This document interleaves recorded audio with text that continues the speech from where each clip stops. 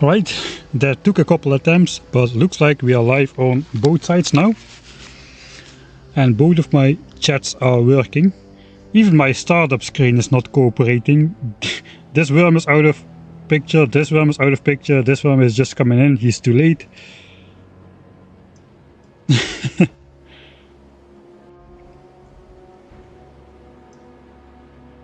Let's not explore outside of the already previously explored area. But yeah, last stream we ended with exploring a bunch of terrain around our starting area. We took out a bunch of small demolishers. We found a nice way to cheese them. And then we basically mapped out all the territories around our spawn location. And we found out there is no more tungsten ore patches under the territory of a small demolisher.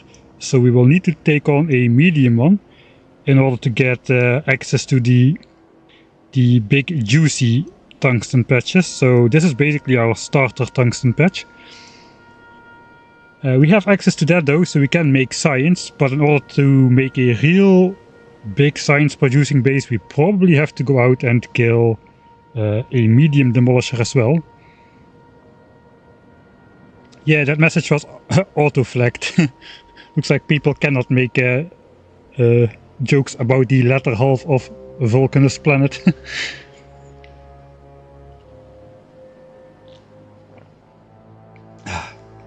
And good evening everybody. You might want to delete the last two attempts. Yeah, they're already gone. Shouldn't the title be Vulcanus instead of Fulgo? Don't tell.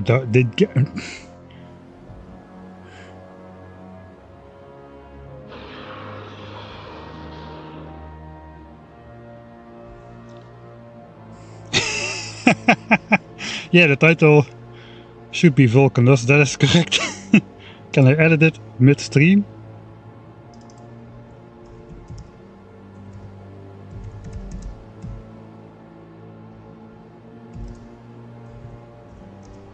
Maybe I can. There's always somebody to ruin the fun, but you are definitely right. There, I fixed it. Spent too much time coming up with an alliteration to to properly fix it though. Dang it, now I gotta fix it on Twitch as well. I've got a dashboard over here.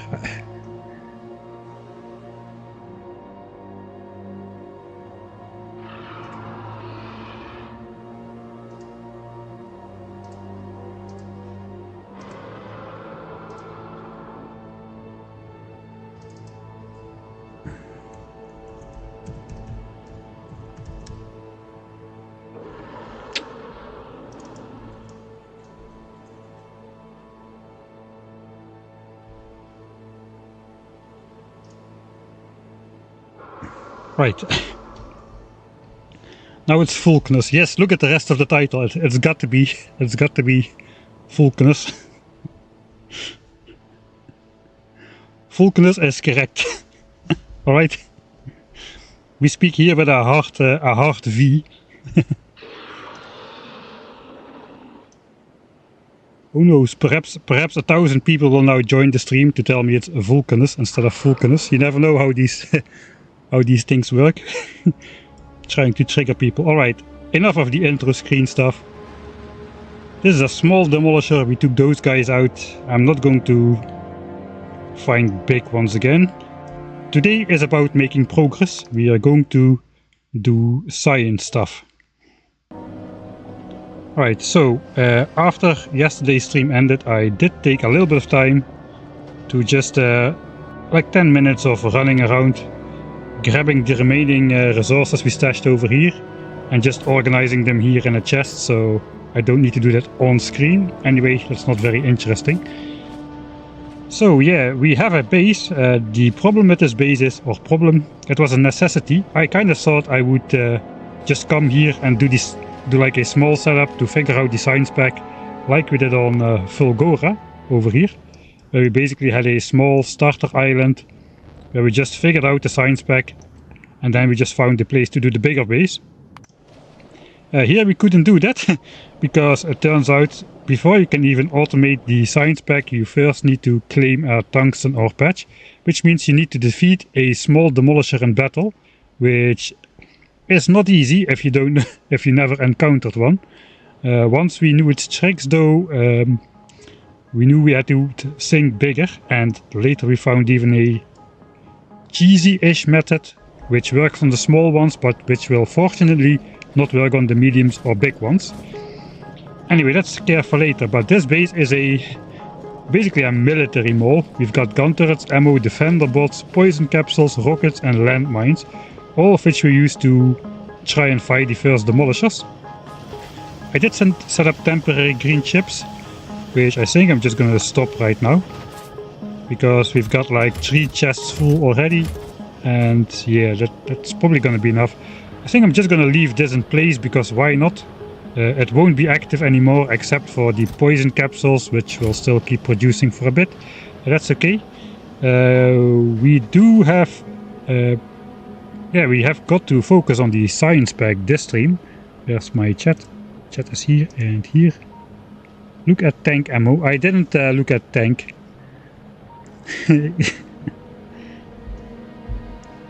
Best of both worlds. Factorio space.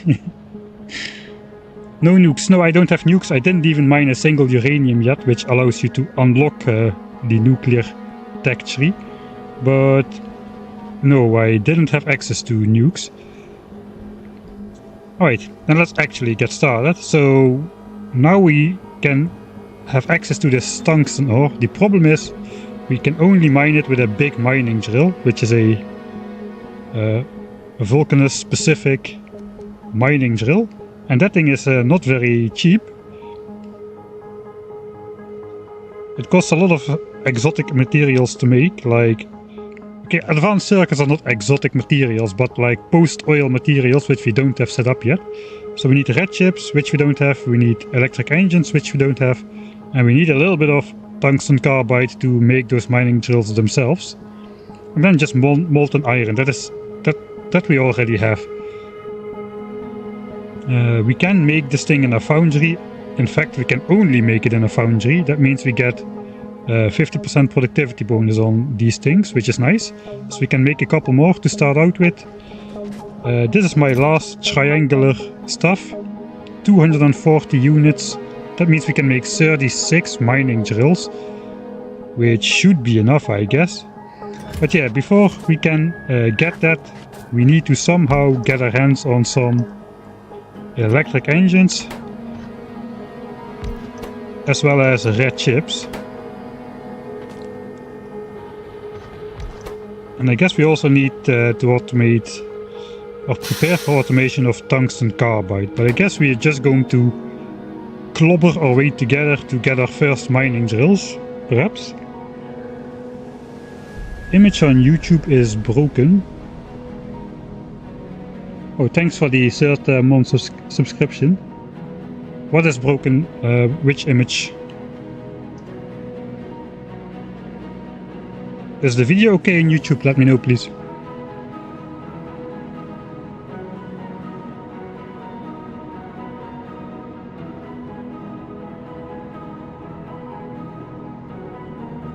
It's not full screen. Seems fine, seems fine. Then it's probably on your side. Good part isn't. Maybe try refreshing.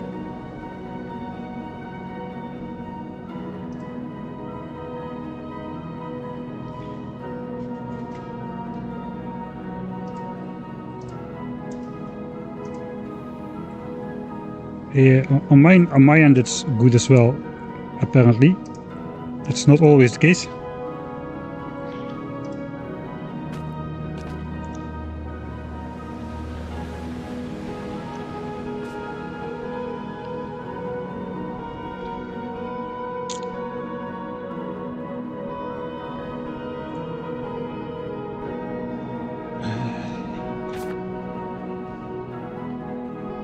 Alright, so the next step is probably then, after we get the big mining drills, we need to make this tungsten steel, which is just tungsten ore with molten iron.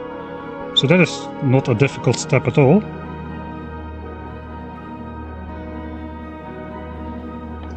And then we can already make the science pack with molten copper and then both tungsten stuffs. So that does not seem too difficult. I already said that 2 streams ago and I still don't have it though, so perhaps it's more difficult than I thought. What else do we need to automate? Just to take a look ahead. We need to get back into space. Which means we need a rocket silo. That is more electric engines. I guess concrete we can just cobble together. We don't need concrete for much else. Or at least not consistently. We need again bunches of steel to... no, that's actually not true. We have a spaceship now in orbit. So basically we just need to make a rocket silo to get ourselves back to space. And we can just use our spaceship, which this time has not been destroyed, to get off of the planet. So... okay, that is gonna be not too difficult then. That just means the 3 rocket ingredients, which are rocket fuel, low density structures, and blue chips. Alright, so those are the 6 things we need to automate. 7 if you count the other tungsten one.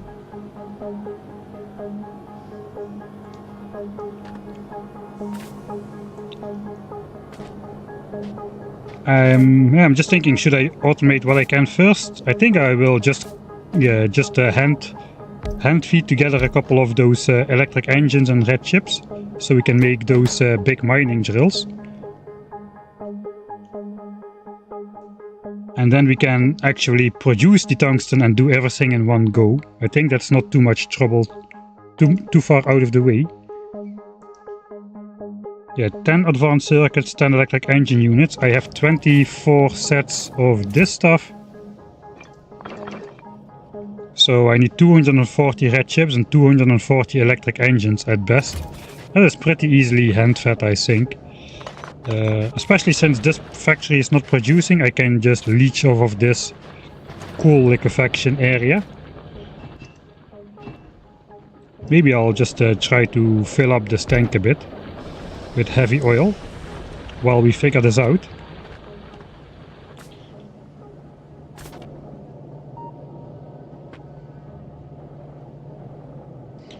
Alright, so I need technically then, I guess we will properly automate electric engines later, but for now I think let's just do the, I mean,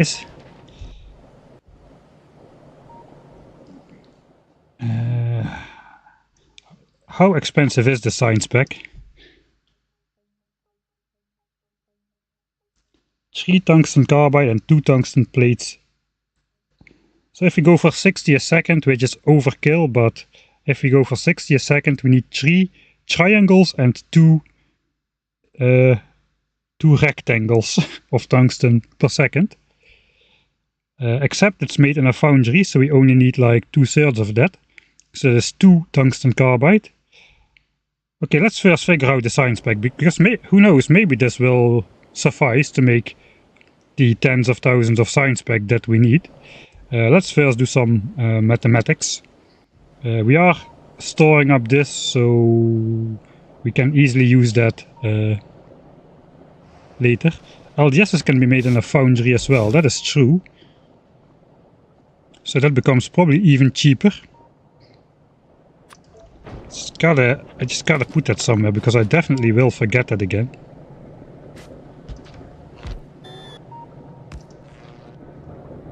Hopefully I won't forget it like this. Yeah, 2 I-beams with 2 ends and 3 triangles with 3 ends, except we need 2/3 of it. Alright, so let's take out the chalkboard again. We'll put it here on the lava lake.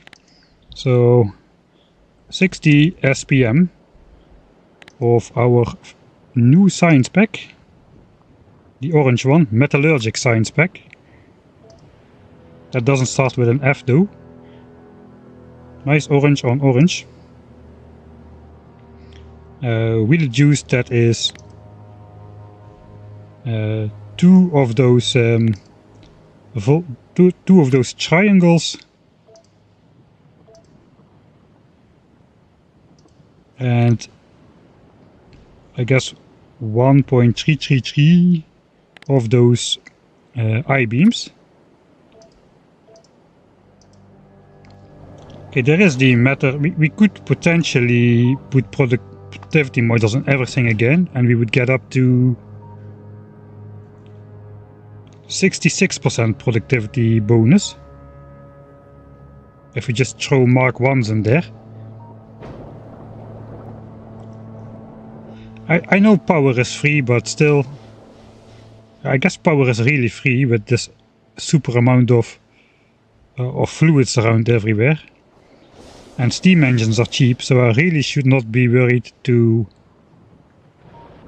for power spending. I just need to build more steam setups. So maybe I will put productivity in there.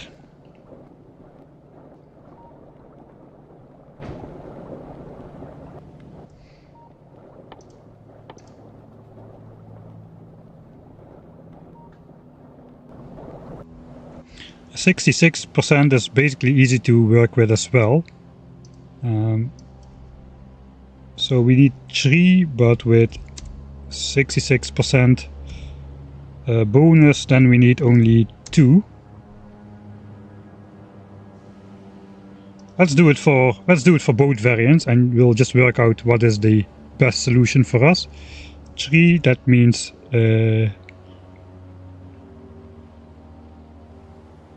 2 at 50%, and we get a 1/3 disc. Wait, what? I'm doing this wrong. 3 gives us a bigger discount.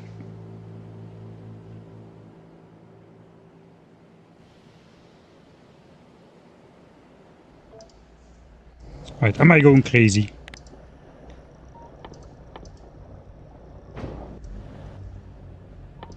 Where's the carbide?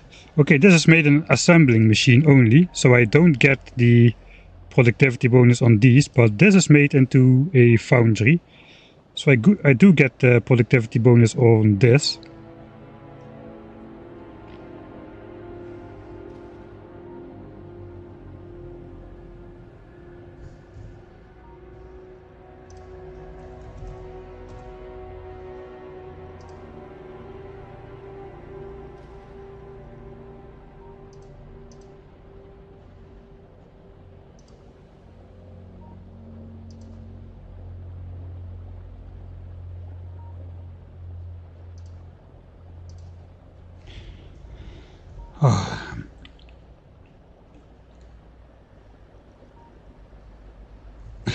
I just cannot get it figured out today.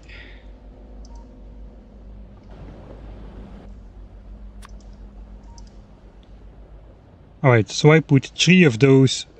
I put 6 of these and 4 of these into a foundry, then I get 3 results. 2 from the crafting and 1 from the productivity bonus.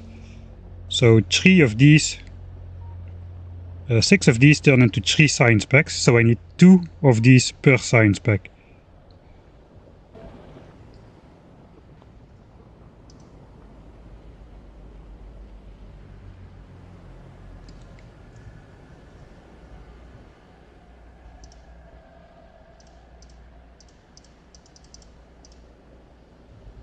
Alright, so basically if I have 66% productivity bonus, I just need to divide 3 by 1.66 in this case, which is 1.8 about, apparently. So 1.8 at 66%. Alright, I thought this was an easy percentage to work with. Actually, it kinda is. I just gotta...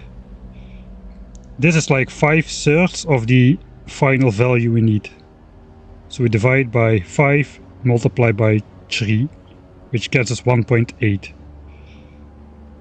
I'm just gonna pretend it's 66.666% recurring, so the actual value will be a little bit higher, but this is what we are gonna go with.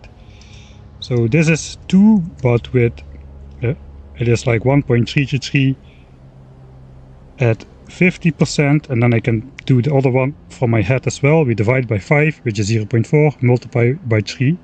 So it means 1.2 at 66%. Alright, that is step 1. Now we need to look how we make the... Let's first look how we make the I-beam. That is made in a foundry as well. So 4 tungsten ore, and we can basically ignore the molten iron. We care about the tungsten. 4 of these tungsten ores become 1 tungsten steel.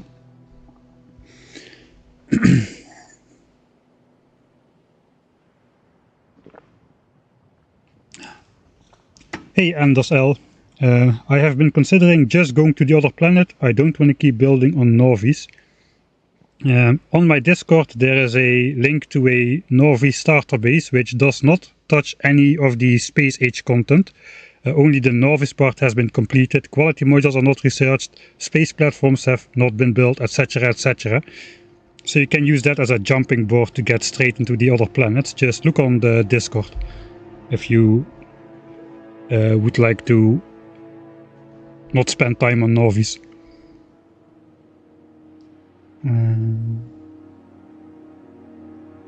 Solar panels are also free. I guess solar panels are also free, that is true, but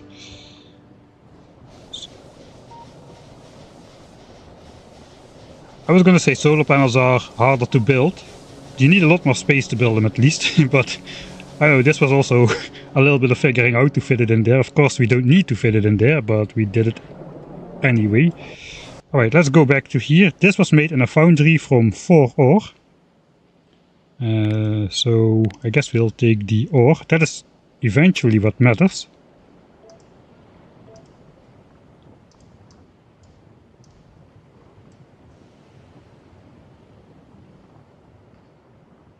So in order to make one of those, basically 4 ore goes into 1, 8 ore goes into 2, but we get out 3. So it costs only 8/3 of an ore, which is 2.66. 2.66 at 50%.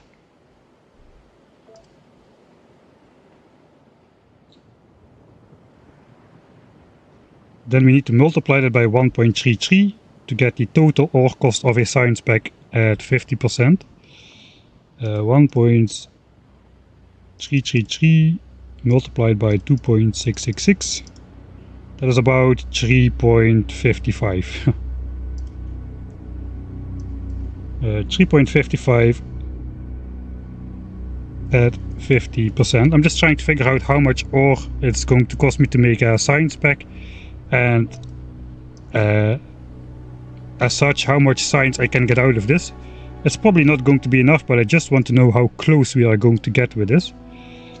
For the 70% we need to make only 1.2, and we're going to get 70% productivity bonus on the ore. So instead of 4 going into 1, that means 4.8 going into 1.2,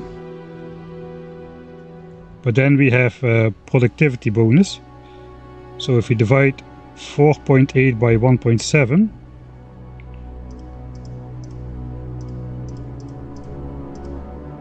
we get 2.82 about. 2.82. That's 2 different methods to calculate the same thing. I hope both of them are okay.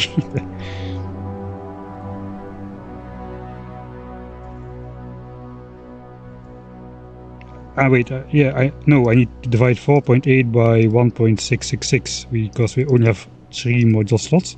2.88.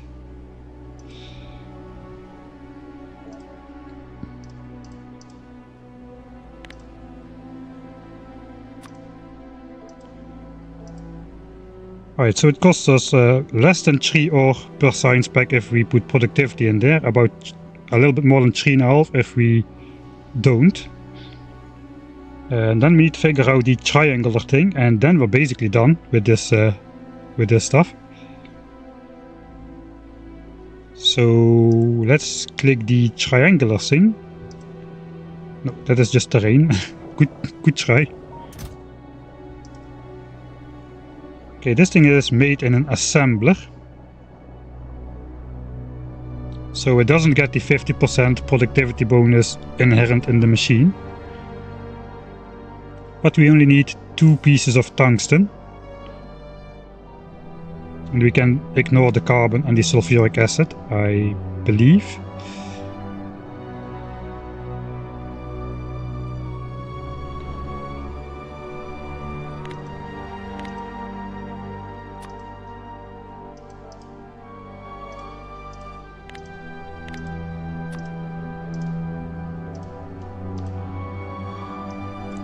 Right, it costs 2 ore per triangle. We need to make 2 at 50%. So that is 4 ore. Except we can put productivity in the assembler, which I think we'll do anyway.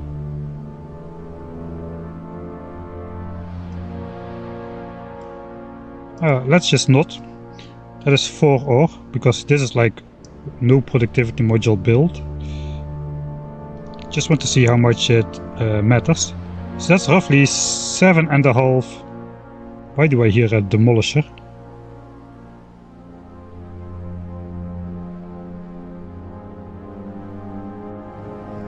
Must be in my mind.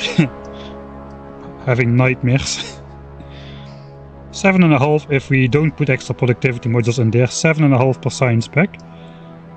And if we do put productivity in there, we need only 1.8 and we'll get 40% productivity. So I divide 3.6 by 1.4 is 2.57 or so. 2.57. I may be off. It does kinda look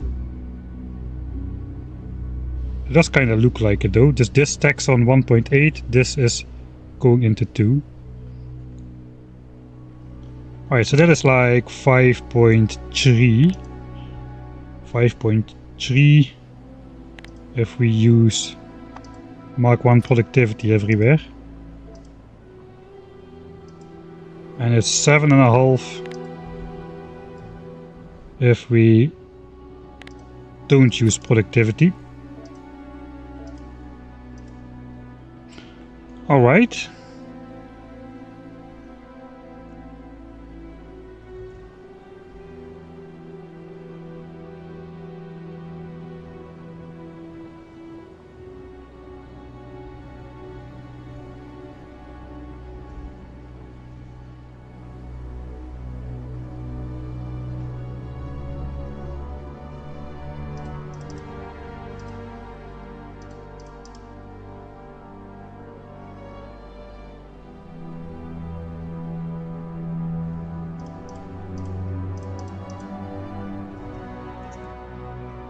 So in total it's about a 40% discount overall.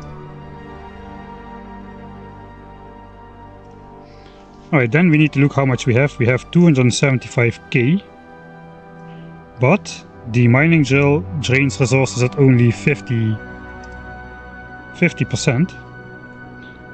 With better quality that becomes even better, but uncommon and rare. Rare is okay, uncommon is not that great, but we're not gonna get rare mining drills. That takes too many resources, too long of a wait. Like legendary is legendary basically. With rare it lasts 3 times as long, with epic it lasts 4 times as long. And with legendary it lasts 12 times as long. With normal it lasts 2 times as long. I think we're just gonna go normal mining drills. So that basically means this will be 550,000 tungsten ore. But then we also have mining productivity level 3. So we get another 30% productivity bonus out of there. So that's 550 times 1.3, 550 times 1.3. There's roughly 715,000 tungsten ore effectively in here. 715k effectively.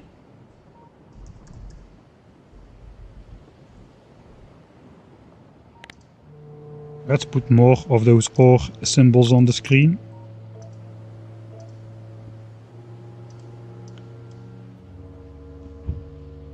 Alright, if one science pack costs 7.5 ore, and we've got 750,000 roughly,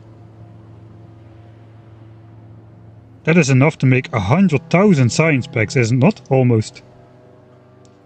Given that we mine this entire patch out, that is 100,000 science packs almost, even without productivity. Okay, let's do this. I'll divide 715 by 7.55. Okay, 94,700 science packs. Okay, that is way more than I thought it would be. So, looks like, at least for the total quantity of ore which is in there, we can basically finish the game on this patch alone, which is not what I expected it to be. So it's good we checked, because if you get unexpected results, at least you know something was off. If we go productivity, we can get even more out of there. 715 divided by 5.35. 715 divided by 5.35. That's 133,600 science packs. Okay, now you may think, okay, then we won't go productivity, but I am inclined to go productivity on the assemblers. So we definitely have enough science pack with just this one patch.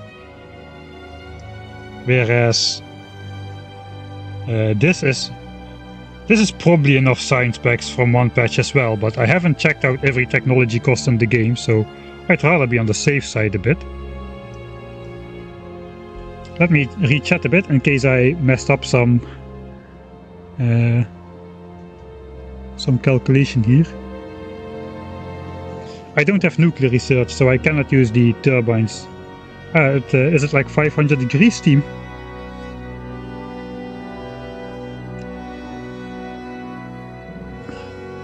Oh, that's actually very efficient. That's like free nuclear power. Unfortunately, I cannot. That's the downside. I would have the science pack set up to research nuclear science, but because I did not mine a single uranium on my home planet, I cannot research how to make steam turbines for some reason, so that is annoying. That's one of the disadvantages of the automatically unlocking technologies by doing some action. I cannot do this unless I return to Norvis, because that's the only planet which seems to have uranium.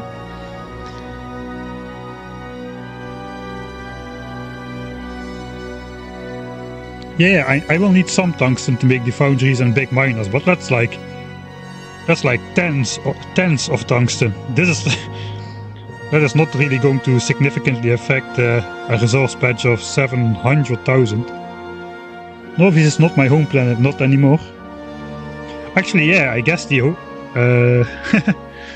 never was a home planet, I guess, since we always crashed with started with a crashed spaceship.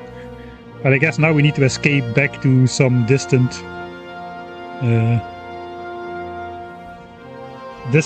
thing. No, I don't have bots. I do have bots on Norvis. I set up Norvis so nice. I even had like a self-expanding roboport network with a laser turret head at the front to take care of biter expansions, but I blatantly forgot to hook up an extra coal patch before I left, so like an hour after I left, the base completely ran out of coal, and it now has been looking like this for the last 30 hours. The space platform is still working very well though, as you can obviously see, but Norvis base has been dead since we left, basically. This is abandoned. We did set up a entirely new base on Fulgora though. We've got enough scrap to last for the entire game. I keep saying that, but we already mined up like almost 10% of this patch over here. So yeah, we've got all the science packs set up over here. except military science, for which we need to ship in grenades because we cannot make coal on Fulgora. We can send our metallurgic science back here as well as the Gleba one and the other ones. All of that has been set up, so this is now my new temporary home planet, you could say. At least here power is infinite due to the lightning storms. And there can be no biter attacks, so yeah, win-win.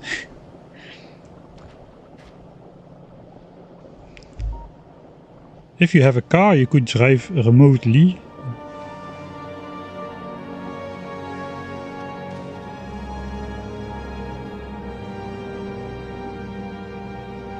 Alright. So looks like I deleted the low density recipe from here. Let's put it back and see if I remember or not.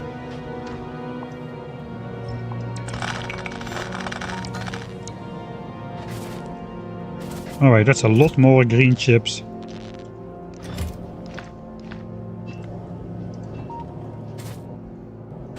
Okay, these are all my other supplies to build the base. I guess we are going to hand feed our way to like... So how many big miners do we even fit on top of this patch? If this is all we're gonna need.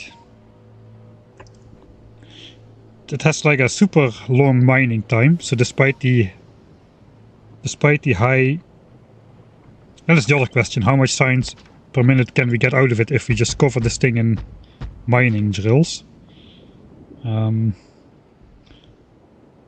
So for that purpose I probably want to put as many of these things on here as I can.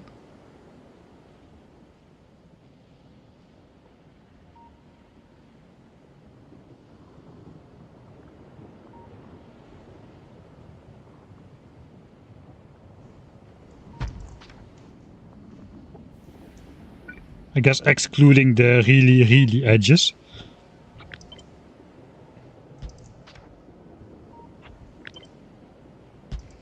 That is a little bit annoying that that does not fit.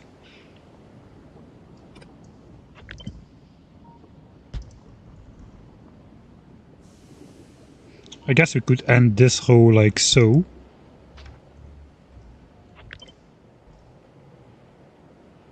Or like so. 11k, 40k, 10k, 20k. We do actually need some miners at the back.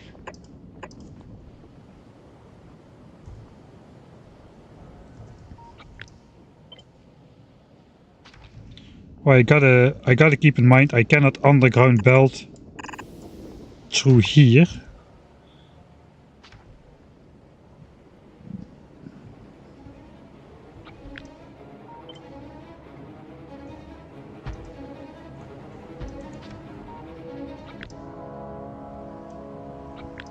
Okay, that seems plausible.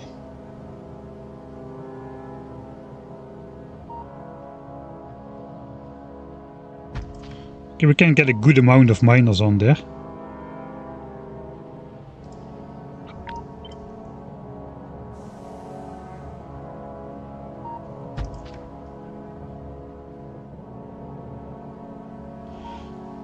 Okay, that looks like everything might get mined. 51 miners.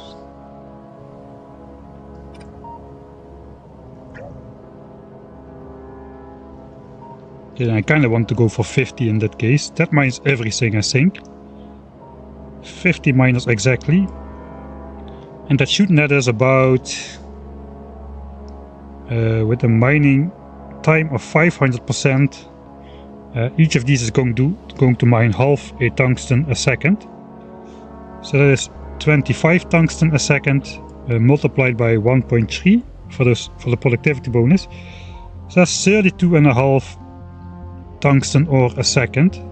Okay, that is close enough to just a red belt of tungsten ore that I'm just going to use that. So we're going to assume 30 tungsten ore a second. That is enough to make...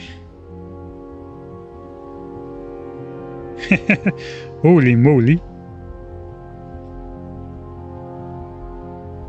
Let's round this up to 6 tungsten ore. If we get 30 tungsten ore a second and we need 6 to make a science pack, we can make 5 science packs per second. Or 300 science per minute. Okay, that is way overshooting it, man. Way overshooting it.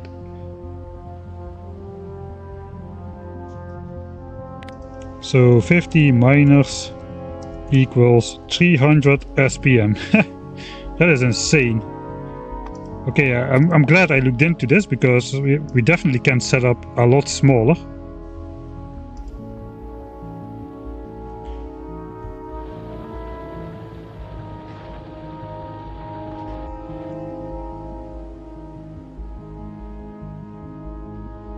So even with a yellow belt of tungsten ore, I should be able to get 150 signs a minute. So, whew, okay.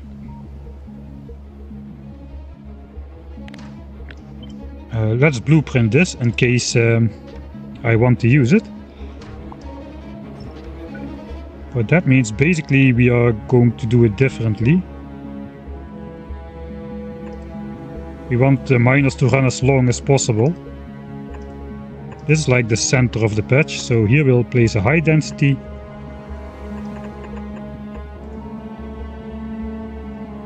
$70K.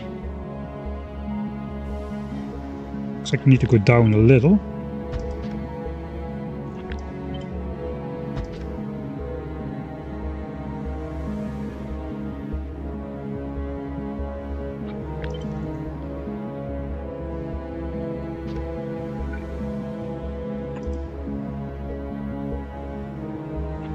They can be this far apart.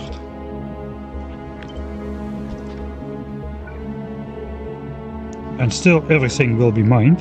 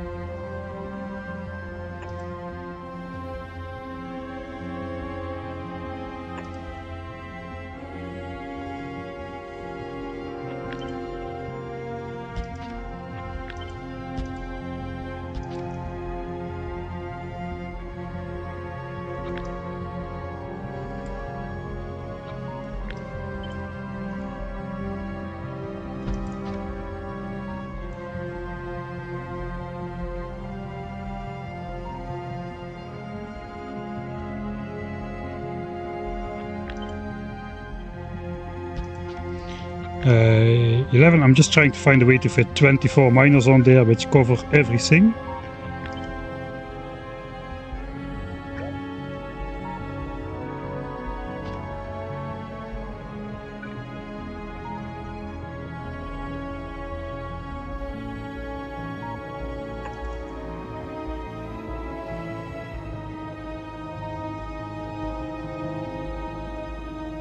$44 and 24. Okay, I guess we can just mine this in a chest. We put it over here, like so. And it will mine this little bit in a chest, and then we can move it to where it needs to go. Okay, so apparently there's some lava here. So we'll move back this one tile. Actually, I can move this back 2 tiles, it will mine this.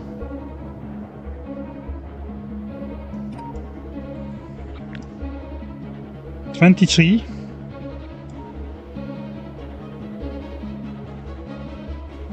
And then we need one in the back here, like 24.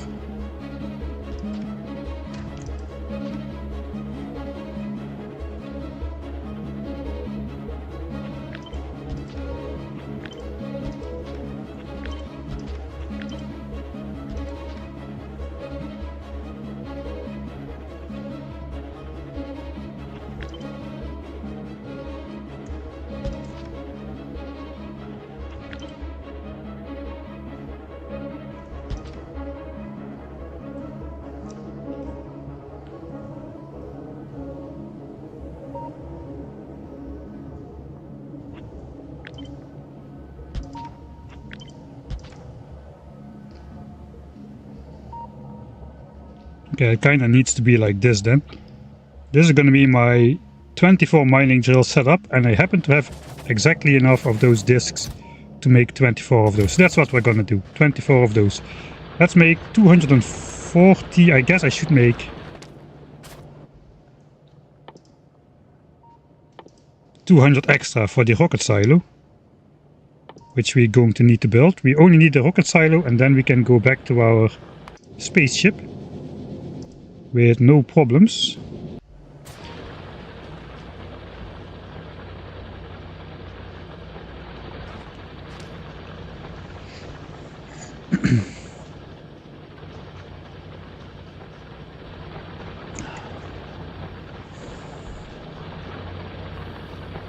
Don't forget these miners stack ore.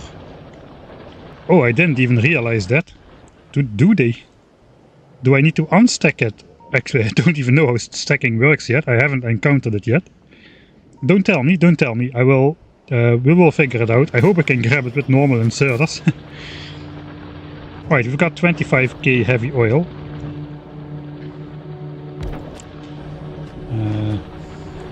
We'll just make lubricant out of that. Starting here.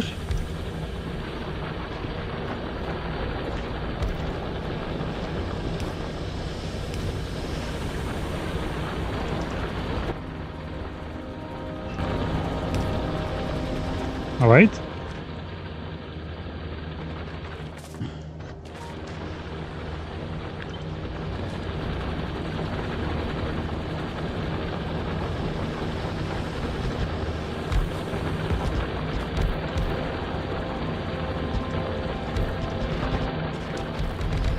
Okay, that's 12 assemblers.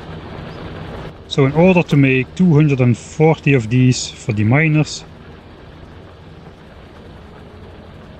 we need 100 chips in every one.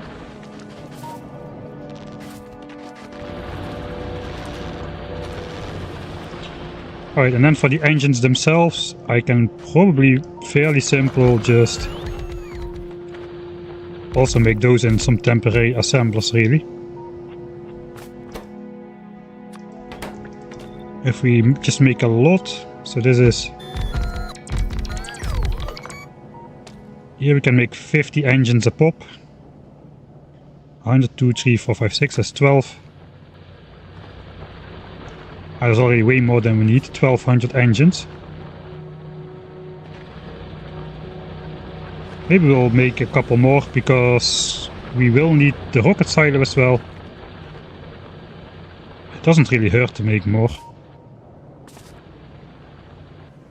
Alright, for this though we need 24 stacks of pipes. So first we're gonna make, I guess I have 24 stacks of pipes. Maybe not quite yet. Alright, I know you can make them in foundries, but I'm not going to. Actually, I might just, why not? But you need to feed them molten iron, right? To do it in a foundry.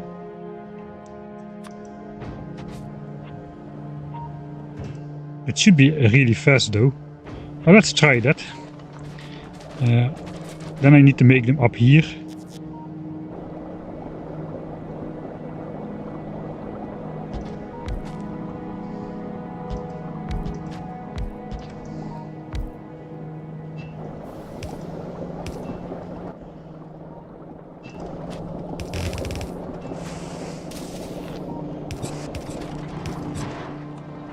Right, that is indeed very fast.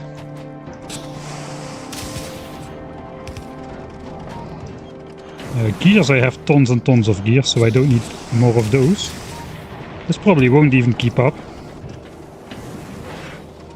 It does keep up, alright. So we need like 24 stacks of pipes, so let's just limit each of these to 600 for now.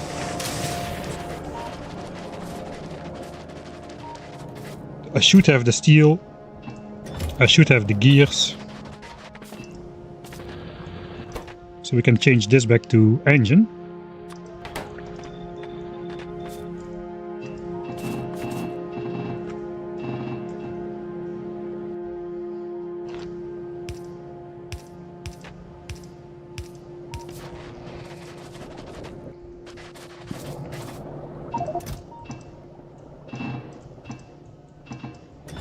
And then gears.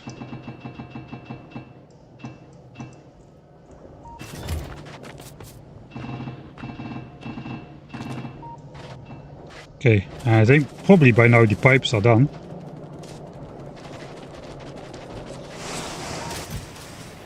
That's good enough. The rest I'll just steal from my supply. We'll get new ones in there anyway.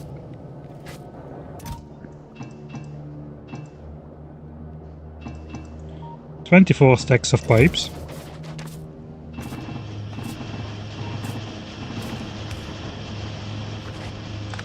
Alright, once these are half done, we can enable this line.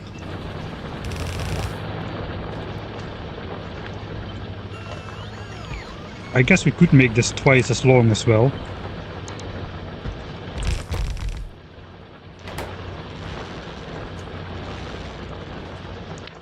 Kind of forgot to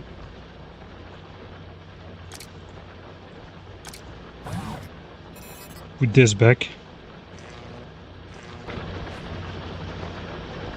The king of bulk hand feeding. I like to hand feed things which I only need to make once. Why not hand feed them? That's programmers thinking, right? Why would you spend 5 minutes hand doing a task if you can spend 5 hours to automate it?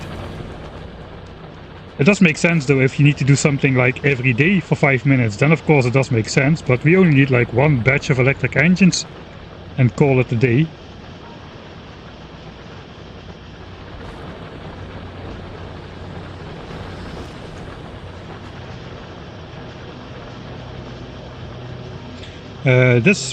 This quality armor, I don't actually know which one is better. So this one has a 8x10 equipment grid. I think the Power Armor Mark II has a 10x10. Yeah, it has a 10x10. And a 12x12 if it's also rare. How about this thing? That thing has a 50 inventory size bonus by itself, the mech armor. And has a 10x12 equipment grid. So slightly larger.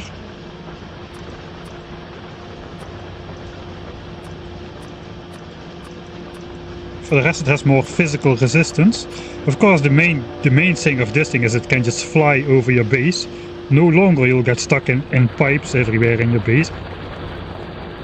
That was a little bit too much zoom. Alright, so that is electric engines prepared. Now we will prepare red chips in a similar hacky fashion.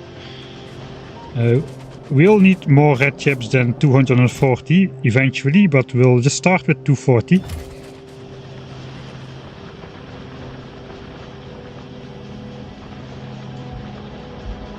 Nothing is as permanent as a temporary solution, that is definitely true.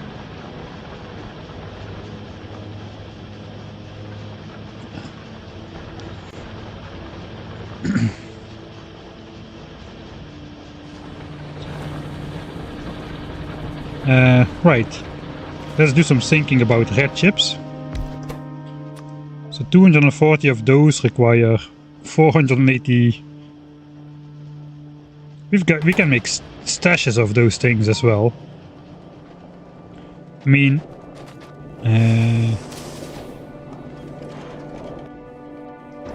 let's just start outputting copper cable in some chests so we can hand feed the red chips with it.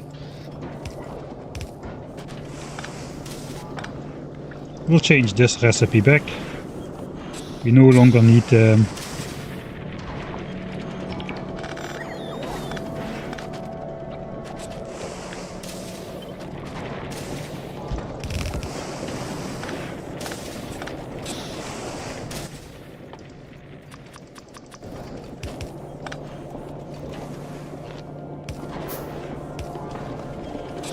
we can grab this copper cable. It's probably not even fast enough to hand feed some red chips later on. We've got green chips. Now we just need to make a bunch of plastics. So I guess kind of guessing we have enough of this lubricant. See if we make like the full 1, 2, 3, 4, 5, 6, 1200 engines, that is how much lubricant? 12k, 18k lubricant. Okay, actually no, we are not there. Let's keep making lubricant then.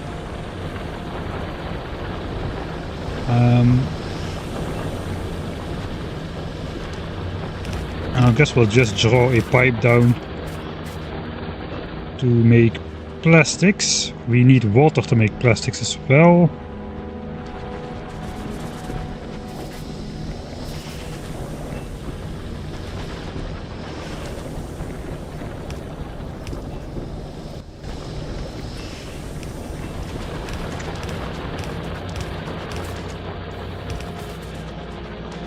Alright, so plastics, we need to make it in these things. It uses coal and petroleum gas. Coal, we're literally on a coal patch. And petroleum gas we need to crack that from the heavy oil. Alright, so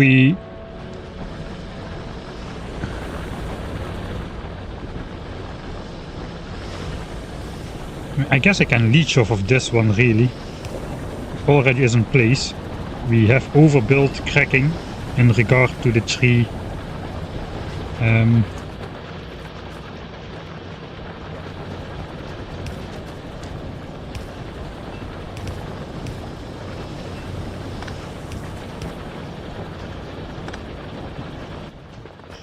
In regard to the 3 coal liquefaction plants we built. That's probably not going to be super fast, but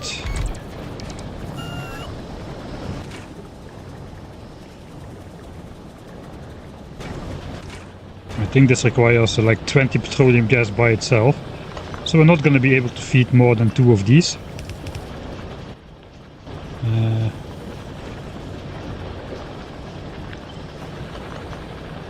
If I was a bit smarter.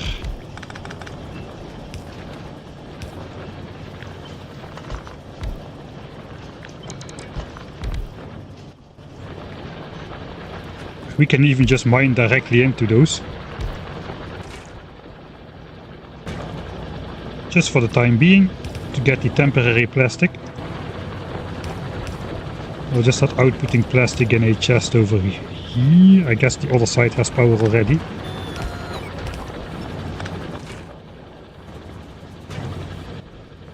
Now, looks like the miners are not fast enough.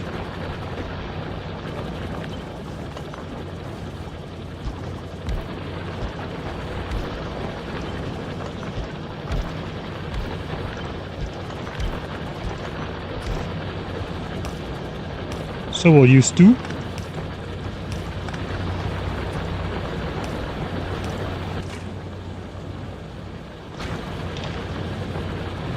Okay, that is preparation for red chips.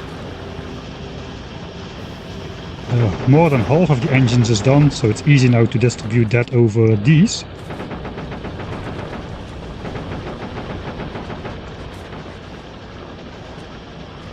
And I guess we'll start red chips once the engines are fully done. Yeah, mining coal directly into plastics, that is something new, that is definitely true. 1 copper wire on the ground, unacceptable. Where it is somewhere over here. Oh yeah, we got it, we got it. Let's belt it back on there.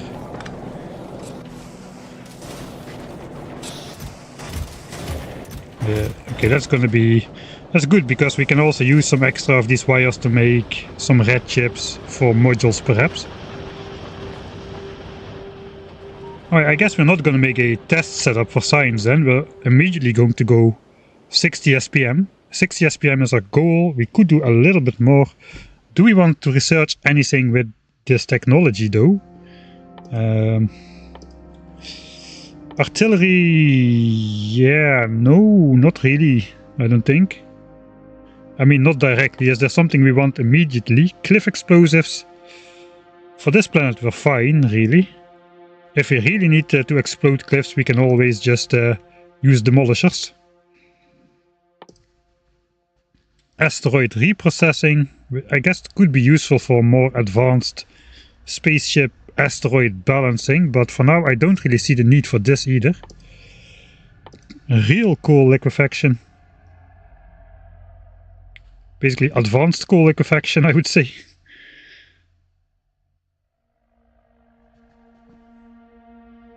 With simple you can do the same thing. It's probably a bit more efficient to do the real one though. Low density structure productivity, rail support foundations. Yeah, have you seen my rail bases? Speed module Mark III, 2000 science packs. Oh, those require some tungsten carbide discs as well.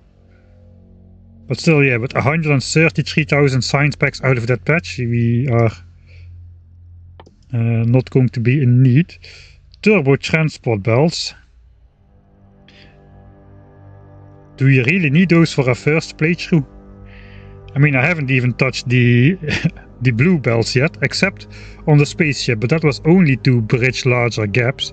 I guess that could be useful, so we can make some of these turbo undergrounds to bridge even longer gaps. Max belt length 11. Max belt length 9. Okay, so that is like 2 tiles longer than blue belts.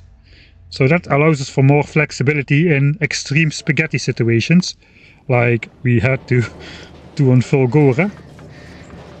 Here it would be nice to get extra long undergrounds. It makes it a lot easier to just go from this side to this side, for instance. I think a green belt would be able to do that. Yeah, we could exactly stretch that distance with a green belt, for instance.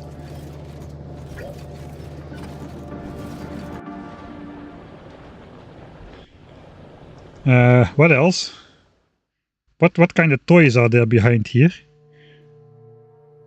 I guess we need okay, asteroid reprocessing is required before you can discover the last planet, it seems.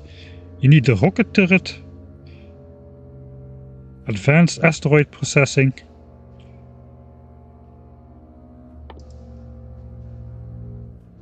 Then we can get copper in space as well, it seems.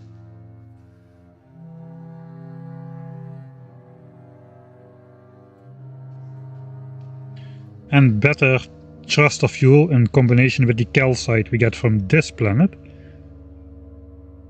I don't really want to look beyond this yet. Why would you need the rocket turret though? The only reason I can imagine is because the coal synthesis recipe is required. But I hope they change this to be a separate technology, as I talked about in previous streams.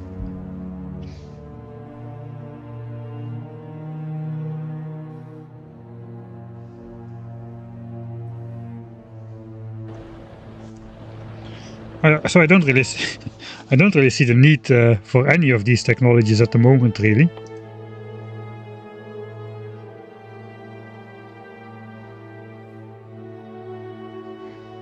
I would like to get the mechanical armor though. We can do that once we bring some grenades over to Fulgora. We can send the grenades or we can just bring them over ourselves before we go to Gleba. But yeah, I guess landing with a mech armor on Gleba and then claiming to start with nothing is a little bit I mean, this was already a little bit you may need rocket turrets to kill bigger asteroids. Yeah, maybe. Let's look at that. I think it's time to look at Asteroid.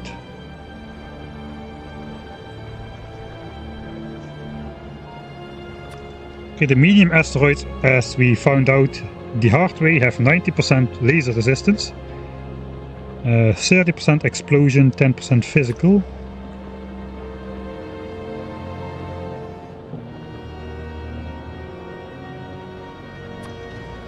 Okay, I must say these steps in here are not very subtle. You go from 20% laser resistance on a small asteroid, like, to doing 90% laser resistance on a medium one. That is like 8 times more resistant to lasers than 20%. Say if a laser does 100 damage, here you do 10 damage, whereas here you would do 80 damage. And then for the next one, okay, now they lulled me into thinking you need gun turrets to kill the asteroids because there's only 10% physical resistance. Next size, 2000 physical resistance out of nowhere, 2000 flat points.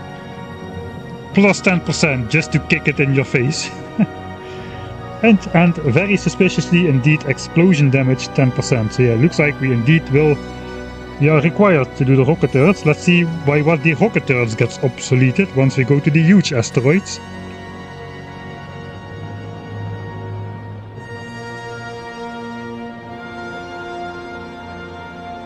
Okay, I'm a little bit flabbergasted here. 99% explosion, 99% laser, 3000 physical. Let me think what other damage types there are in the game. Fire, electric, laser, physical, explosion are the ones you normally do. There is acid damage, but that is biter specific.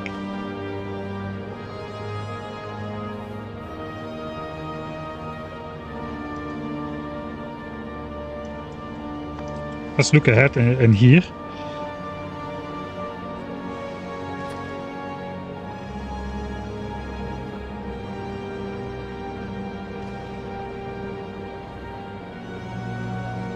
I guess I need to look at the turrets. We're gonna have turrets on board. Okay, railgun. Let's start at the end. Railgun turret. What kind of damage is that? We need to look at the ammo. 10k physical. Ah, okay, I see where this is going.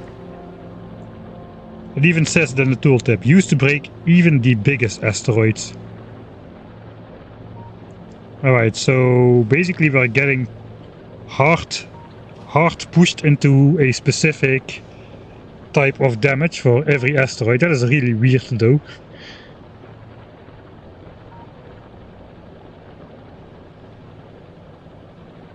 Electric and poison, but I guess we're not gonna poison asteroids to that. Slow down asteroids.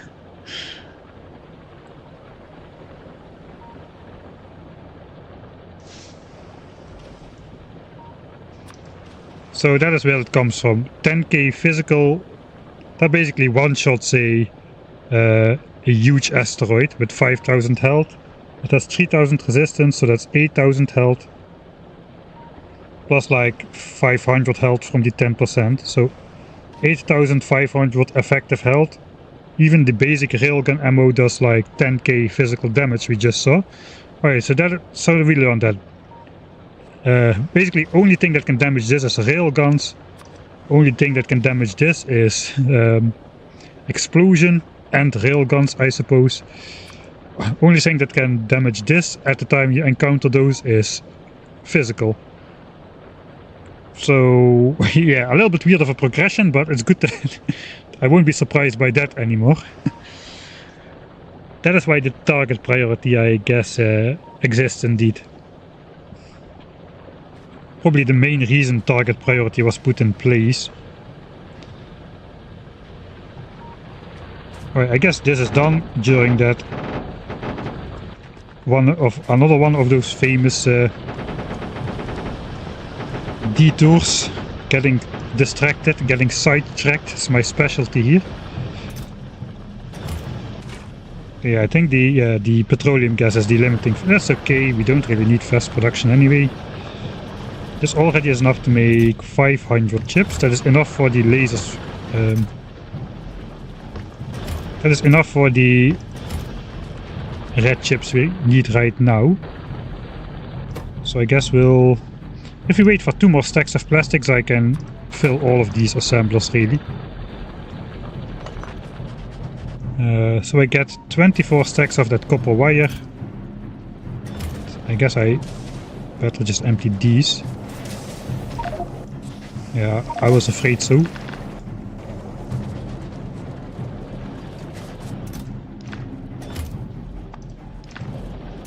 Secret extra inventory slots.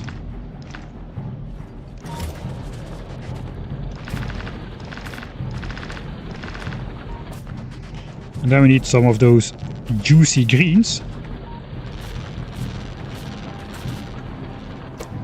And then 12 stacks of plastics to begin with. We're really almost there.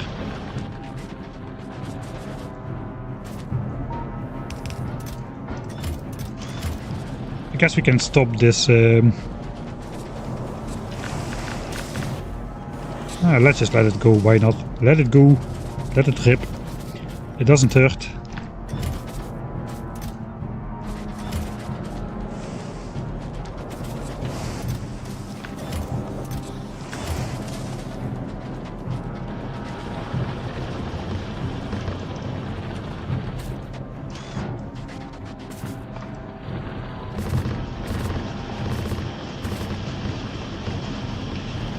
Alright, there's our red chips. After this we can make the big mining drills.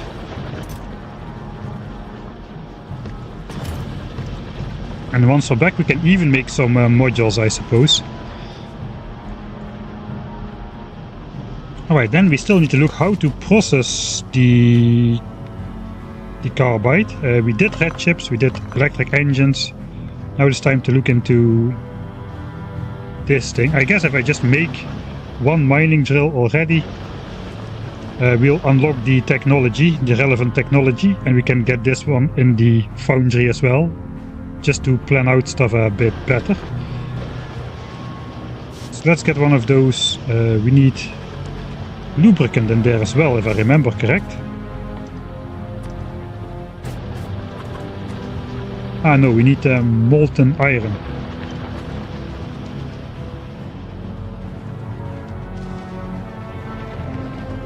So we'll just plop it straight into the tanks here. There's the molten iron. I'm gonna need 24 regular mining drills.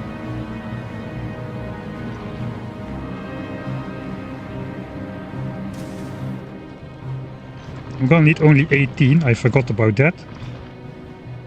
Let's do 24. We'll get like 12 extra, which we can use on something else later or something. We get our carbide discs from here, except one.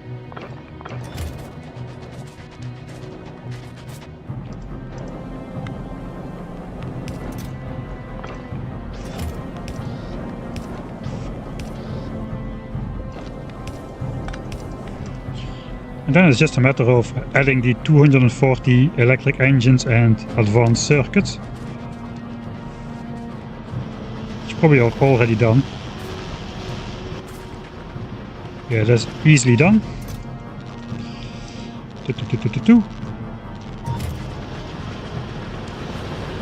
Rip. Alright, enough electric mining drills for the entire time on this planet. 1, 2, 3, 4. 240. Big mining drill, technology incoming. Right, tungsten steel finished. We made the first mining drill. Finally. It's a big boy. Let's see how fast it mines if we just put it on coal, just for fun.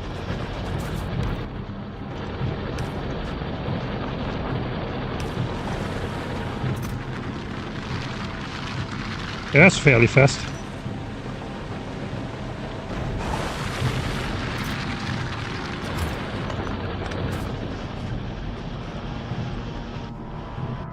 Okay. Come for the base building, stay for the side tracking. I mean, it's exploring the game, right? If I already knew all the stuff, I wouldn't get sidetracked so easy. Perhaps. I don't know. Do I get sidetracked a lot in 10k SPM? I think in 10k SPM I'm a lot more focused. Really. I think it is really about this. Okay, we definitely have another 200 for the rocket silo, and probably we have enough to build another spaceship as well. If you want to build a dedicated spaceship which can ferry science packs to Fulgora, which we probably want to do.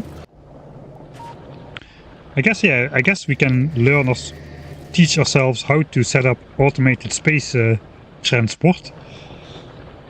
Perhaps we'll see how that goes.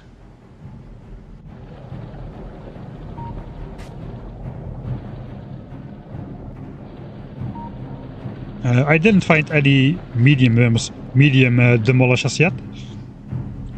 I tried taking on a big one just for fun last stream, but that went about as well as you would expect, with just poison capsules.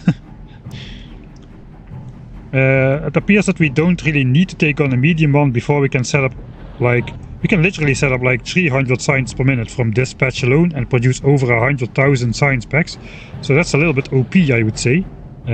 Please nerf. But not before I'm off this planet. Please let me enjoy it. Alright, we can do the top half. And those will be finished. Alright, so let's stash those in here. I guess we'll stash the red chips in here. We're gonna make probably some productivity modules. You know, I might just send down my fancy electromagnetic plants just to make the modules.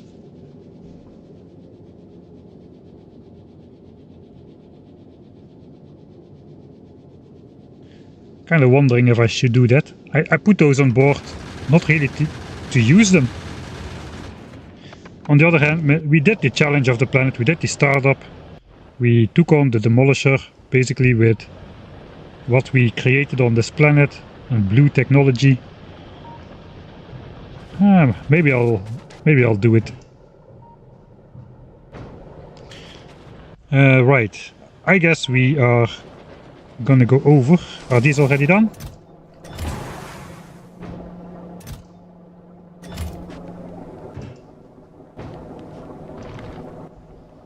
Okay, something is definitely off in my calculations here. I counted 10 discs per miner instead of 12. Right.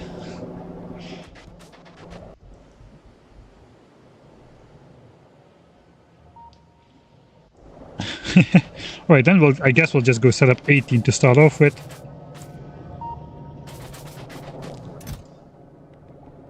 And just grab the rest as we go. This is not gonna turn into too much. Yeah, okay, 18 is good to start up. I thought we had enough to make 24. Looks like we had only enough to make 12. Yeah, let's just let this finish. And we will go over to the mining outpost. I probably need some more power lines. Undergrounds. Out of my mall here. Yellow belts are going to be plenty fast enough here.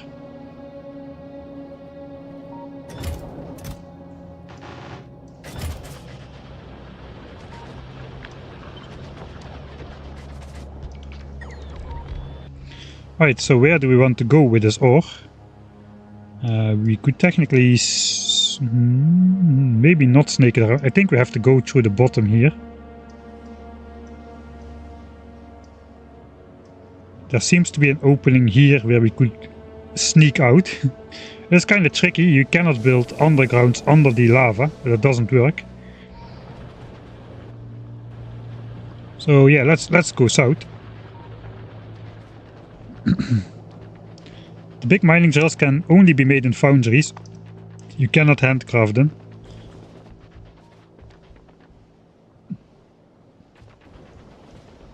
Where it is? Here. Cannot be crafted by hand.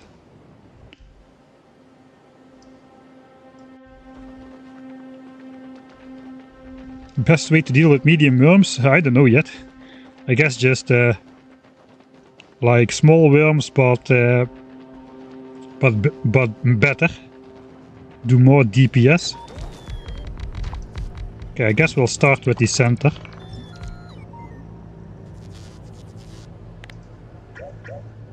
And we'll place these. We'll place these once the other ones are complete.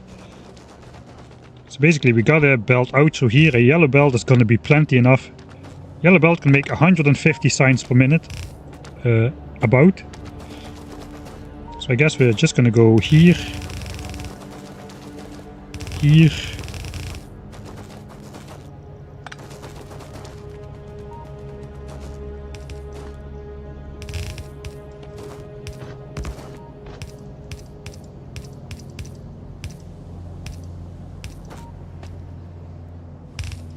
And I think we'll just combine this in... We'll combine the other 10 miners in another splitter. I think let's set it up as well. And we'll just input priority the rich side of the patch, which is basically this part. So we'll only be using the weak part of the patch. Actually, it's not really weak.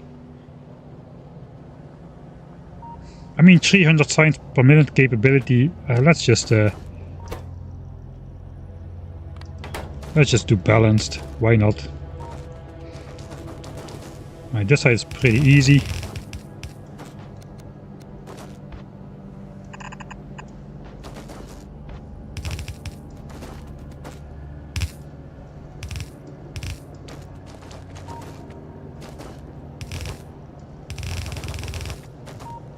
I guess we can do roughly the same over here. We'll just there's a lava in the way.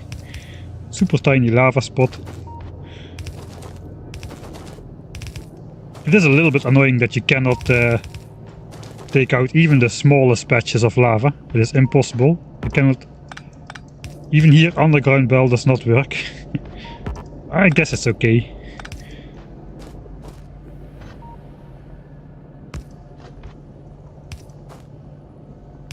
I guess we need the space anyway, so...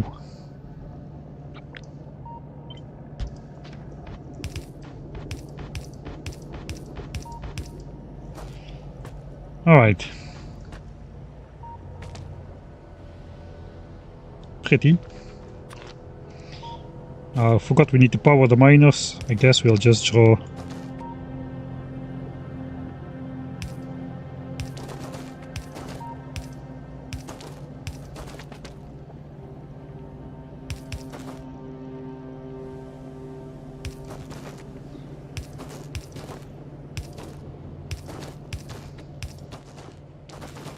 Okay, that actually powers these as well. So now we just need to power that one.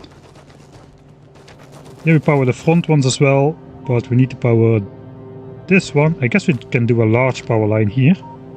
And it would connect already. Okay, then we just need to power this one.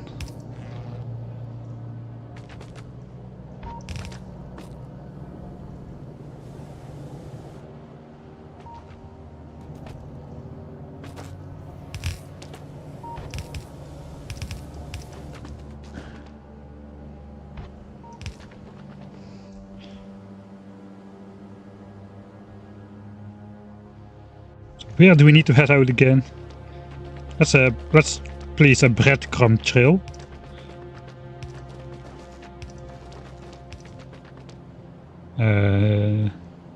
No, this is the wrong way. We need to go this way.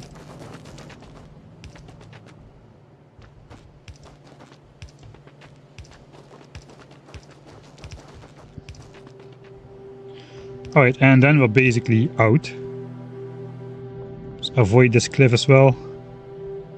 Okay, that is good.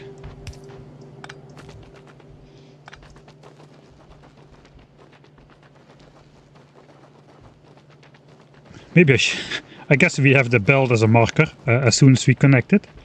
Alright, I want to power this on and I want the ore to flow. So, let's see, can we do a straight belt here? As straight as physically possible.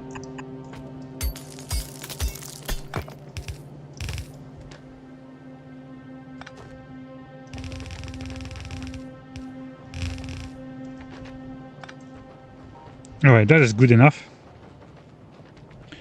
Time to save.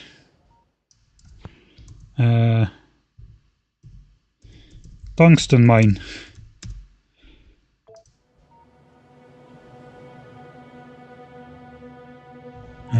How is... Okay, connection seems okay. I guess they like to push it towards the elevated rails. Also on Fulgora, that was the intention, to do it with elevated rails. Because all the big islands where you can actually build something have very poor resources. Like 100,000k, and here 100,000k is not enough to do something significant. So we have this 80 million patch over here, which barely connected to the mainland with the bot network. I did not have elevated rails researched at the time, and I couldn't research them either, so I basically had to do it like this. Looks like on Vulcanus they probably also want you to build elevated rails to cross these kind of things. I still did not research it. Now I refuse to research it out of out of spite. Alright, let's switch on this mine.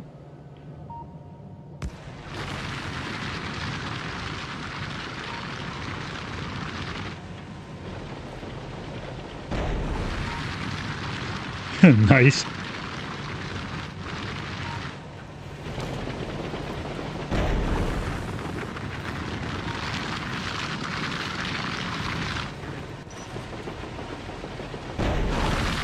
I guess this could also take more productivity modules, really. I didn't even factor that in. But if we put another 40% productivity bonus in the miners, we can get like 180,000 science out of there. That's really OP, this small patch. The science packs on the... Some of the science packs seem really cheap, like space science is very cheap and about as difficult to make as green science.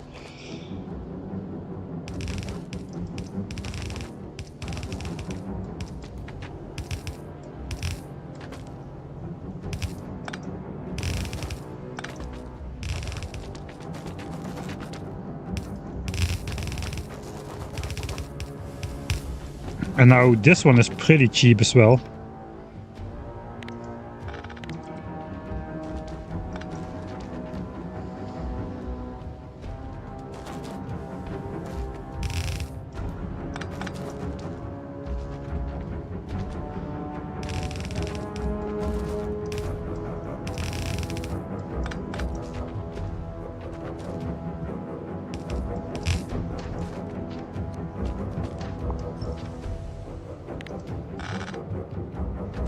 Yeah, perhaps logistics they wanted logistics to be the difficult part, not the materials. Yeah, perhaps that is true.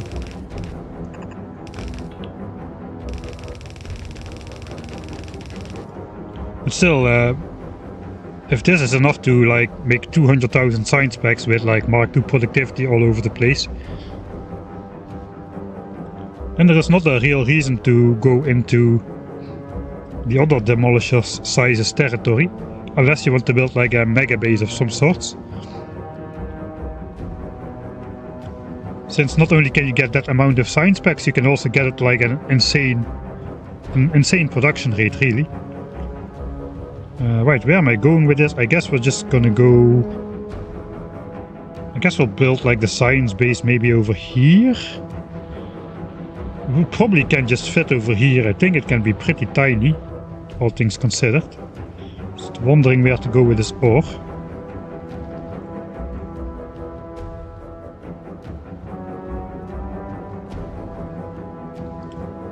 I guess we'll go up here. It's kind of flexible.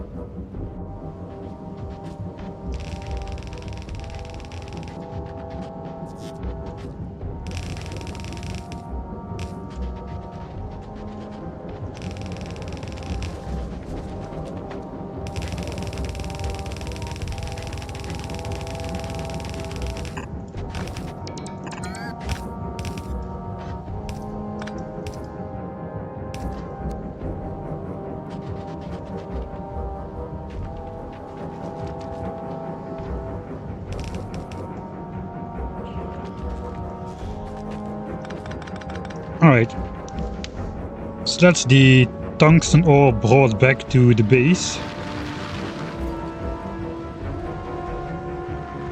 Let's see how much we are producing out of those 14 miners. It's like about 550 a minute.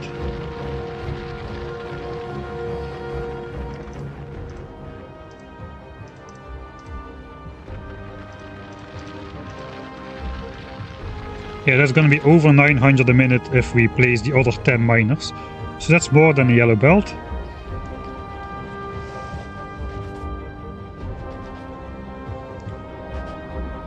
Right. Mining done. I guess then it's time to set up the this triangle and the tungsten steel. Then it's just the 3 rocket elements remaining.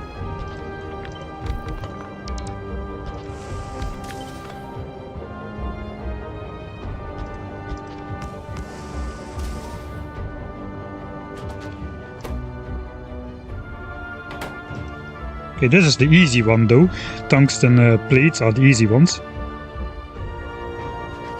Yeah, let's grab the other plastics so we can finish the red chips.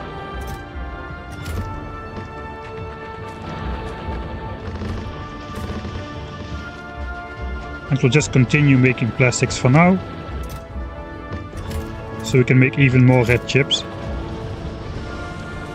We may not need an actual red chip build if we can just... Oh no, wait, we need them for the rockets. And there's gonna be enough electric engines, I'm pretty sure. I'll just leave them in place for now.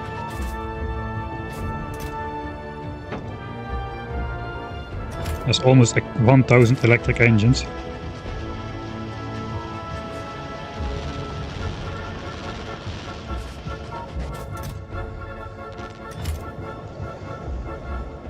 We do have the electromagnetic buildings. I was wondering, should I send those down, or should I keep each planet like pure to the stuff it has by itself, at least for the first 3 planets?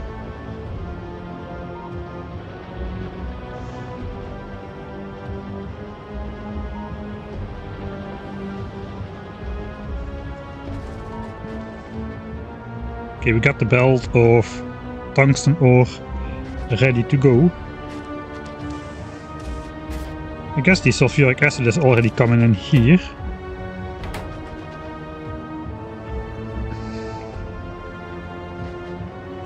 What do we need? Carbon and molten iron. It kind of makes sense to just build it here. Got sulfuric acid, we got molten iron, we just don't have the carbon, but that's just coal with sulfuric acid in a chemical plant. We got coal on the bus right here. So I guess we'll move this out of the way once again. I did say I wanted to use productivity modules on these.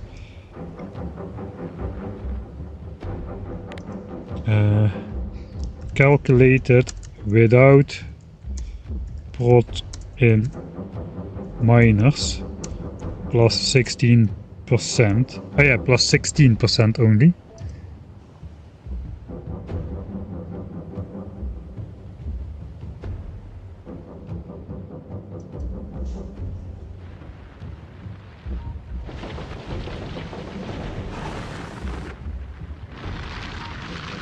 I guess I'll do that as well, why not? There is no downside. Mark 1 productivity modules don't even slow down your machine so much, because the 5% speed penalty is mostly nullified by the 4% productivity bonus.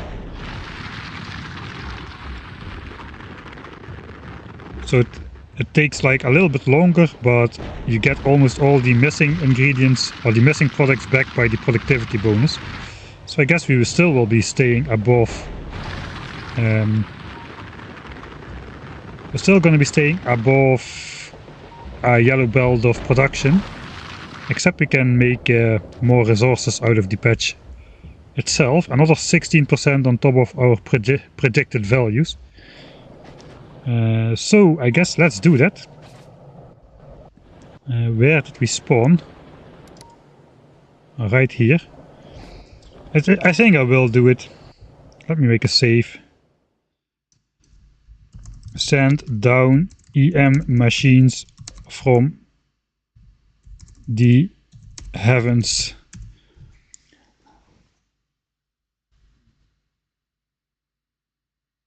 Low-key regretting not abandoning Novice like Mike did. Actually, yeah, it does save a whole lot of headaches, really.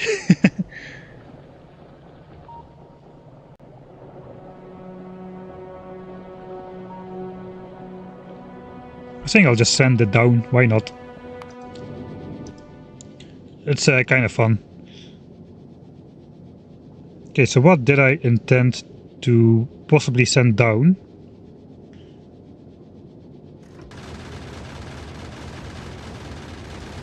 We'll send down the recyclers, the electromagnetic plants, the holmium plates, the superconductors and the supercapacitors, so we can make the mechanical armor on this planet if we manage to send some. I gotta be careful of these things, they apparently can kill you, I have from hearsay.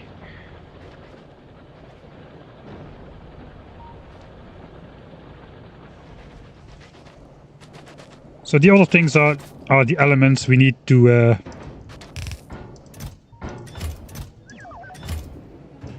build the mechanical armor. We need those things, we need those things, and those things. So that's gonna be our mech armor chest. Actually, I also made the pistol chest of shame yesterday with my pistol and 10 magazines after we died to our first demolisher. So here we're going to do the mech armor chest, I guess. Which is this plus a bunch of stuff which we can make anywhere. And then these are the recyclers.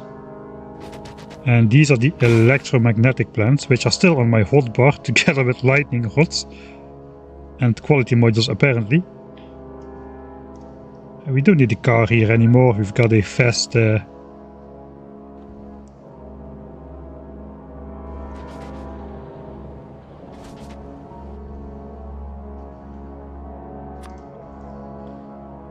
I guess let's put the car back so that this slot is at least filled up. Not planning to do quality stuff on this planet.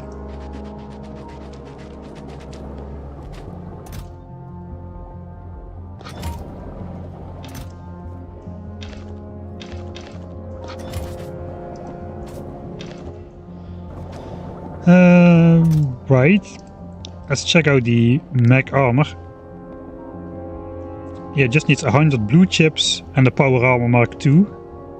The Power Armor Mark II is just what we know already. Blue chips, low densities and electric engines. And the 100 Mark I modules, that changed as well. It is a very funny progression. In the very old days, the Power Armor Mark II required 5 Mark III speed modules and 5 Mark III efficiency modules. They then changed it to 25 Mark II speed modules and 25 Mark II efficiency modules, so you didn't need to research the Mark III modules anymore to get the power armor. And now they even changed it with the Mark IIs being more difficult to get. They just devalued it again, went back to the Mark I modules, 100 of each. That's quite funny, this progression.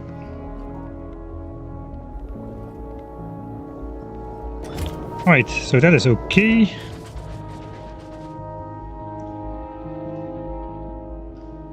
Looks like I just put it in the blueprint library. If I want to go for high density mines, I can still use that later on. I think we're gonna get rid of these eyesores though. Let's do it. Especially electric engines we won't be needing. And this is now full.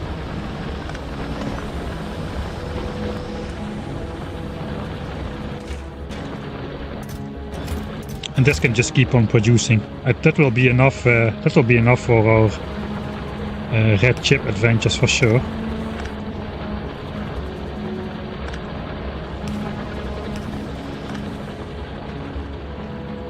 So let's also put away the handcrafting area. For now. Alright, let's get this thing on the road then. So we need to synthesize coal, or the other way around. We need to make carbon instead of break it down into coal.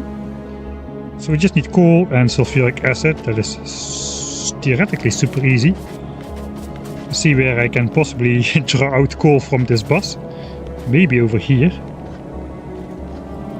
This is already max length though.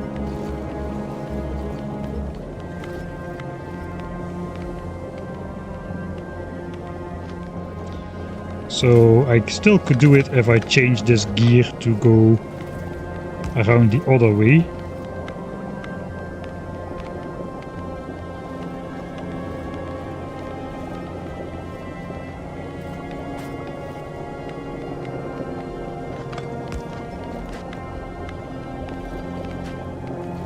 can send coal out the other way as well.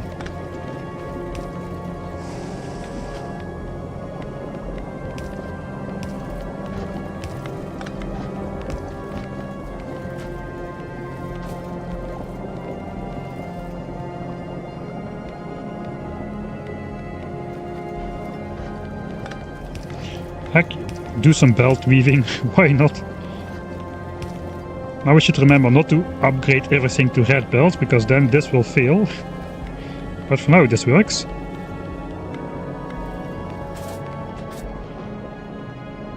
Alright, am I ever going to upgrade copper smelting? I should probably keep a little bit of space then. I kind of feel like that probably is not gonna happen. How big is this gonna get?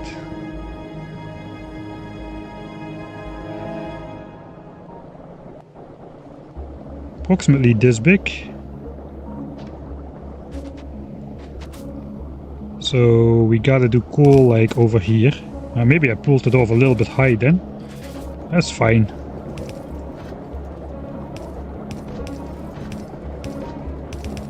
Coal on two sides of the bus, because why not?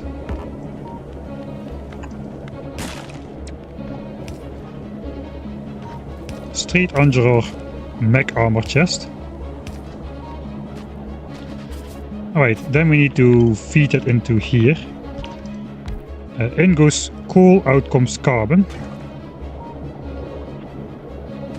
How fast is that? 1 second recipe, 2 coal.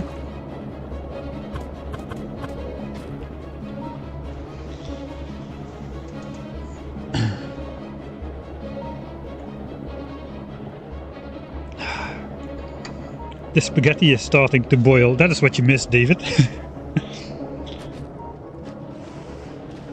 Not much. We just placed. We just hand fed some assemblers until we could make big mining drills and mine the tungsten carbide, the tungsten ore.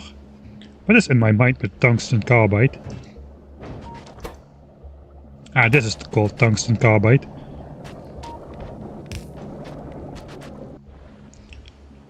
Alright, I'm gonna set up 60 SPM. I may as well set up like 100 SPM or 120 or something.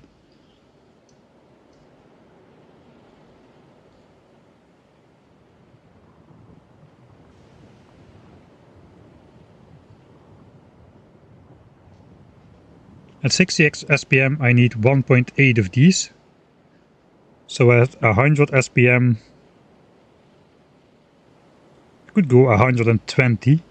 I guess we should be able to do 150 from a yellow belt. So at 120 we can make lots of science packs, plus stash up some extra supplies for personal use, because I'm pretty sure these things are used for a lot of other things as well.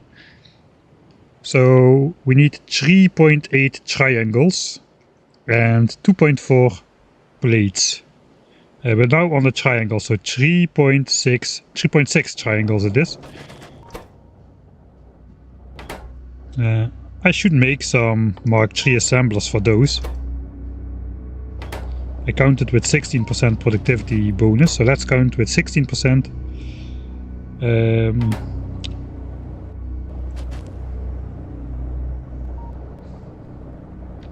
The assembler's crafting speed is gonna be 1.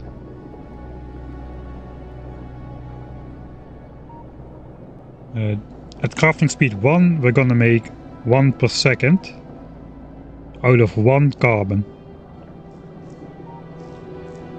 So that's 1.16 a second, really.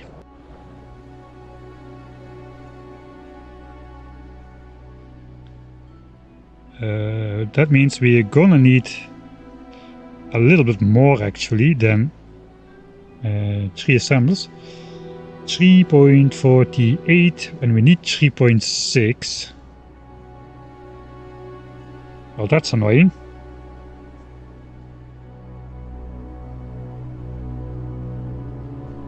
Okay, I guess we'll set up 4 then.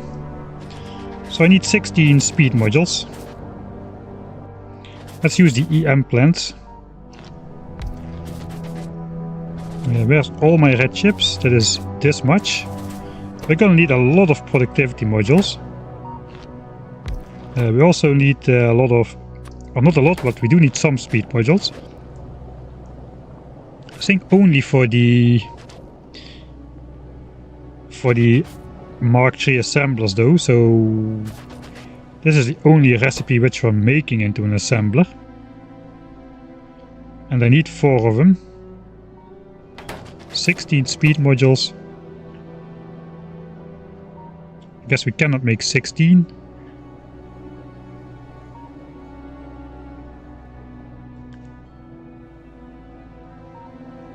$12 would give us 18.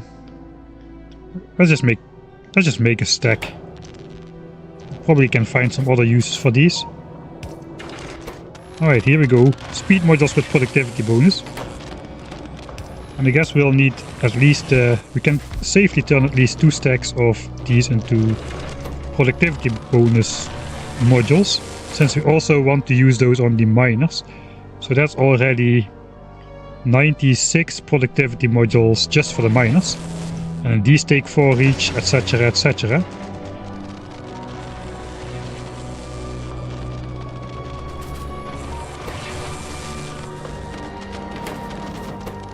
Let's grab 2 more, then I can make my assemblers.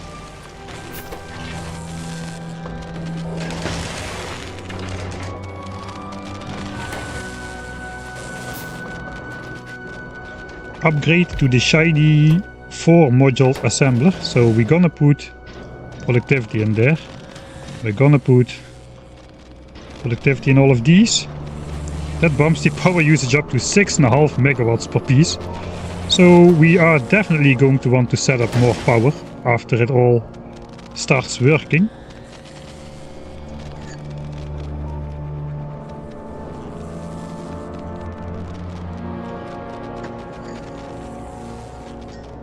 That's clear. I kind of do want to look if I can maybe trap a demolisher in some way. Like just lure it out and then make it go in circles. But I'm not sure that will work. Make it go in circles and let bots replace the fallen things. And have it just chase its own tail. I wonder if that would work. That is not today. That's not gonna happen today though. Today we're gonna be doing this. Yeah, 1.16 triangles a second. So we're gonna basically need 4 of those.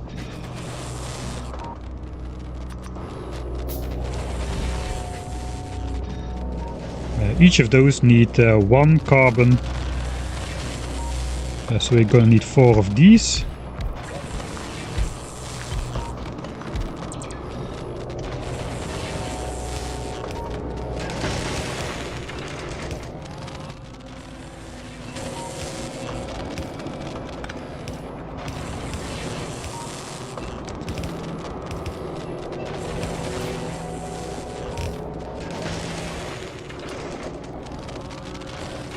One second. I think slow inserters should be fast enough now that we have stack size 3 on those guys.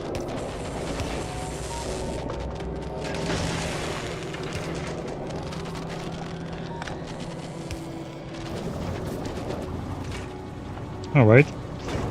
That is synthetic carbon. Do we need that for anything else?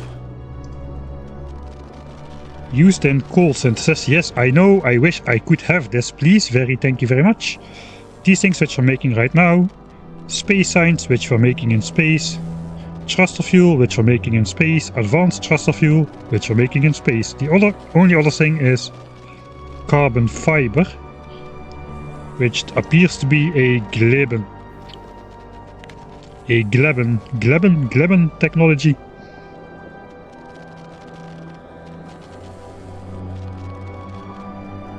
So no, we don't need it for anything else.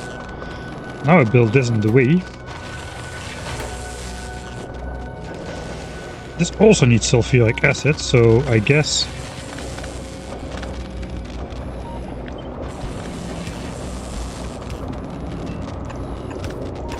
I'm gonna have to do this.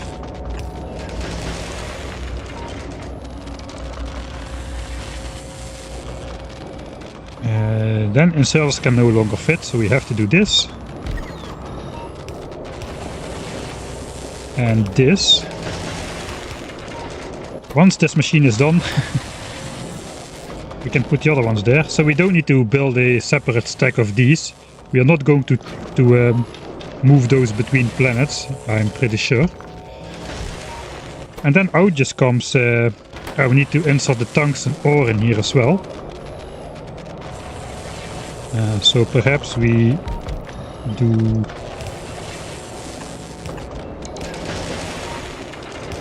this and have the ore just come in on a belt through here.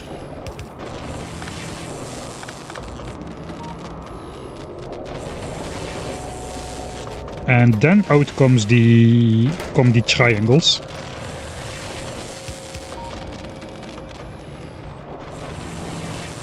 On a belt. That's ingredient 1. Ingredient 2 is literally just molten iron, which is right here. We can even give it its own lava melter for molten iron, so we can be sure it always produces. This thing, let's power it up just to be sure. According to the tooltip, produces without we produce 0.6. We put in productivity, now we produce 0.53 a second. We need, of course, 1.2 per second. We could really benefit from some, like a single beacon here or something.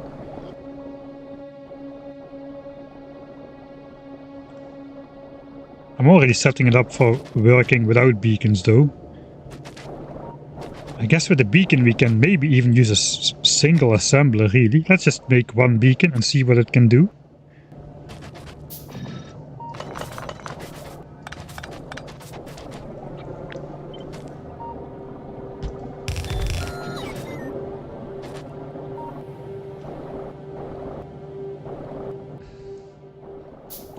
I mean, this is just gonna bump the speed up to no tomorrow.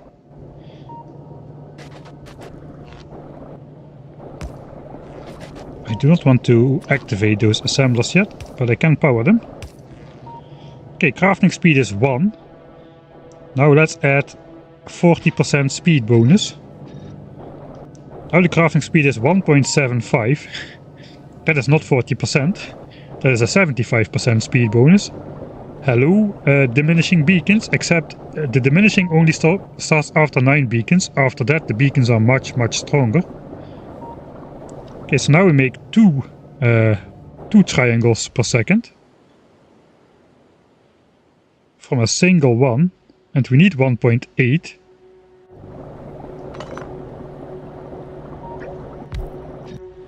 Oh no, we need 3.6. So with a single beacon indeed we can cut the number of assemblers in half and be closer to our target.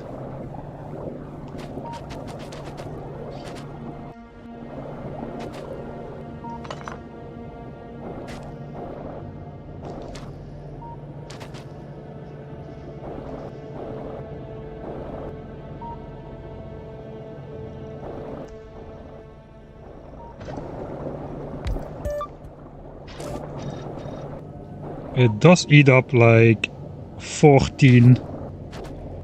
If I make all of them, it does eat up 14 of those chunks.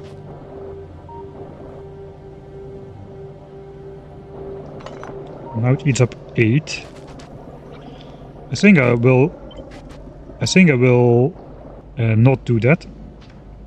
So I can fine-tune the production of extra triangles and this stuff.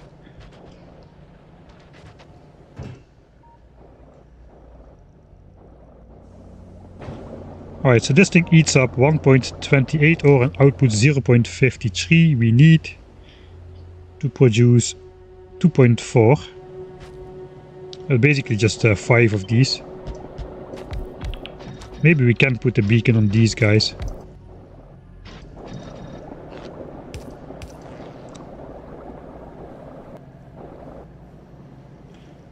Okay, 0.92.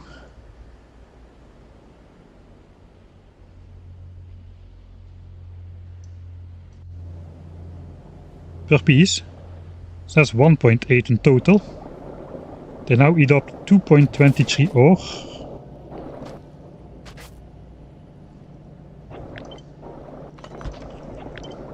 Alright, so if I make 3 of these, we eat up 6.7.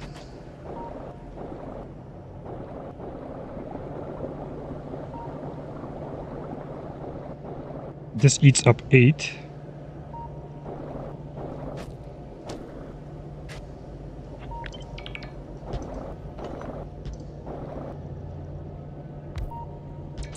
Okay, looks like we'll be using 2 more beacons.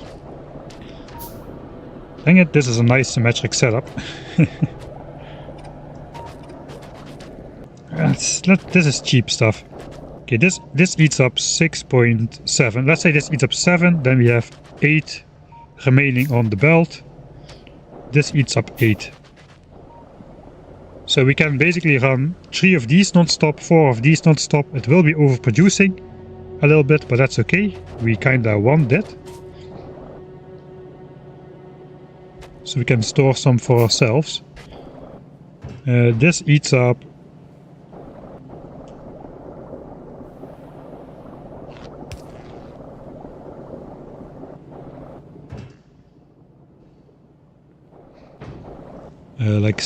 like 18 lava a second.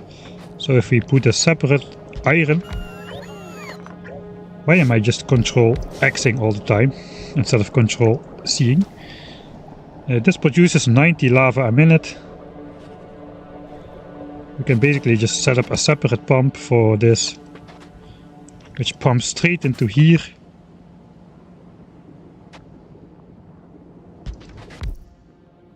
And we can just throw the stone directly into the lava.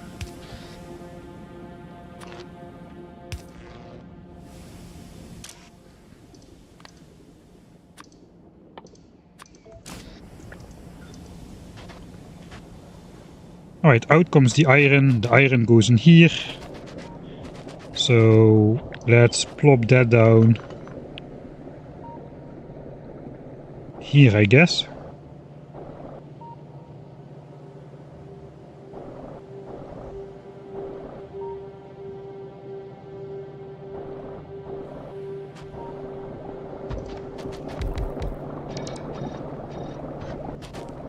Okay, we can have the ore bell just come in here then. We definitely have enough space to... Okay, I guess I cannot do this because this will... Yeah, it will touch.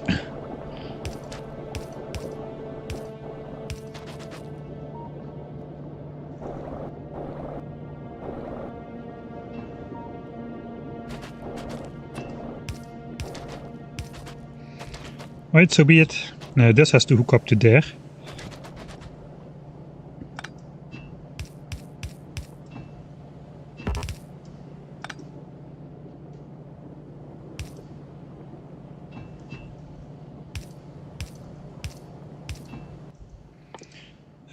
Make a pump.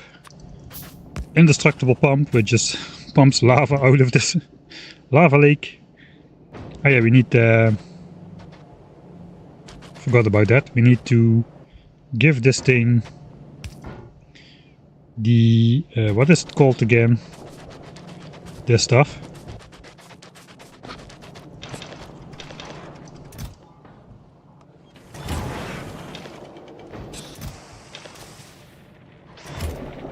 We'll bring that in soon. Okay, there's the lava. Then we just need to connect the ore. 4 ore goes in. It takes 11 seconds.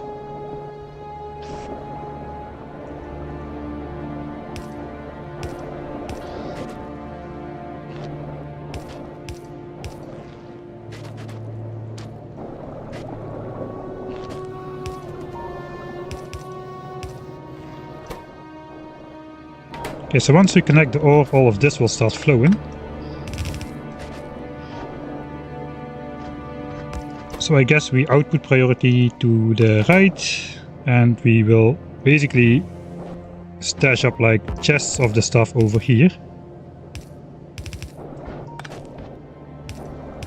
as overflow.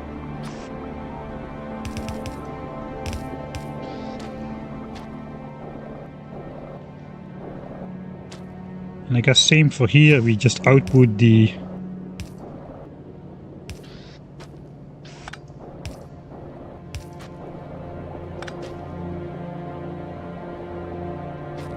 oh wait, that's already too far.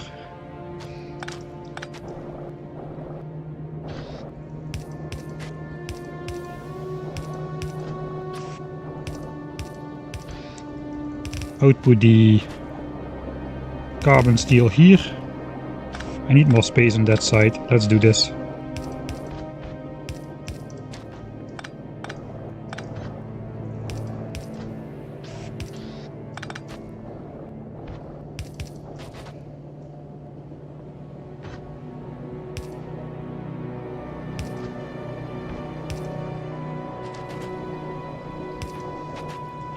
Because I also want to stash those in the chest that exactly fits.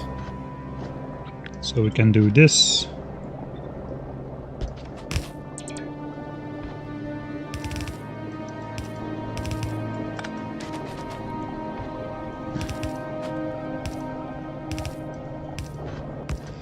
Alright, this lays on the bottom side, this lays on the bottom side? Question mark?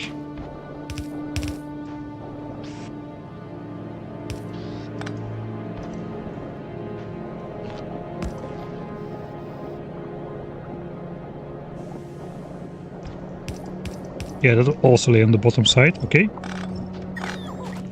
So then I can just do this, that's okay.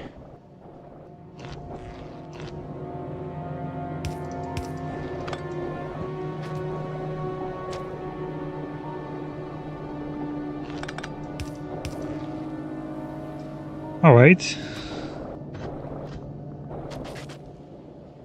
That's all.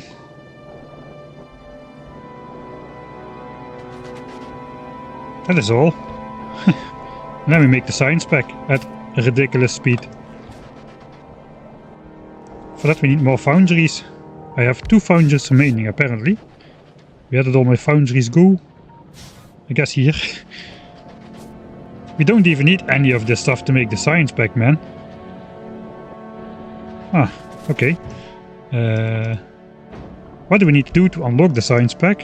We need to make 1 plate of tungsten carbide. That's annoying, I cannot set it up ahead of time then.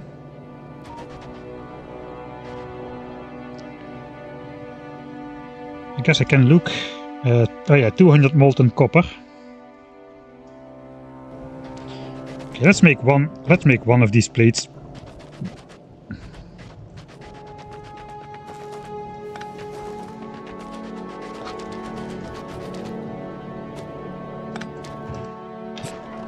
There we go. Science pack researched. Alright, thank you. Now it is available.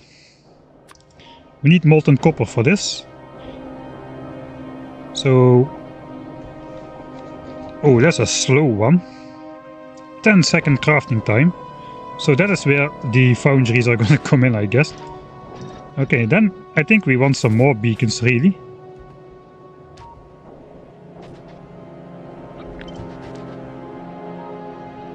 Since we can affect these. Alright, I'll be back in like 2 minutes.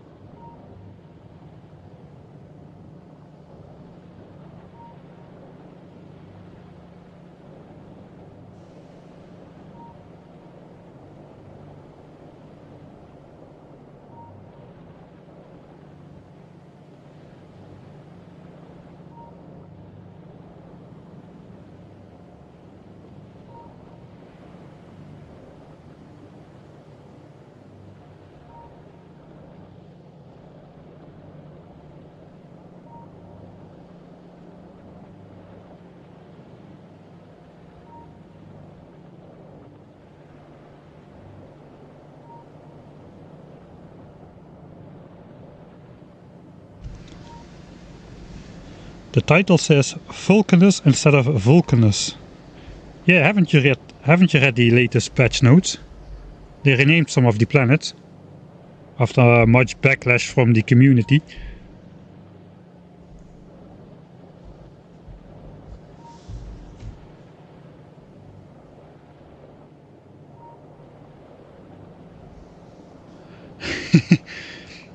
And everybody's science per minute is better than my level on Norvies at the moment. As soon as you handcraft your first red science packs, you have better science production than I have on Norvies. Clickbait is working as intended. Oh yeah. No, it's a joke. I originally titled this stream with Planet Fulgora, but it's of course Vulcanus where we're on, so... But yeah, to stay in the theme with the F alliteration, I don't know. It seemed like a good idea at the time.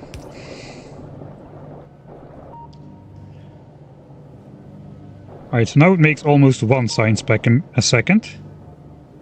So one science pack a second, okay, actually not that slow.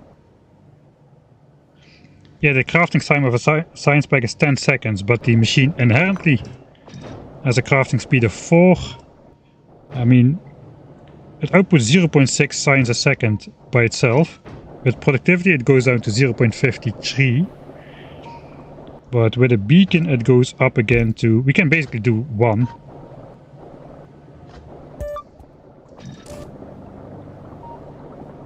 .92.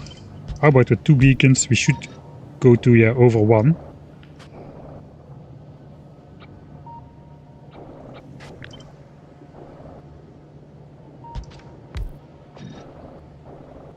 So this is exactly-ish 120 science. A little bit more than 120 science a minute. So let's do that. One of these is affected by 1 beacon and the other is affected by 2 beacons.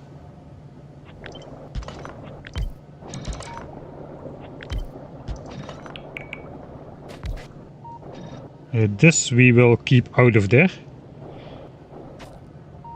So then we are going to be eating up a roughly 160-ish molten copper per second.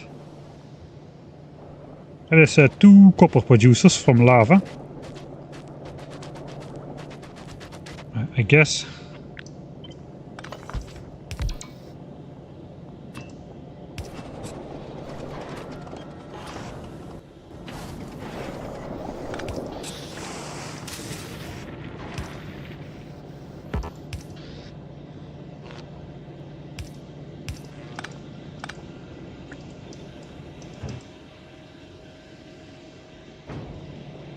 I guess that could be iron. And copper we have to then... I kind of want to just drop that right next to it here.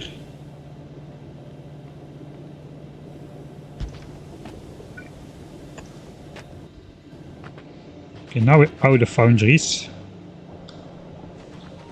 We have not even touched this yet. So I'll just grab those.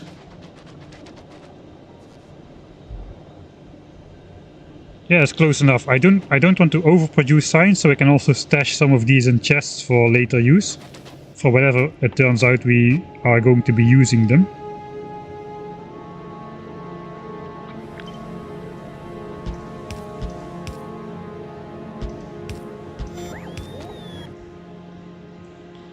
Just add another one of those pumps. I think I just need a substation, man.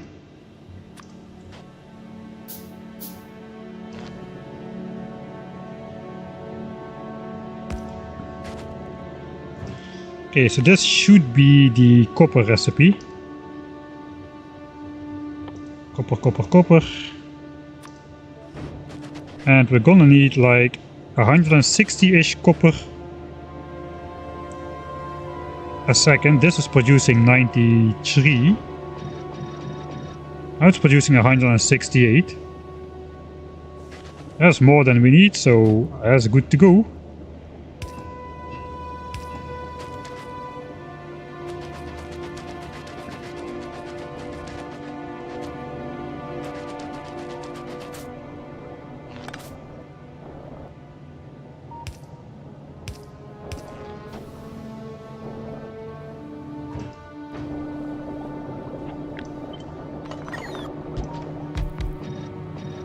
It's not touching that. I do not want it to touch that, so that is good.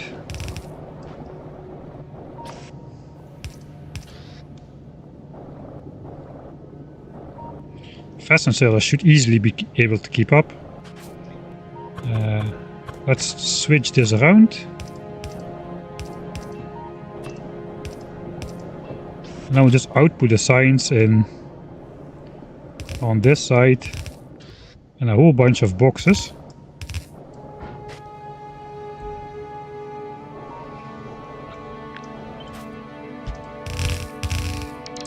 Each box can hold 10,000 signs, that's 10, 20, 30.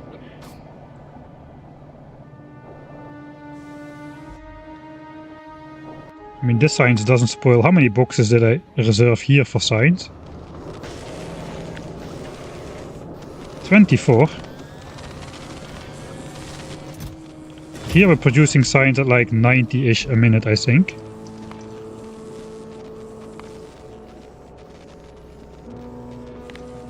Uh, 78. It looks like 78 signs a minute over the last 10 hours, so that's pretty stable.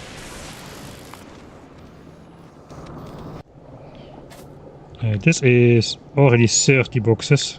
It's starting a bit later. Let's add another row. And I guess then we can output it on a belt again to go into some sort of rocket silo later on.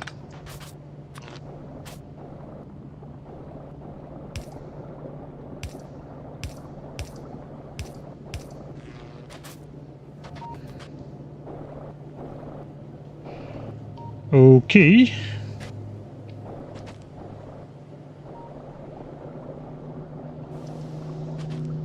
We need to connect the copper pipeline still.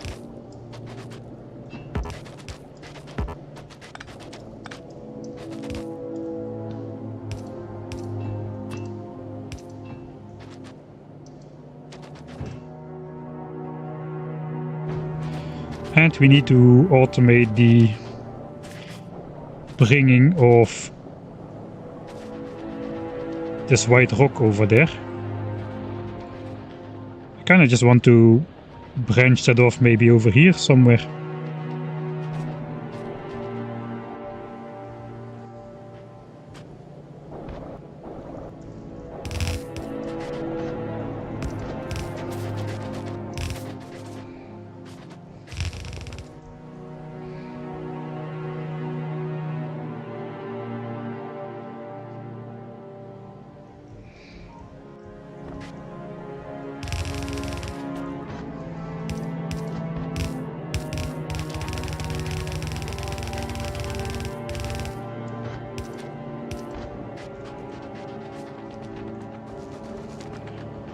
Alright, before we switch on signs though, I want to put the other big miners in place.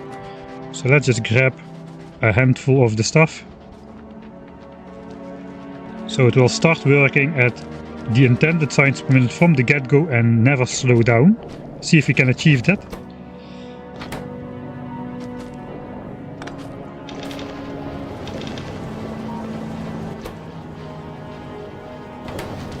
Okay, so all of these triangles are going in here.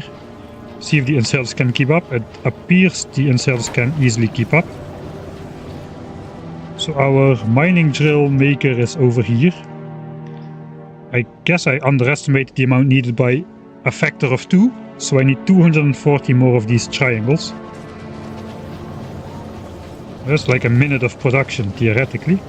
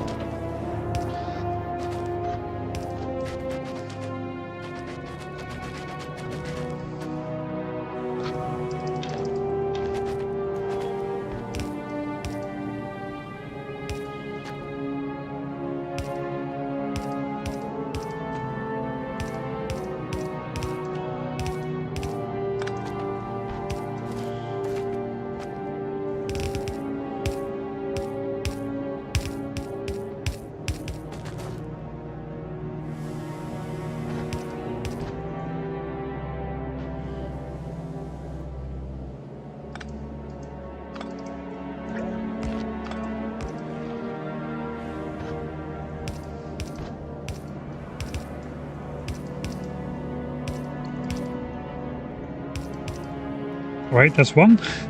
The other one needs to go here.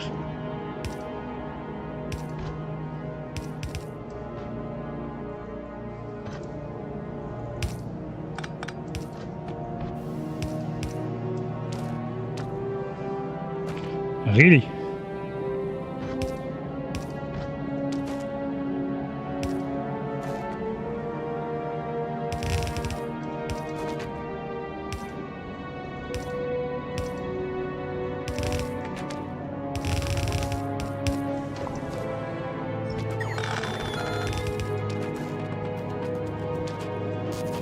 Okay, stop that ore right there. This is not automated, this is not automated.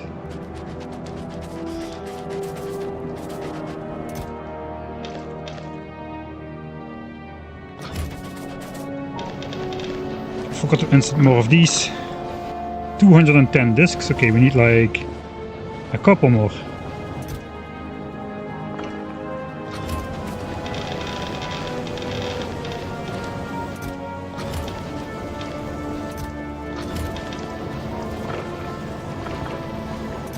Alright, that's it.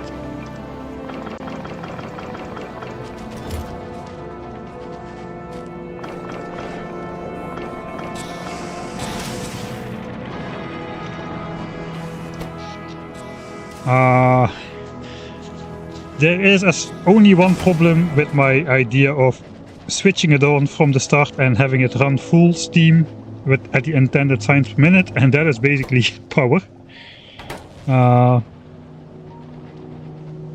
I will switch it on anyway.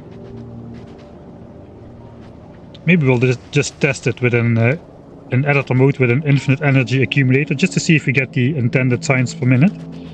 We can also speed it up a bit just to see if it works, and then we can switch it on in the real world at low power, and then we'll just go do some experiment with the steam engines, just to see how much fluid we can pump through there with the new fluid system.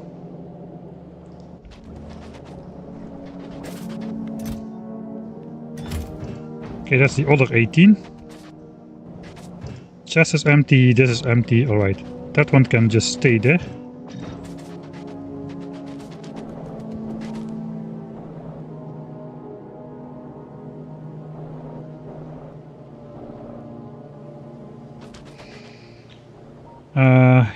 Yeah. I need more productivity modules still for the miners. I don't have enough on me, so there's the EM plants.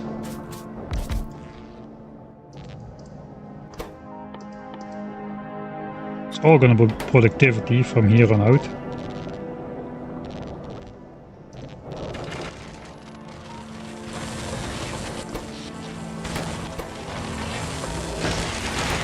Alright, so I had 24 miners planned, that means I need 96 of these. 94. 97, let's go.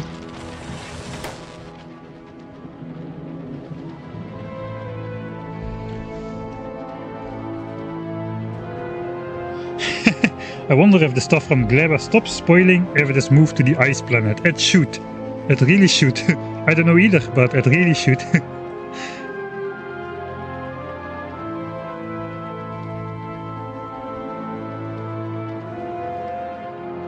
Next planet is Fleba, that's correct. With the foiling mechanism.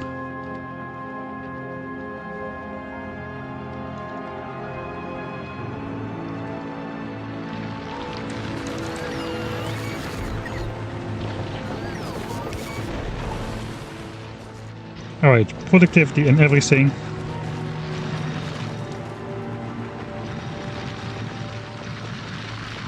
That's probably already enough to make my base cry. No, not yet. Okay, impressive, I guess, but nothing is running except these couple miners we just switched on. Alright, so then we are gonna be easily making... I'll just quickly put it in calculator here. 133,600 times 1.16. Actually, that is not correct. That is not correct. because I already accounted the productivity level of the miners.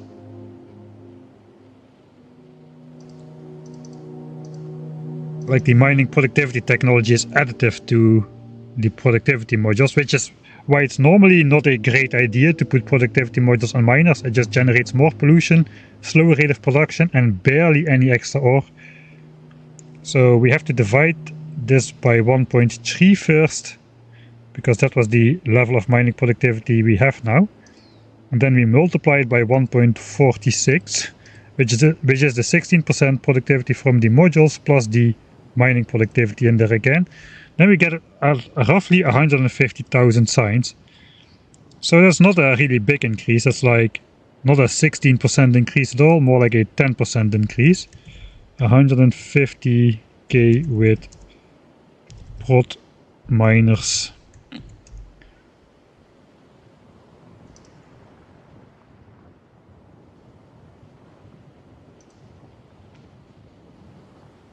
Alright, we get 150,000 signs back out of this if we devote the entire production to science. And we're going to be producing 120 signs a minute. That basically means that this planet is done. Of course, we are not really done. We need to set up more power. We need to set up the rocket silo, but basically the core thing which we needed to do on this planet is done. After setting up science.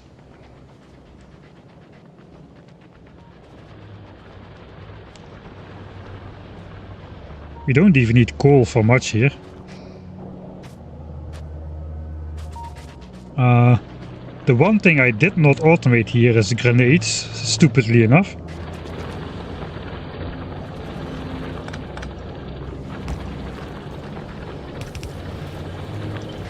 Which is exactly the thing I want to ship to Fulgora.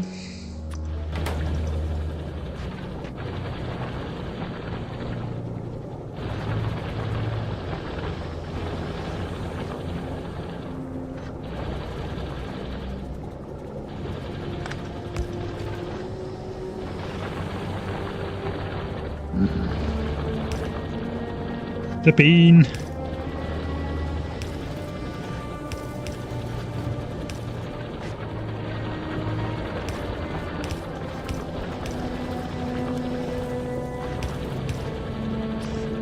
Spaghetti away.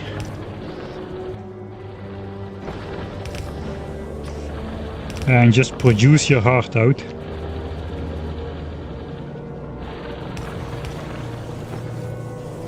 Beautiful. Couldn't be any better. Let's catch up on grenade production a bit, can I? Of course I can. Of course I can. If the inserters can keep up, and the production can keep up. Which is a big if. I know, according to the mouse over, it will easily keep up. Okay, let's just keep doing this then. A quick grenade setup in the middle of something else. What else is new? Yeah, let's save here. 120 SPM if power. Power is not, but if power. So I'm going to try this out with unlimited power. Just to see if it works, if it has to. And if it works as it has to, we can just switch it on in the real world. And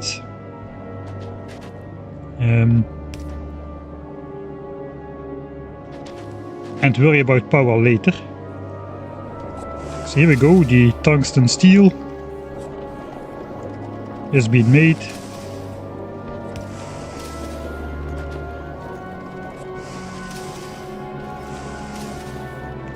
This is the entire factory, really.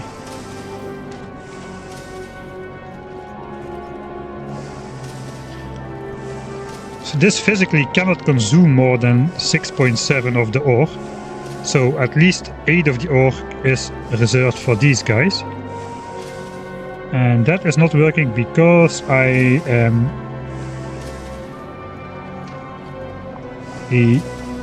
an idiot. This needs to be fast inserters or short inserters. There we go. Probably 6 people in chat already shouted at me, sorry for not seeing you.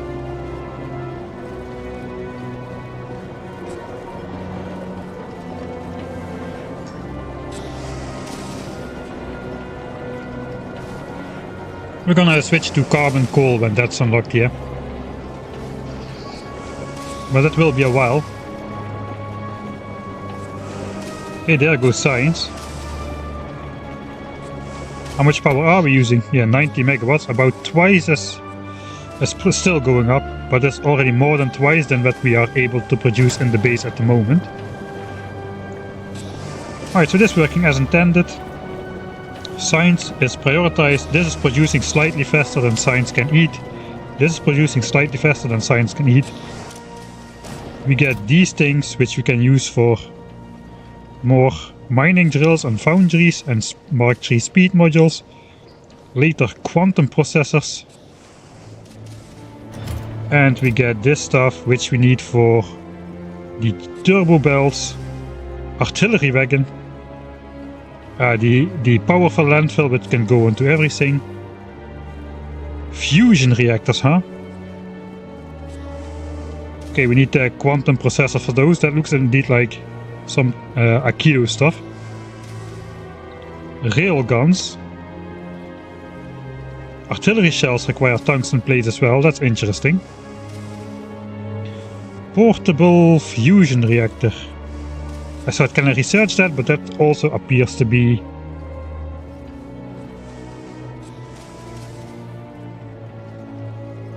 Aikido technology. So yeah, unless we research green belts, we don't really have a use for stashing up this stuff just yet. It's still nice though to have it. About 20,000 units can go in these chests. It's not too much actually, maybe I should do more.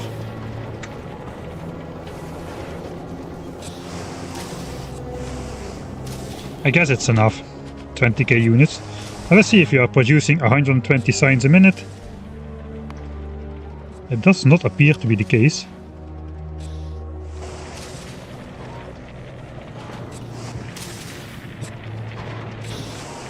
We don't have enough copper production.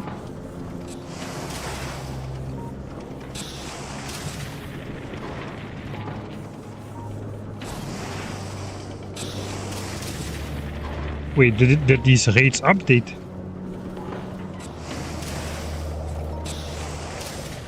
These did not, these did not, these did not. I must have misread that. That is 240 copper a second. I only have 168. I mean, it's nothing a beacon cannot solve.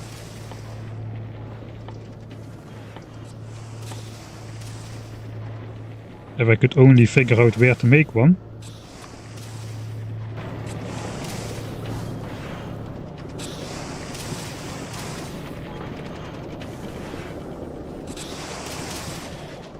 Okay.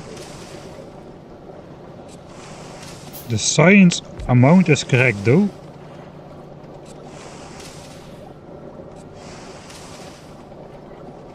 So we just need 133, 134, 144 copper a second. Okay, now we've got 225. It is crazy that one beacon is more effective than just putting 4 speed modules in the machine itself, it appears. 150 a second. Ah, that's not true. It is 3 modules in the machine is as effective as 1 beacon with 2 speed modules.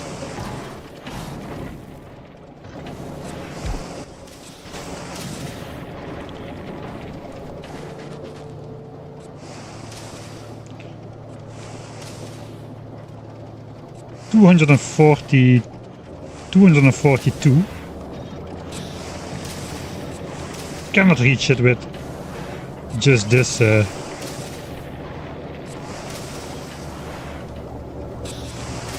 I set myself up for failure here. 225 is still not fast enough. I either need a second one or I need a space for one more beacon somewhere.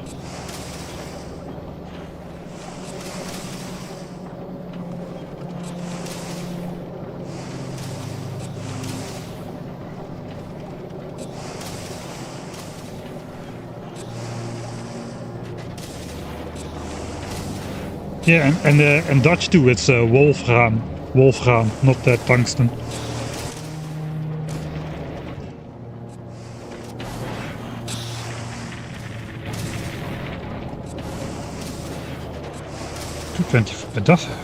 I'm not understanding this correctly now.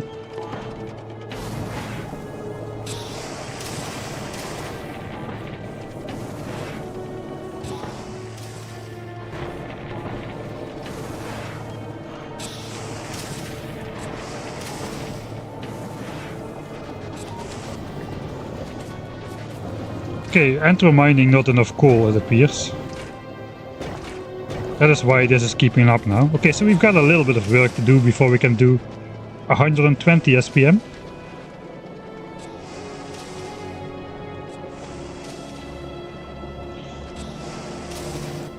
Alright, I am in editor mode anyway. Let's see what is enough. I think 2 Mark II speed modules in the beacon should probably be enough. 253 a second. That is more than 242, so that will do it. We need to make 2 Mark II speed modules. We need to increase coal mining, probably to a red belt, because we're also doing coal liquefaction over here. So I guess we'll just give it its own dedicated coal mining setup. It's like 8 coal a second, which we need from this setup. And those are the 2 floors, I think, which will get us to 120 SPM. Alright, let's do it.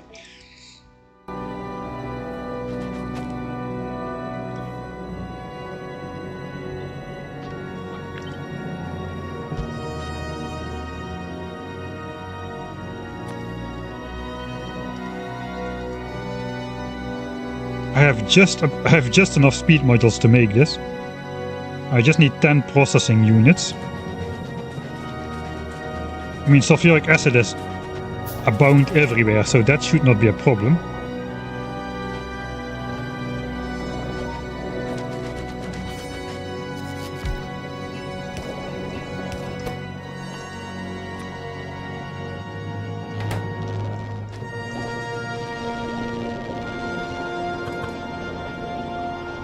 Okay, that will make us the speed modules. I can even just automate the speed modules.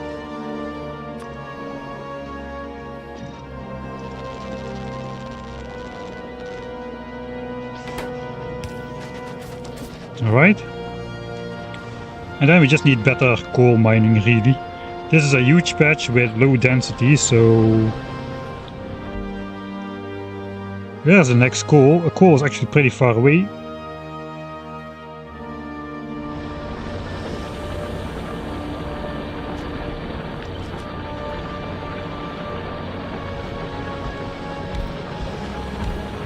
I could just set up those big mining drills.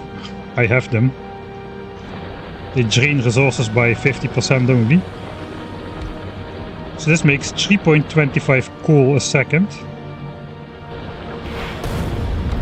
And that is why I usually don't carry rockets around in my base. That is one big mining drill gone.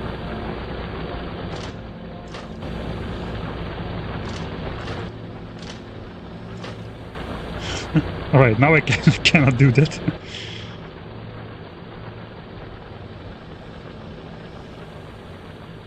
It's like I'm out of productivity modules as well.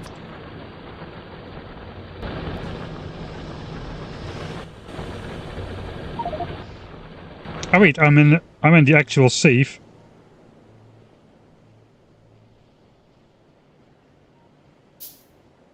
I do not want to have the command used up.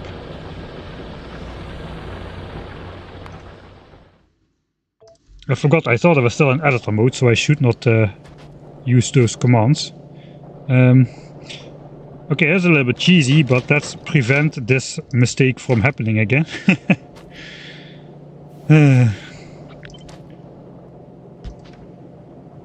Alright, so we need one more beacon. This is gonna need to be... Can I do this? No. Mark 2 speed modules, so we set up the blue chips again. And the speed module 2 again.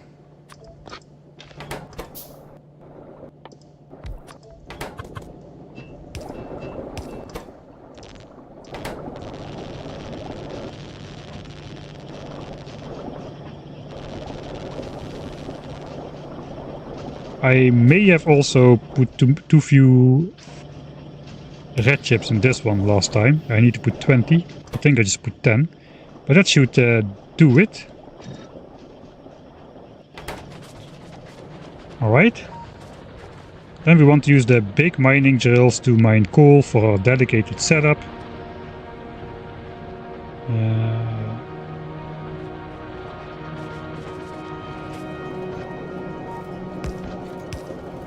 So I guess we'll add that to this side as well.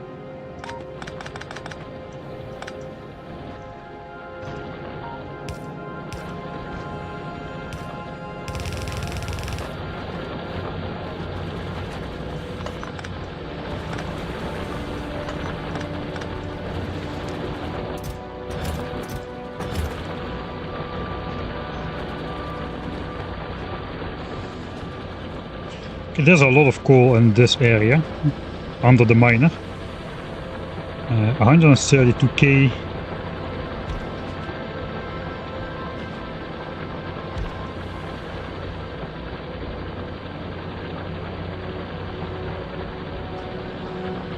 I need like 3 of these.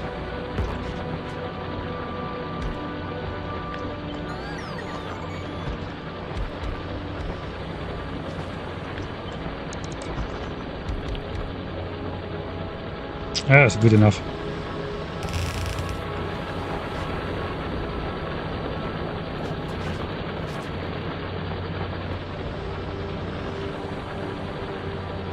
That's gonna be 9. Fine.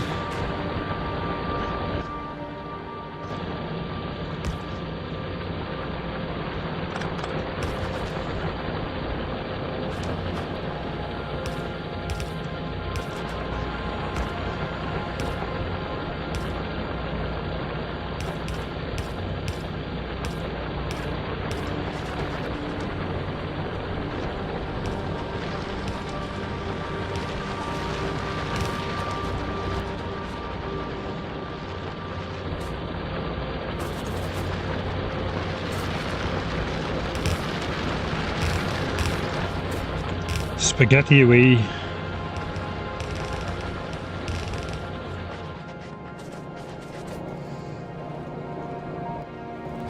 Okay, that solves the coal problem. I guess then we need to solve the power problem, but we'll solve that as we go.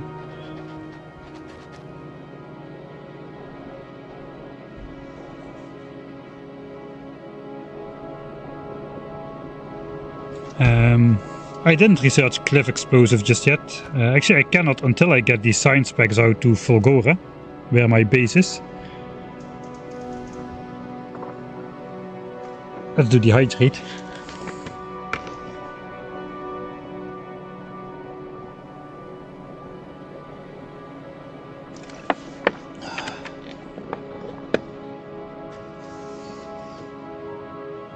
What are you doing with all the stone? Making new lava out of it by tossing it back and remelting it. Right. I really want the SPM graph to be like nice and flat from the get-go. I cannot get myself to switch on science before we have power. All right.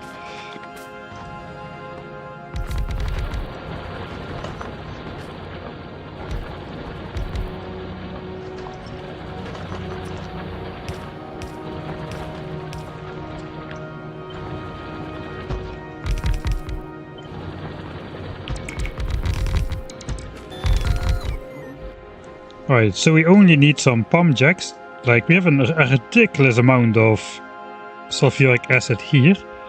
It would actually be good to find a relatively flat area with sulfuric acid, so we can just build a fairly straightforward steam setup. Or, you know, just research cliff explosives, but yeah, we cannot, we need a rocket for that.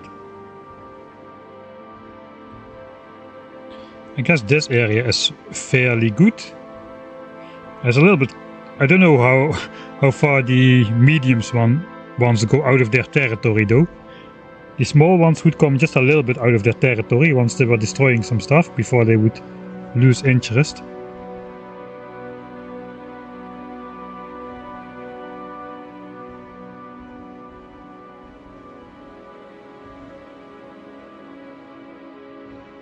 I mean, 67 is also a lot. How long is a... Let's first produce some... I mean... If really I can handcraft those even. These are like half-second crafts.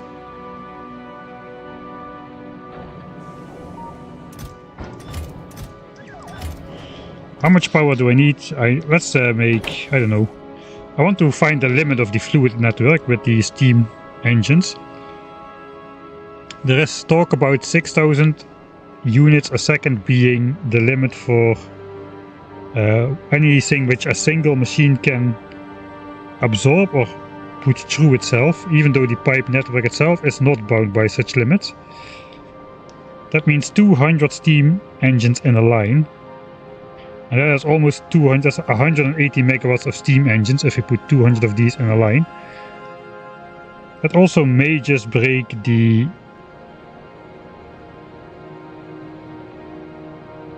length of the network if you put it in a line, so we'll need some pipes as well. But at least that's 200 iron plates, or 2k, let's take 4k, 3200 iron gears, and then we need 2000 pipes. So I guess we need pipes. I guess I limited these. These were temporary as well. That's 2000 pipes already.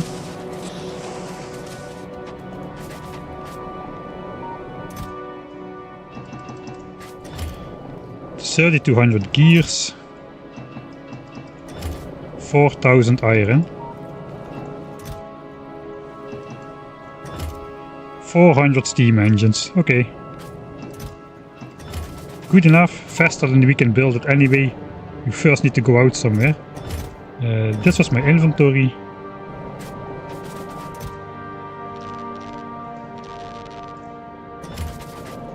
Let's throw away some garbage here. This. I guess there's going to be 40 slots in my inventory. So perhaps I need to be a little bit careful with what I take.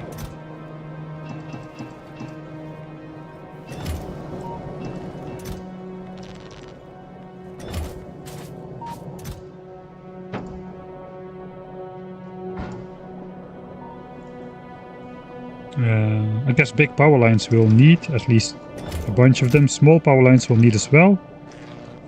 To connect all the steam turbines, steam engines. Coal we don't need. We're not going to be setting up oil. I do want to keep it in my inventory though. Why do I have explosives on me?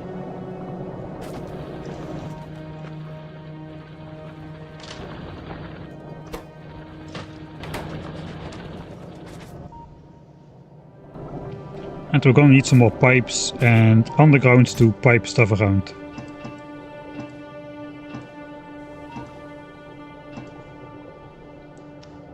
Okay, I think that is a fairly good setup. We need pump jacks though. Oh, and we need to make the water as well. So how fast is this? This makes 2000 steam a second. So we need 3 of these at least to make 6000. So I guess we go double as big. We go 12,000. That means 6 of these. And this can We don't need to condense the steam, we just need to make it.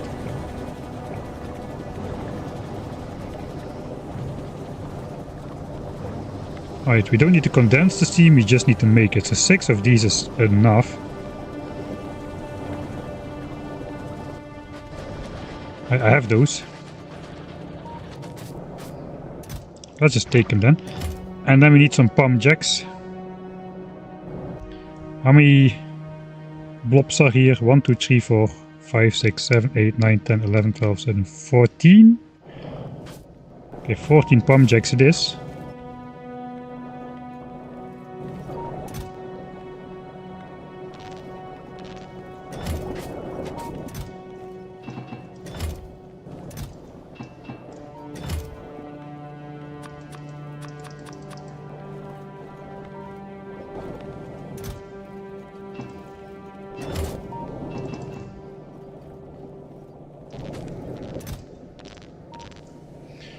Okay.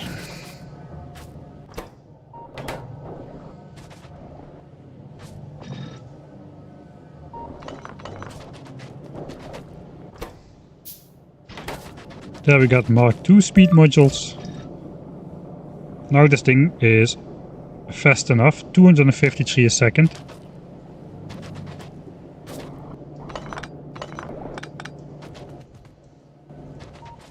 Alright, ready to go on power adventure. Ready to go on power adventure.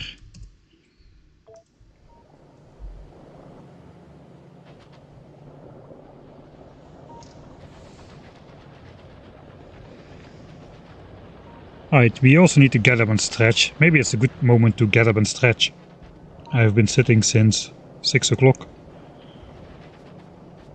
3 hours. Yeah, I should have gotten up a bit earlier. This is the factory we've got so far.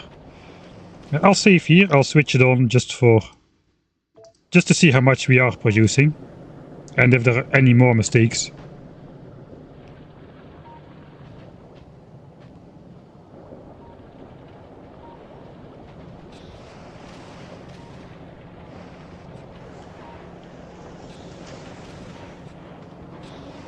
Ah yeah, we need to mine calcite for the power as well, that's true.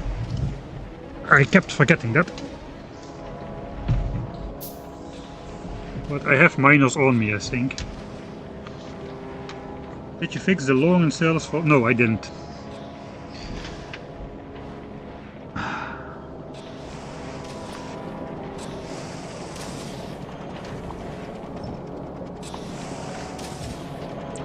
I'm gonna reload, so I'm going to probably forget it again once we are back.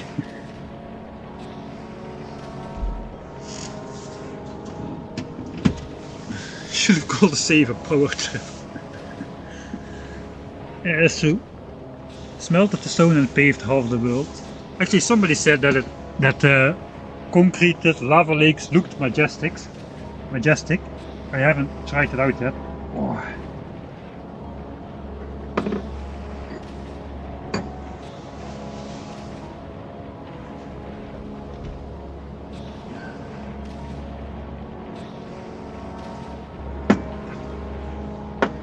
Coffee is going to be not drinkable anymore.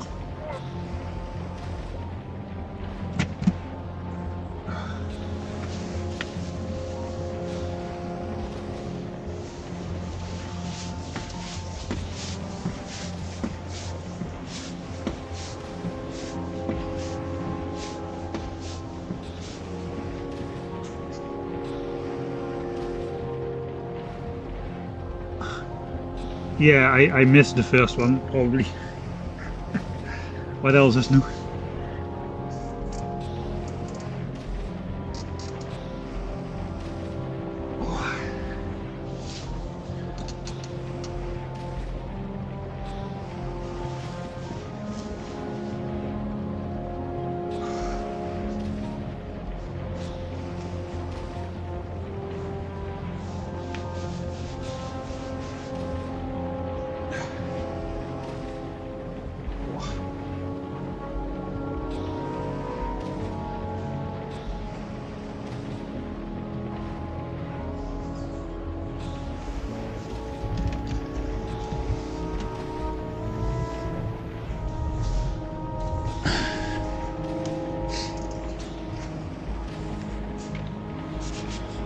Right. So everything, nothing is working. Why is nothing working? Right. Oh, so much for a nice demonstration.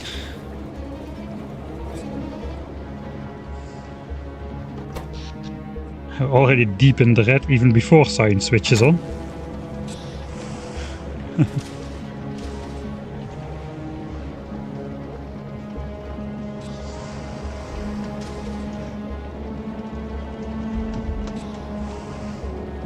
I voted to add a press-up, sit-up redeemable. I literally don't have space to do like push-ups or sit-ups when I'm streaming. The entire van is built full of equipment. I guess maybe I could do it in the bed.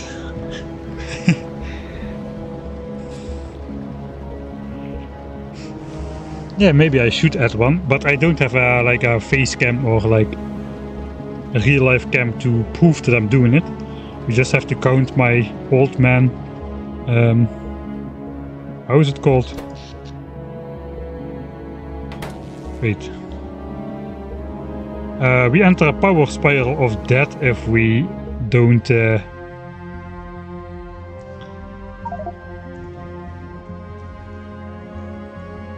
We enter a power spiral of death if we get a brownout, because all of this starts to work a lot slower as well. It's still running off a chest of calcite, actually. So I have to fix that aspect of the base as well. Alright, then we not switch on science just yet, because we need to be safe with power. Let's fix at least this, let's fix at least this, and save again.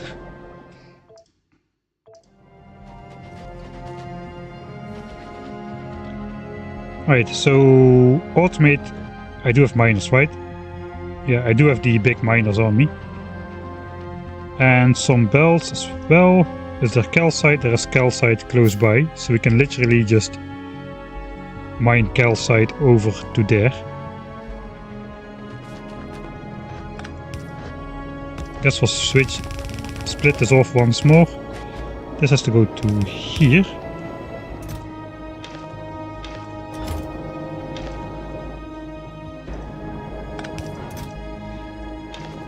I mean, we could implement a failsafe here.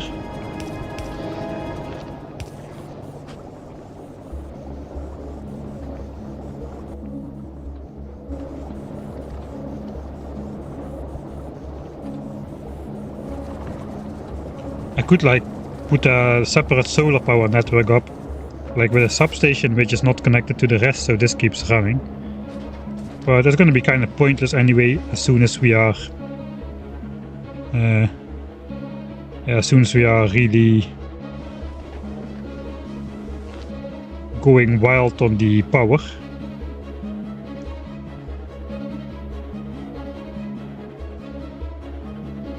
Guess we'll go through here, through here, through here.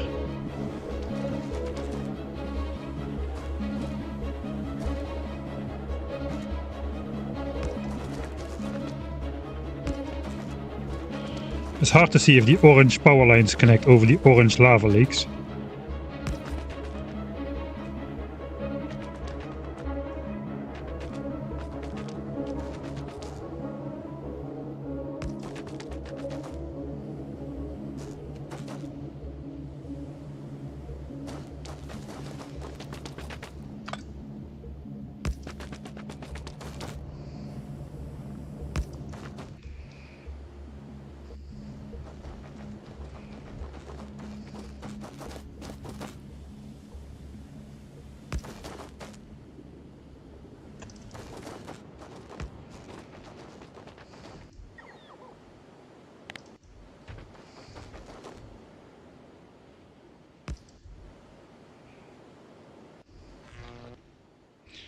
Probably getting out of radar range of the main base.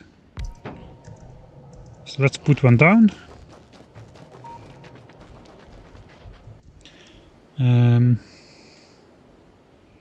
It's like the tiniest.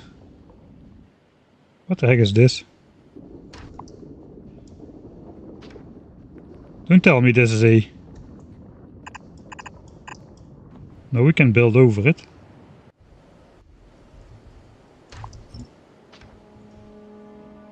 Okay, now it's gone. Weird.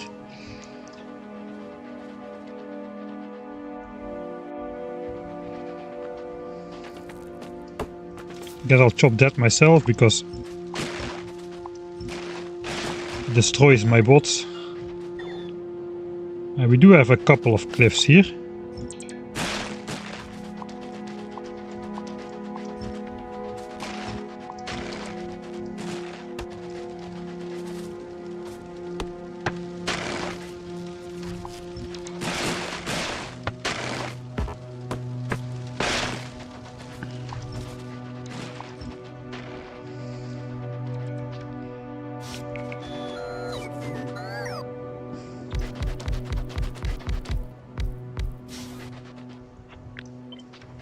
Alright, let's dang it, I'm so used to that I can just click this as soon as the bots fly out instead of having to wait until the bots have picked up everything.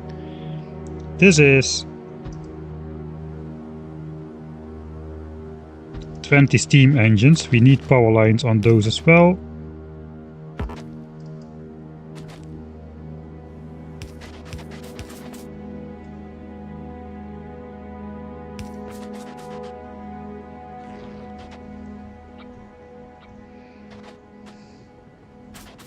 Yes, annoying.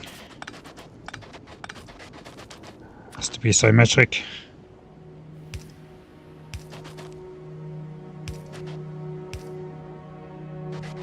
Yeah, this lines up better.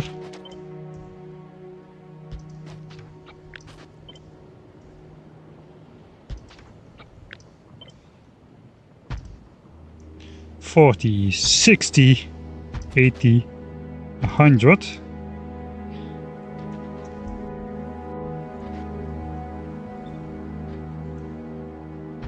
$120, $140, $160. Cannot put everything in one section, it seems. 1, 2, 3, 4, 5, 6, 7, 8, 9.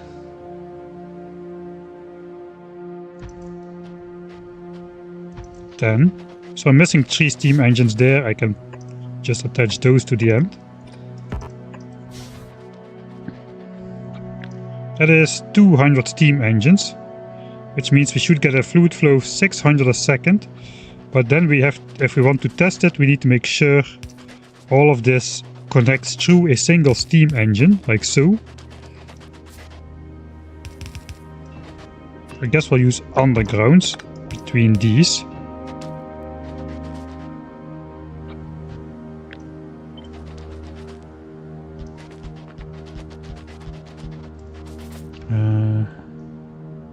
I guess this was to connect to here then.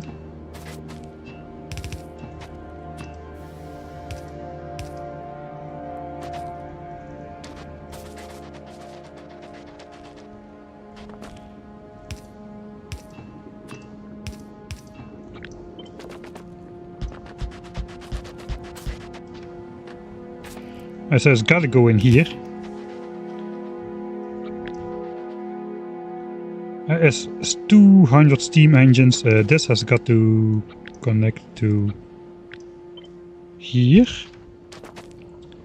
And then technically this is steam engine 201. So that should technically no longer work. If the fluid throughput limit, a single thing can absorb a 6000, this one will require the 6030 fluid. Of course, we got to make sure we can actually produce all that fluid.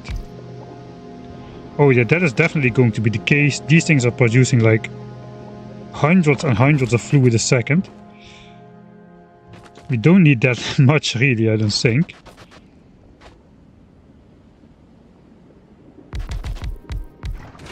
So if we condense sulfuric acid into steam, we are going to be producing 2000 steam. So this can produce 12,000 steam, which is more than what we need here. But I guess I'll do another steam setup, maybe not too far away. So we can actually...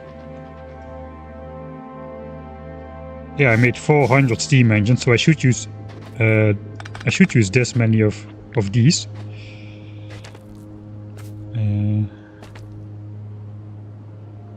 I guess we'll align it maybe above here.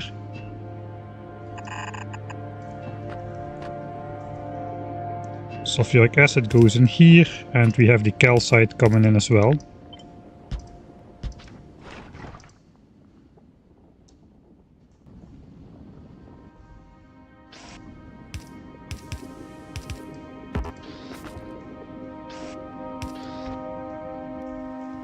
Calcite is over there.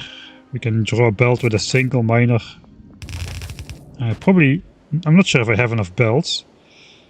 The 100, 200, 350-ish. Yeah, looks like I do have enough belts.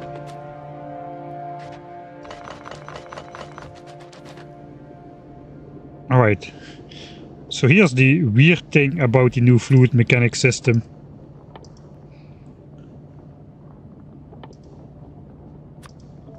So technically, if I do this, we should have exactly the throughput we need, except for the last steam engine. It's like 6,000 fluid a second. It's like, oh, 6,000, that is a lot. Maybe it would benefit me if I would, you know, put an electric pump in there. Those things are made for the job. But no, this thing has a maximum throughput of 1,200 fluid a second now. Yes, you can increase it to legendary, but even that is only half the throughput you need. So that is a little bit weird. Then you start to need to do things like this to get the 6,000 fluid through the thing. So yeah, that is a little bit weird. I haven't ripped on the fluid system for a while. Okay, just give me this.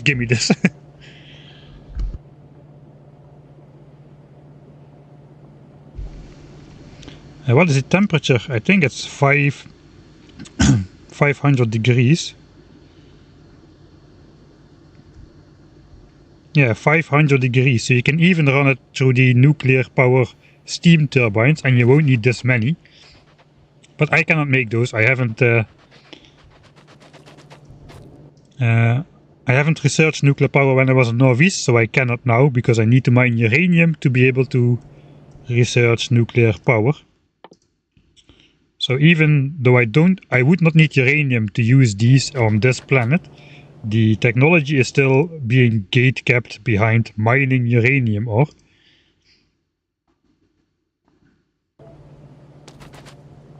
It was a change for me. That change didn't need to exist really.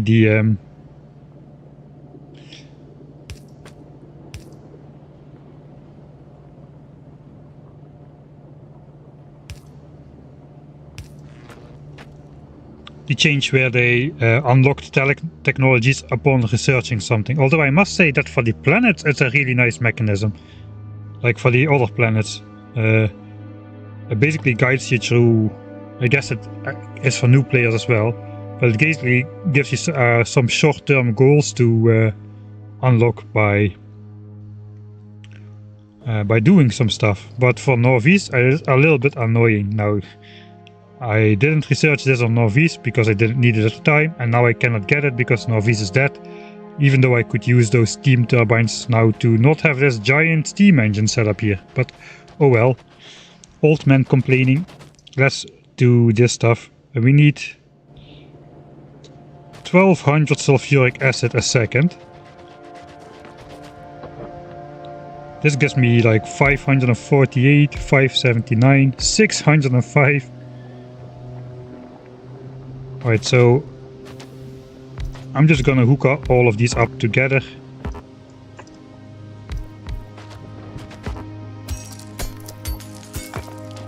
Northeast is dead, yes.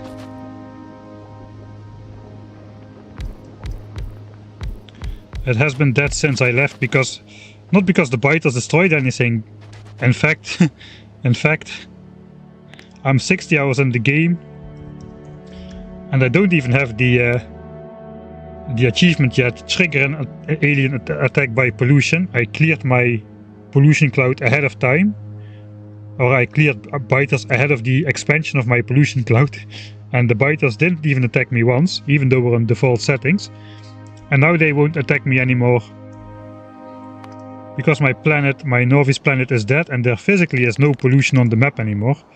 So even though the biters are literally like settling in my base, they just don't attack me because there is no pollution to absorb for the biters to trigger those attacks. So that is quite fun. But yeah, we cannot use the base anymore. It's dead. That is less fun. Okay, this is the last one. Now we basically just pipe all of this together.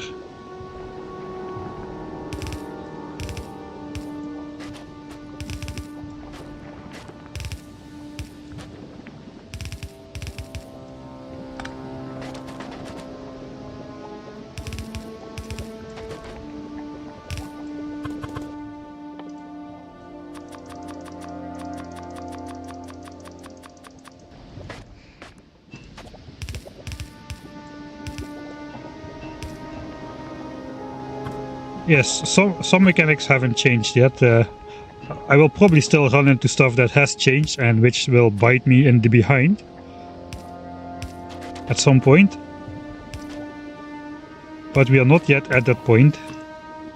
Well, actually the demolisher bit me in the behind, that is for sure.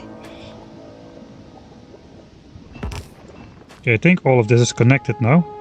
That's a nice feature of the new fluid network though. You can actually see if your pipes are connected, instead of leaving half of your pump jacks not contributing to your factory.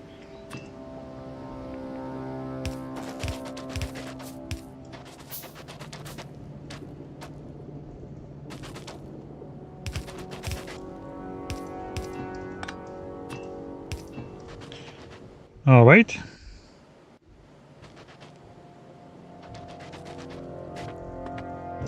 I'll just plop 2 of these on the side for scenic purposes. If I switch on my bots, they will start building everything. I guess which is not necessarily a bad idea. These are actually in the right location, so...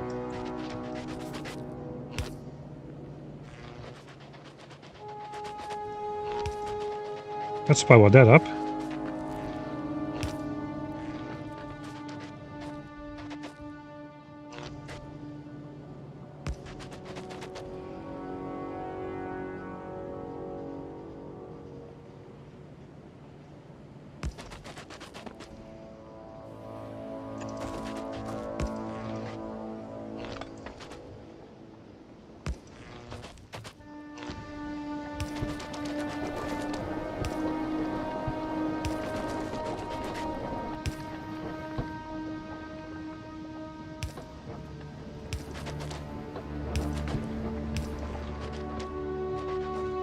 And that powers everything. I guess there's gonna be enough sulfuric acid in here for eternity.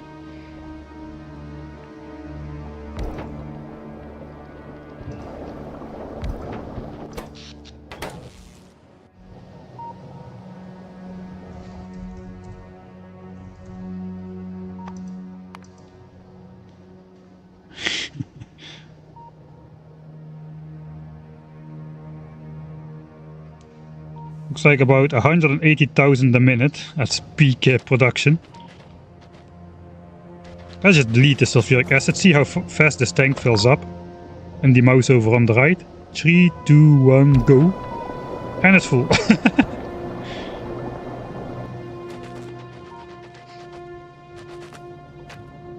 Alright, so let's not disconnect the steam grid yet, I'll do that manually. I guess I'll give the bots to build everything. We need... wait, it won't switch on until we give it calcite. Okay, let's build it. I cannot walk through that, huh?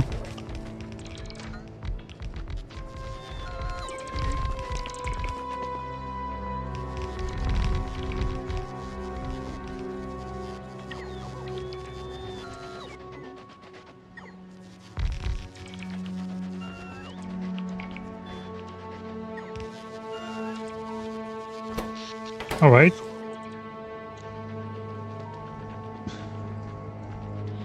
Problem is we need a power draw which can use all the power from these 200 steam engines. That's 180 megawatts.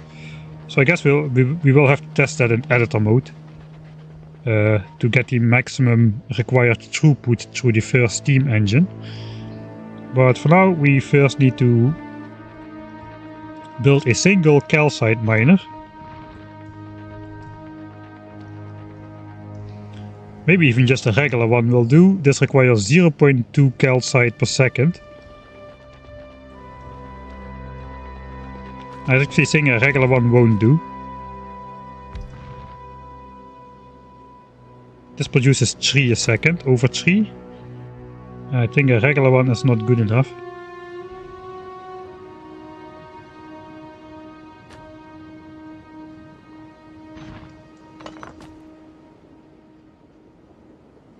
It looks like 2.6 million is about the maximum overlay we can get.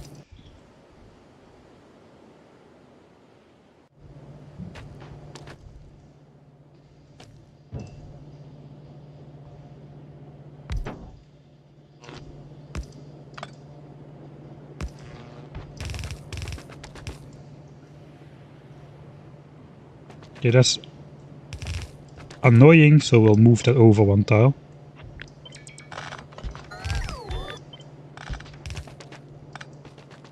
Where are we going?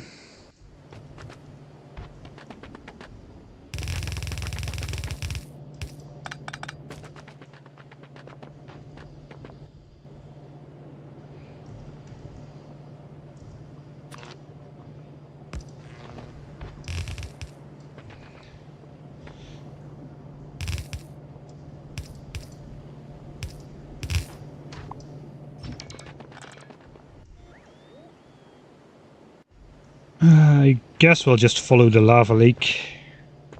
Oh god, we cannot go there. We have to do this. Oh, that's fine. Go under the vent, why not?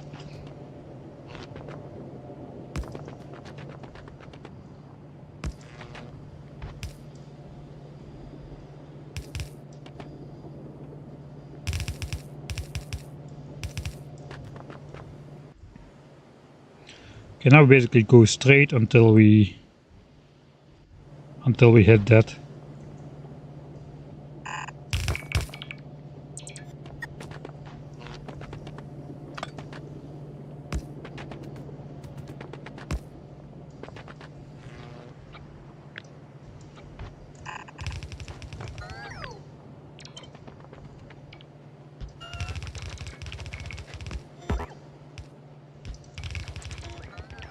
Okay, we're already there.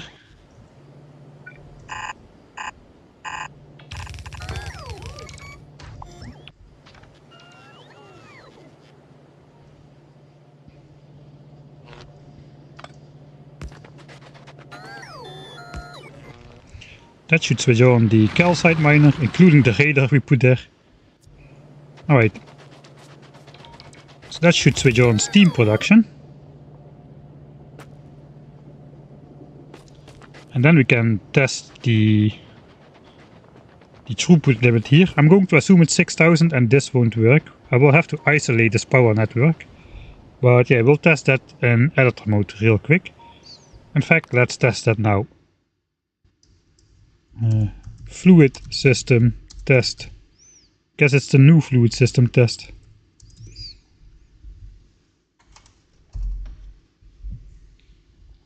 Yeah, I won't need to replace this ever. I mean, we need like 1 a second. It has 2.6 million.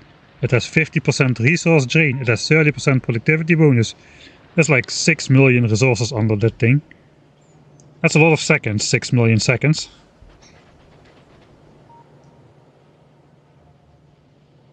Yeah, they did fix the Northeast Cliff hitboxes. The new hitboxes from these indeed are again a bit weird.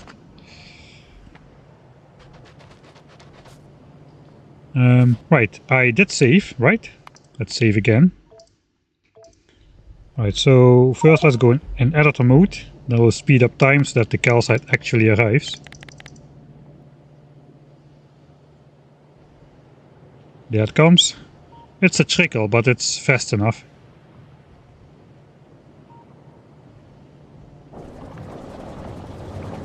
And the steam tanks are full. Alright, so now the question is, I need to be drawing power from the very moment we are testing this. So in order to do that, we place one of those energy accumulators. The gimmick about these is they cannot only produce power, they can also be set to consume power.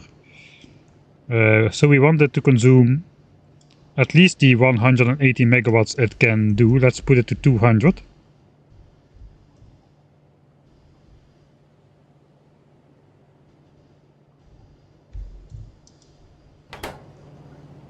So now if we hook this up,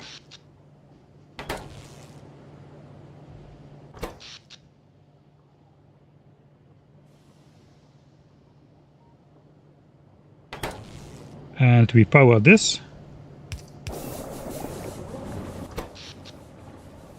we are producing 181 megawatts.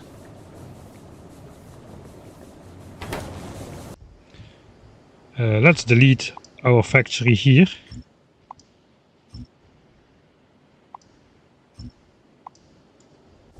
So we are sure all the steam is gonna come from this over here. All of them seem to be consuming 30 a second here.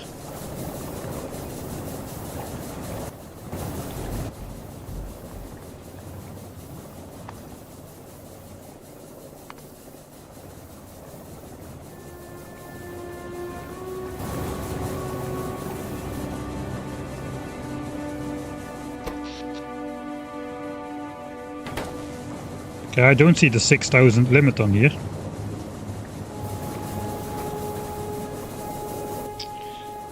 I guess to really measure the throughput, I do have to do the stupid electric pump thing.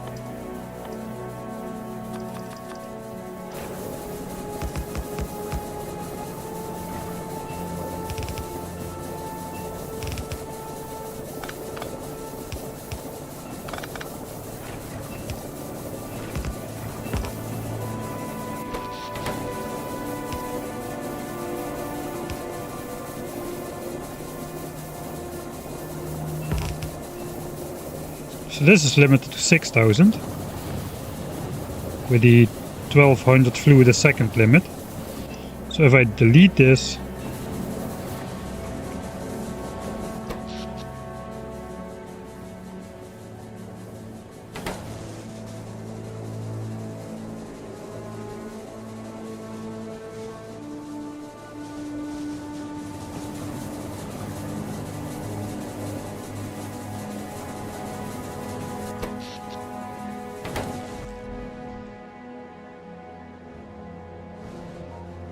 still read 181 megawatt. Okay, how about this pump?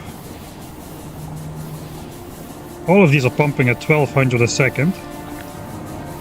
There's already 7200 units of fluid a second going in here until the internal buffers all fill up.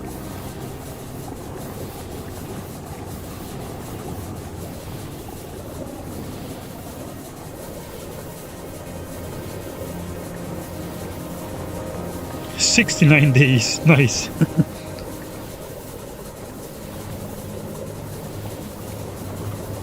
This basically just consumes whatever is available, but not more, to a maximum as to where you set it. So if I set this to 2 gigawatts, it won't change a thing really.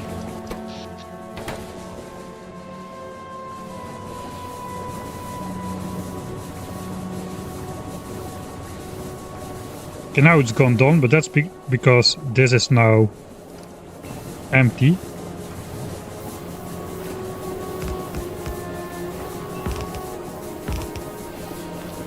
Okay, that's 12k fluid. All of these are pumping maximum speed. Okay, now it's full again. It looks like we can easily pump 12k steam a second through there. Let's go further.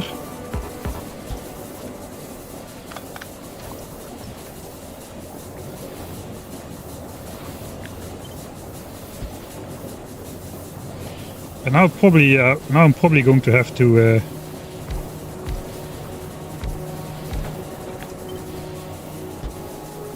slow down time a bit.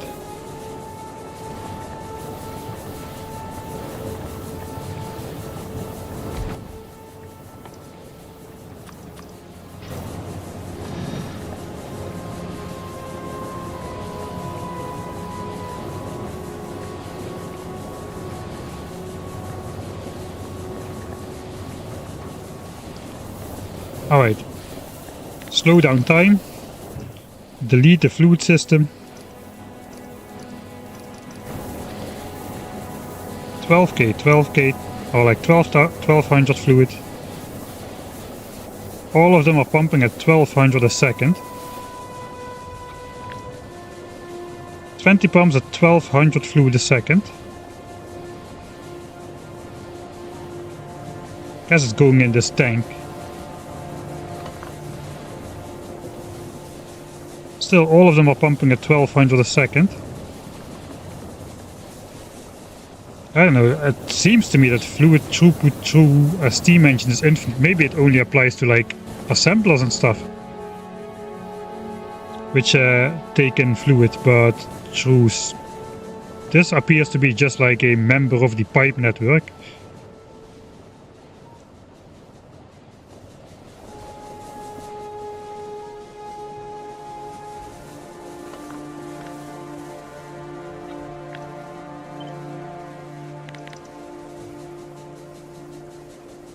This is not really the right planet to try this on with all the cliffs and stuff. It appears to me that the fluid throughput is not limited to 6000 at all, going through a steam engine at least. This was like 24,000 units of fluid a second, which is frankly insane. Yeah, now the pump's dropping off because the fluid system is full. I should put this at the end, then I could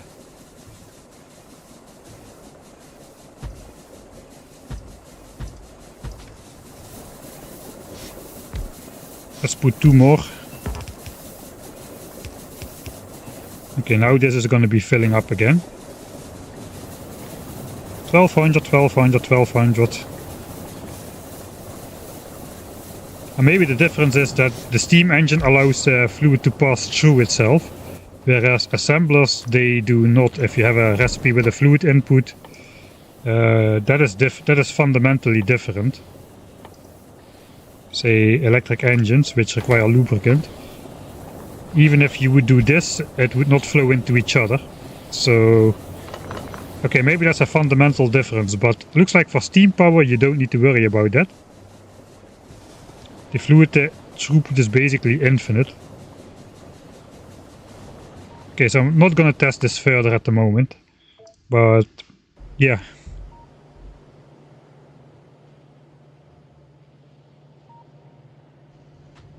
Yeah, power is not an issue at all on this planet. This theoretically should be enough power to power the base. So I can make one more of these giant steam power blobs. Am I going to... I may as well just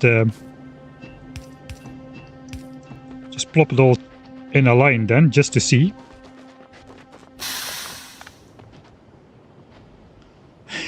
Hello, Luke!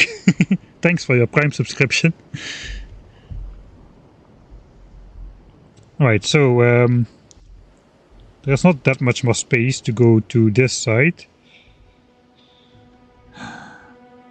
I really don't want to make this planet an ugly blob of like steam turbines, but I guess...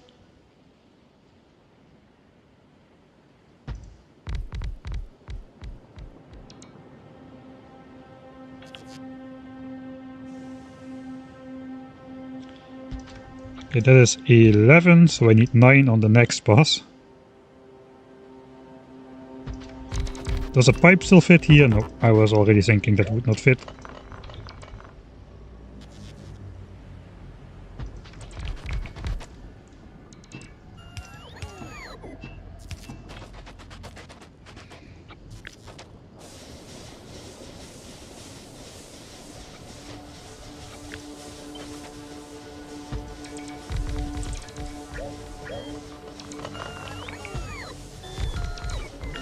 Okay, this is 10 again.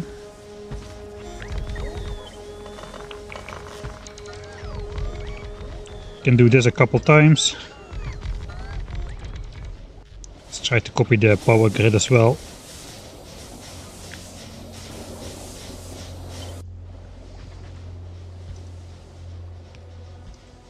It looks like I didn't bring enough power lines.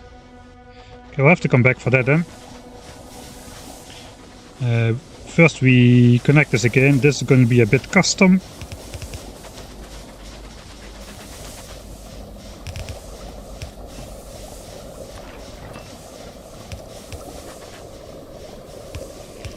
And here we can go standardized again.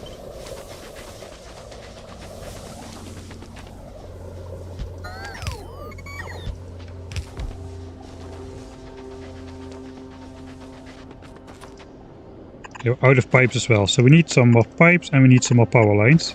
I think I've got all of that prepared at the base. We just follow the power line back. I will throw my extra legs in there for the occasion.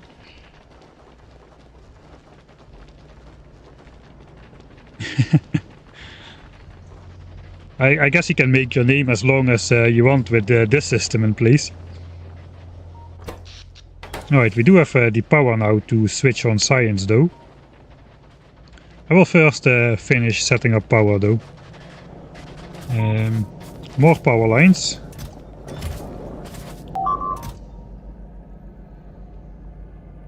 Why am I not using turbines? I don't have access to nuclear power and I cannot get it.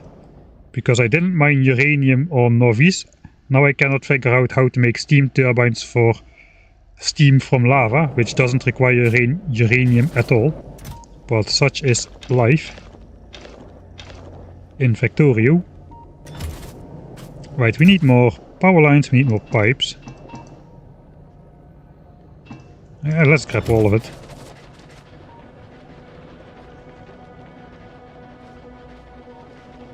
Yeah, I'm really glad I didn't limit myself to starting with absolutely nothing. Starting with some personal construction bots to deconstruct all the rocks around is a godsend. Somebody on stream, a viewer, said they also did a cold start on Vulcanus, but they forgot their armor with construction bots and they spent 4 hours chopping rocks all around the place to get started. Because just to unlock everything.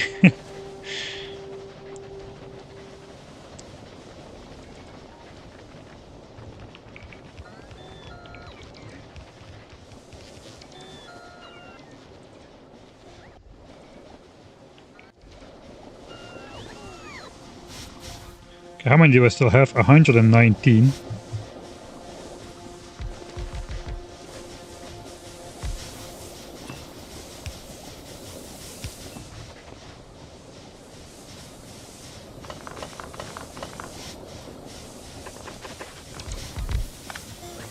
No, that's not gonna fit.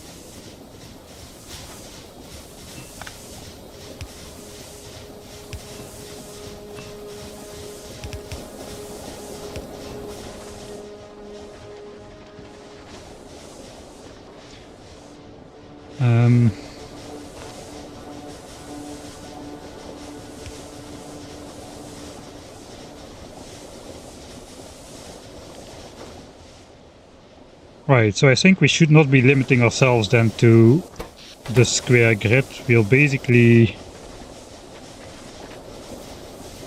try to move this out.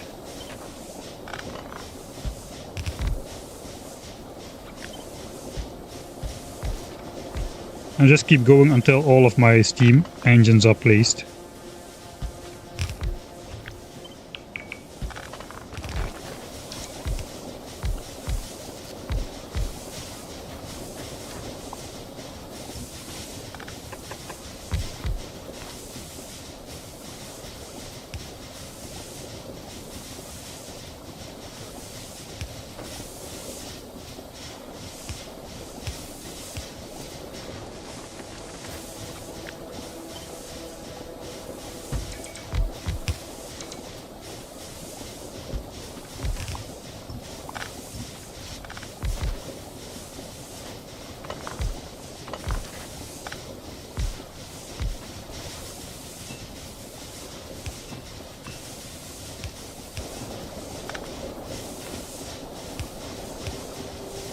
It's a little bit more manual labor, but I guess okay.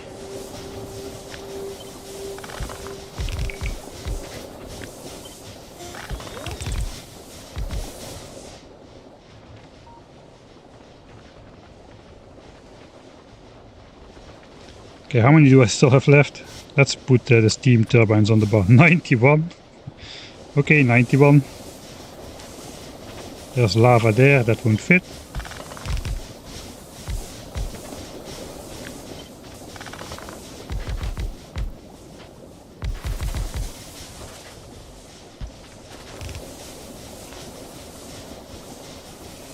Okay, the power line system does not make sense anymore, so let's not care about that.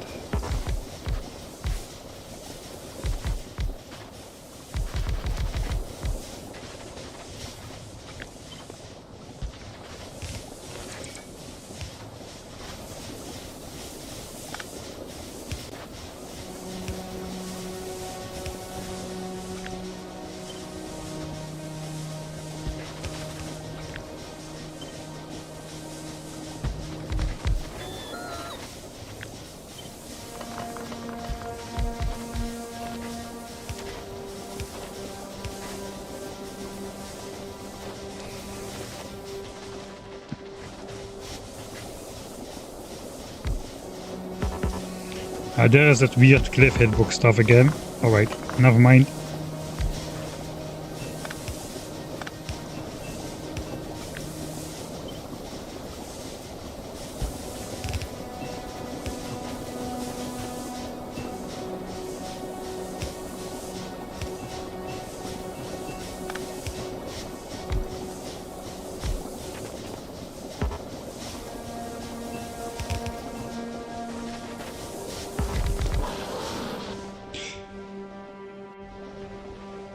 Oh. I'm of course building pretty close to his territory. It looks like he's going out a bit to turn around. So let's definitely not come this way too much. Don't go to my miner. You're not going to my miner, are you? It doesn't appear. The small ones went about half a chunk out of their area to attack something. So I don't know how that scales, but looks like medium ones. This guy's not really caring about it at the moment. 100,000 hit points though. And over 3 times as fast healing as the Mark 1 worm, let's call him like that.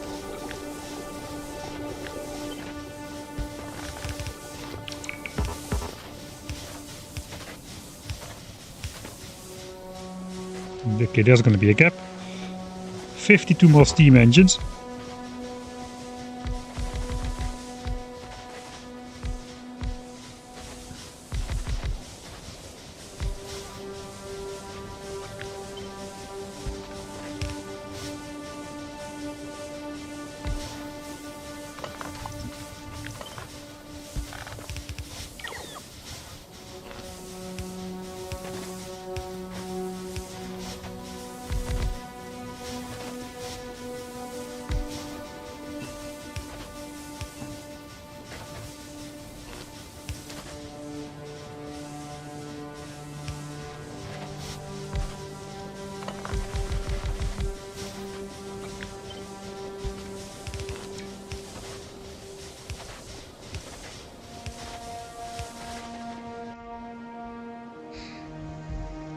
I disconnected the layer above. What else is new? I just cannot keep Control X and Control C separated with my pinky finger apparently.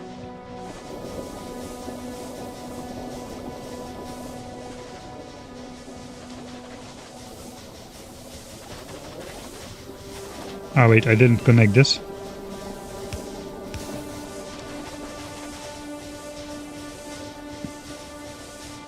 Okay, 24 more. Okay, that should fit.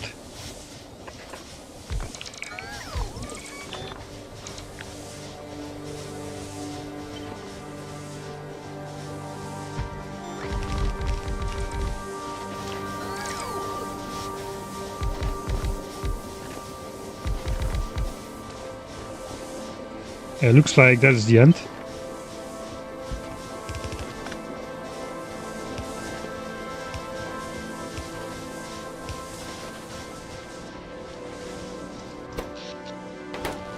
There's 455 steam engines hooked up. This is 55, so here are 400. And they all should be powered from these guys. These produce 12,000 steam a second and consume 1.2 ore a second. This guy produces 3.25 ore a second, so that is good.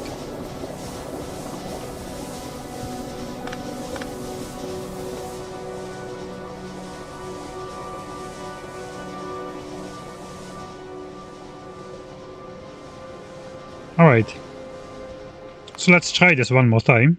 I'll just write over this save. How much power can we produce with this thing? With everything flowing one way.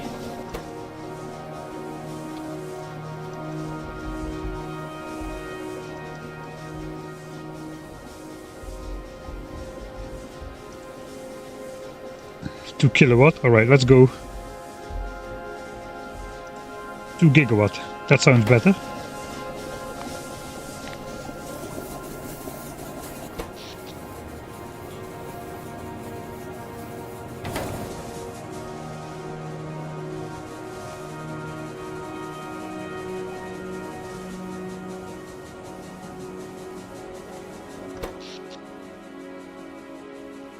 $409 megawatts. Okay, let's deconstruct the original one.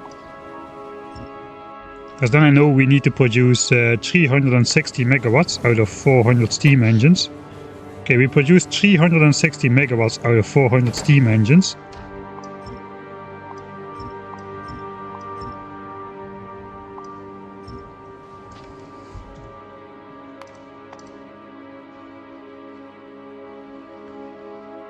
And that means we are consuming 720,000 steam per minute, which is 12,000 steam per second. Alright, so 12,000 steam per second is now actively flowing through this pipe.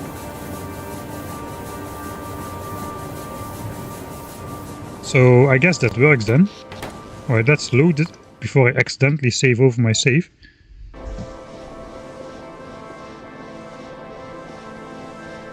Alright, 1 second.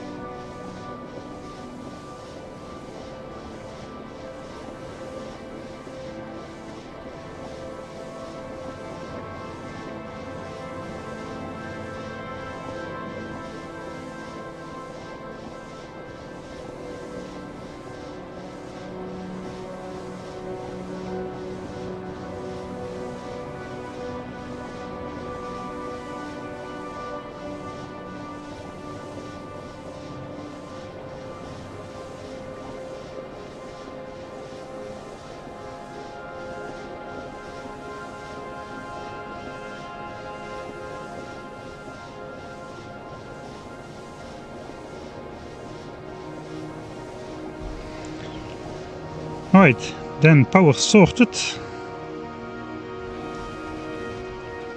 Let's head back to the base. Now we can actually switch on science per minute.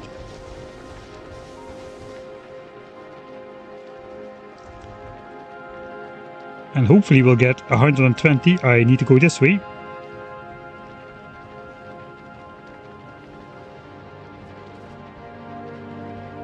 Alright, so this is automated. There it's automated.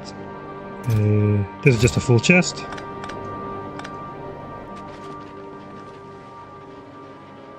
I guess we don't need this anymore, but we'll leave it up anyway.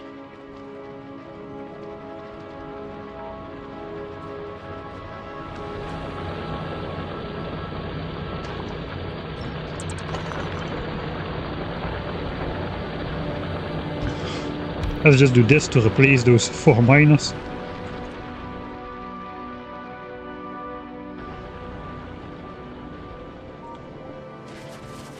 Alright, signs per minute time, I presume. And we'll find out what the overproduction is as well. I'll stow this away in a chest.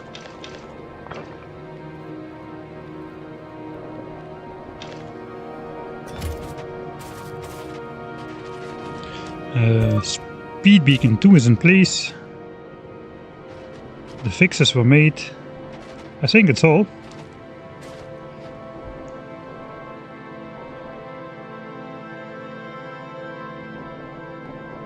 Yeah, when I arrived on this planet, I was thinking solar was going to be the way to go with 400% solar in the atmosphere. But turns out it's not. Steam engine is way cheaper to set up, at least. I guess solar would be okay as well. It would still be more space intensive than steam, I imagine.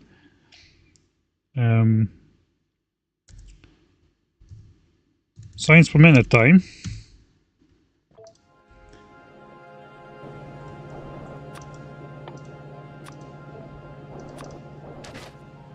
A solar panel produces 240 kilowatts. So this is, which is approximately the size of a steam engine with, if you include some piping and whatnot, is 480 kilowatts. So you still need twice as much space for solar power as you do for steam. And yeah, it's very nice if you can build solar grids with bots, but then you first need to unlock cliff explosives, which means sending space signs to wherever your base is, or sending electromagnetic signs, metallurgic signs to wherever your base is before you can get rid of those cliffs. Or play hide and seek with some of these demolishers. But yeah, building a solar grid not very easy. Building steam even was like labor intensive, at least. So yeah, let's switch it on and see if we get 120 signs a minute. Would be cool.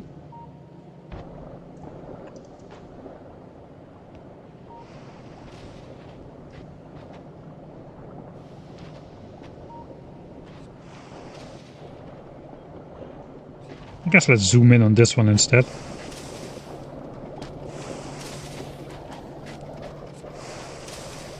Alright, something like that.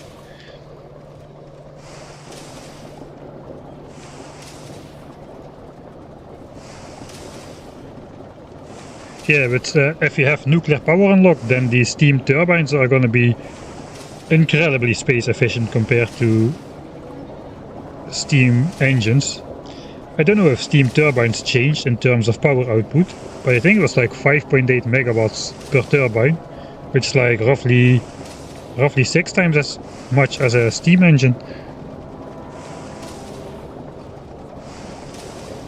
With legendary quality solar would be better, with legendary quality steam would be better as well. The steam engines also increase in power consumption. Control F4, not Alt, alright.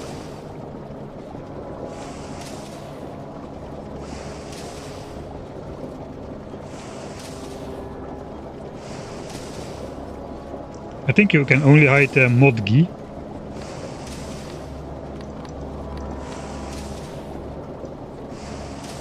Actually, space exploration maybe, or space age may be considered a mod, but it's not.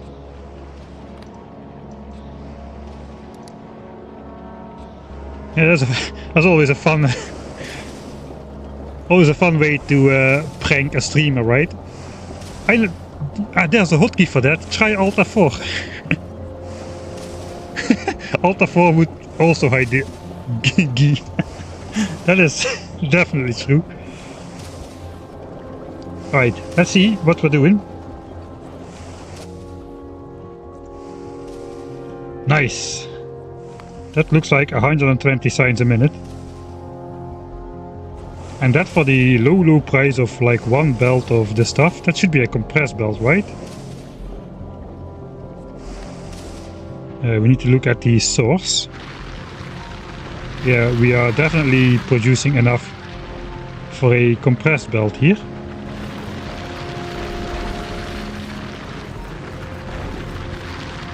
Let's do prioritize.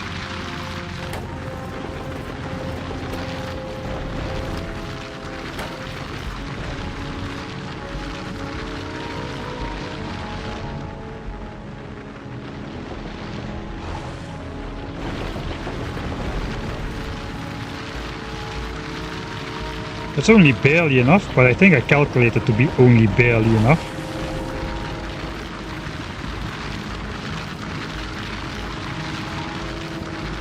Maybe it's not enough.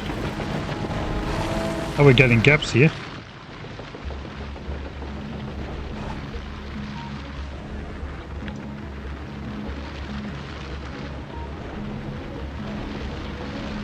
(24 times 0.58).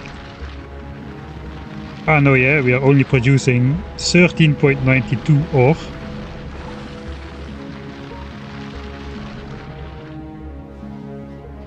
How much are we consuming though?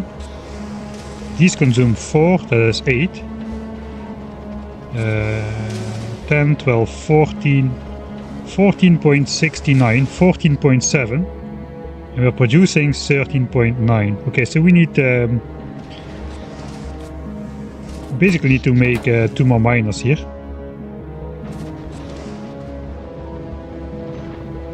I have more miners, so let's go over there. We'll throw down 2 more, that should do it for sure. That won't influence the science per minute number because we've got the entire belt buffer backed up. But we need to do it before we run at a shortage.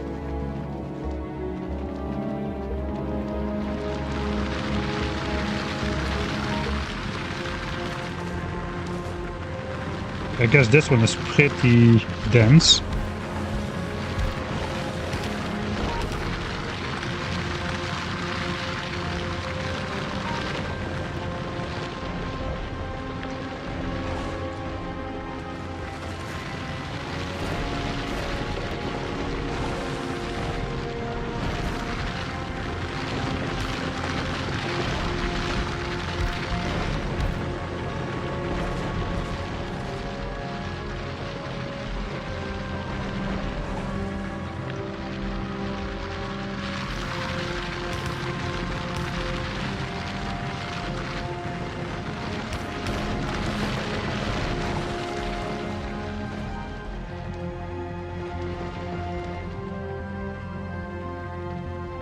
Okay, this actually is going to influence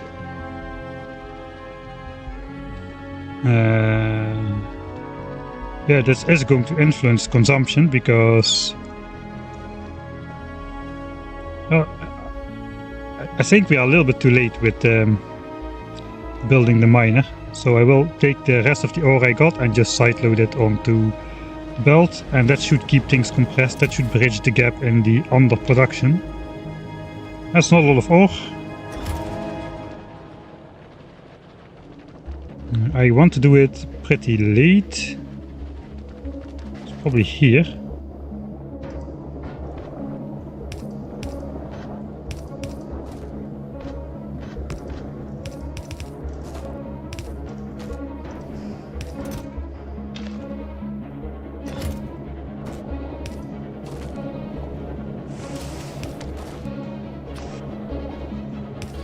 Okay, this should not go in between, right? Please tell me that didn't change. Okay, it appears it does not go in between. Okay, there's one gap.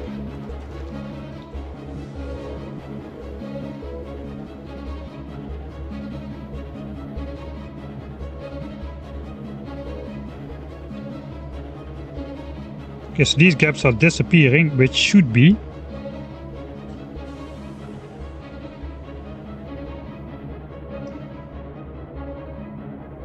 as we are not consuming the entire belt. Yeah, I'm going to mess myself up here.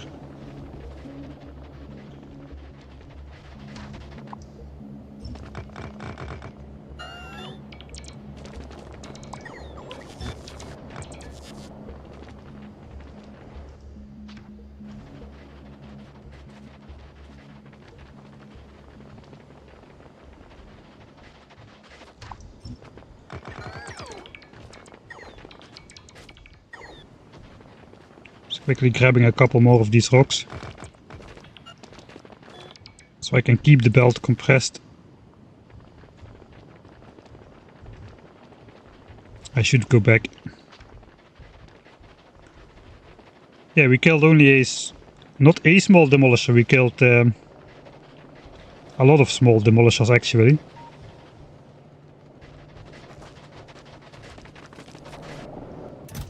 But we did get destroyed by a small demolisher as well.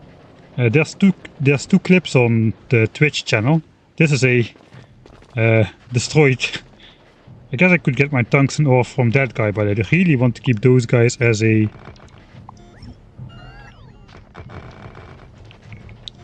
sort of a trophy, I guess.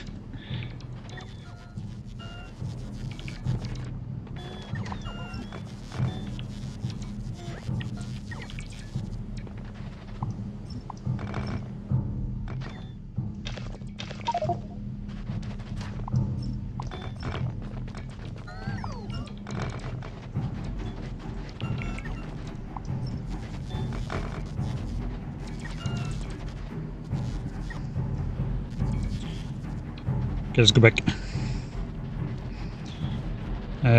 What did I use to kill them? The first one I tried to kill with basically a lot of stuff at the same time, but I just used way too little of it.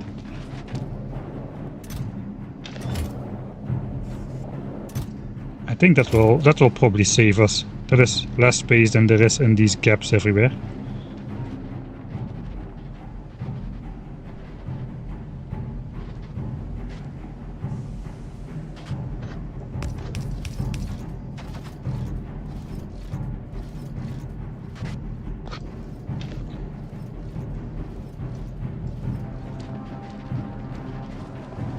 And the second one we just did it better with landmines and gun turrets.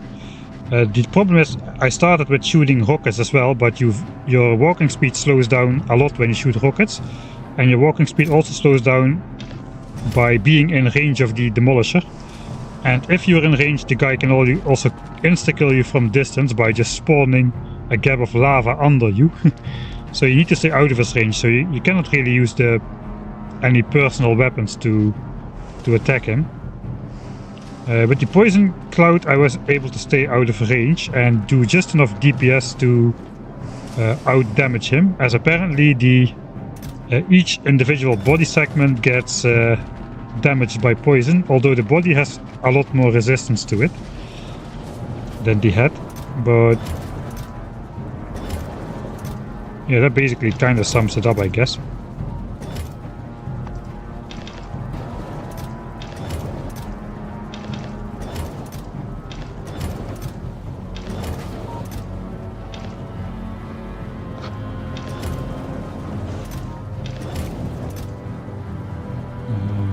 Calcite, sulfur, discs, these things. I guess those go in here. Cool. And that's the last of the gaps. Those are side loaded away as well, and the rest of the belt should be compressed every time. Yeah, we see ore backing up now on this side. Alright, that's good enough.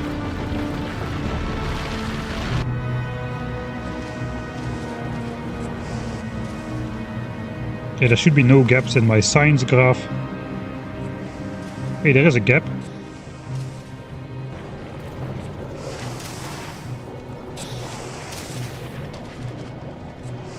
How is this still not fast enough?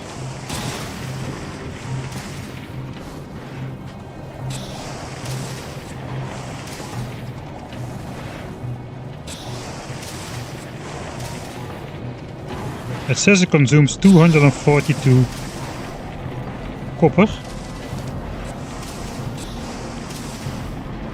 And this is supposed to produce... Oh, dang it.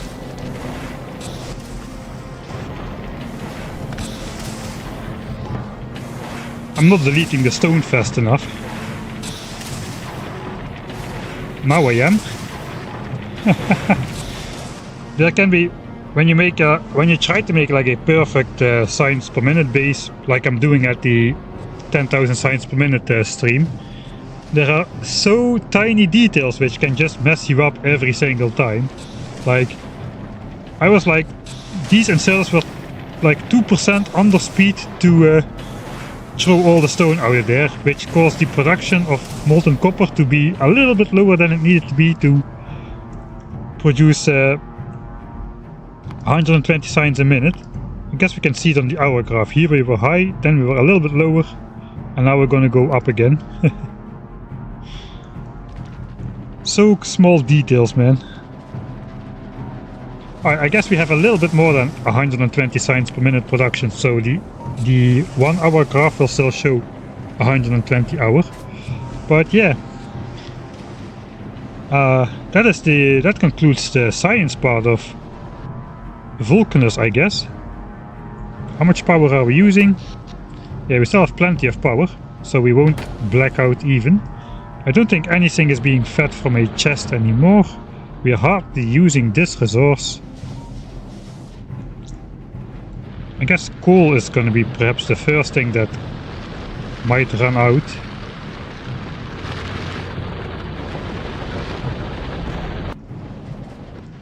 I still have a big miner. Let's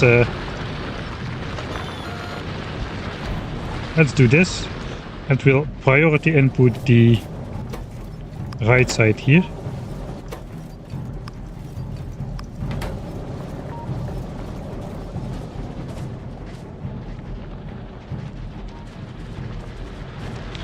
This actually should deliver all of the coal which is needed.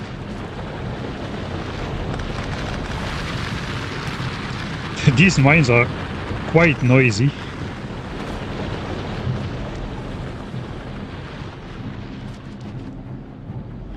How does steam work? Yeah, that was a very good question which I also had at the beginning. Turns out there is now a new recipe which lets you neutralize sulfuric acid with calcite, which is mined on this planet. Just a very small amount of calcite makes it into steam. And you may think sulfuric acid is quite expensive because it is a northeast, but here you just literally pump it out of the ground with pump jacks at insane speed, 700 a second. That, like, 2 of these by themselves could power this 400 megawatt plant here. I guess this is going to diminish, so I still filled in the entire patch.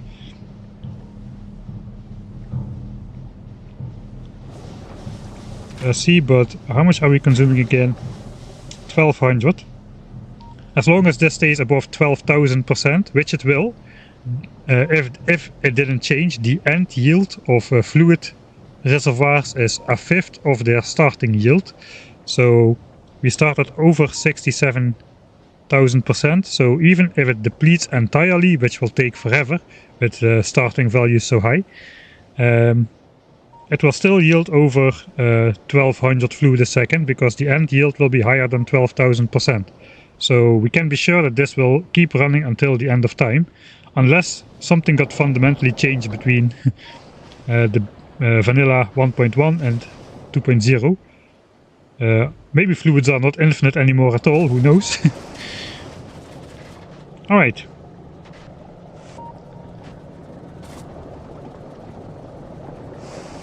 How are you enjoying Fulcanus to Fulgora? I think I liked Fulgora more, especially from a cold start perspective, which we are doing, because in Fulgora it is quite easy to get things like substations going, because there is, hey, something deadlocked here. What deadlocked? We'll have to investigate. Because the recycling recipe basically gives you all the resources, which you see on the belt here. So getting substations is as easy as grabbing steel and red chips, and then we need to get the copper plates from some recycling or something, but that was quite easy. What is going on here? Something must have backed blue chips? Why is blue chips backed up though?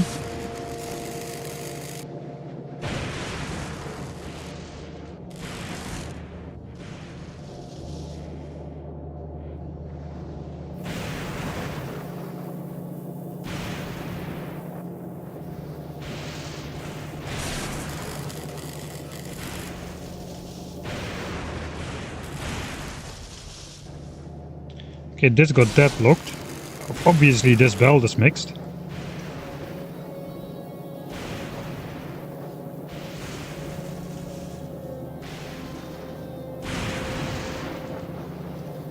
I think we are not supposed to unload.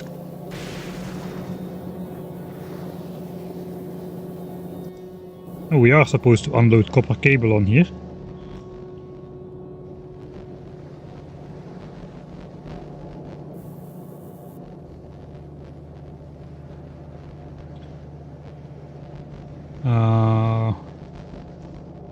Maybe I was supposed to hook this up to here.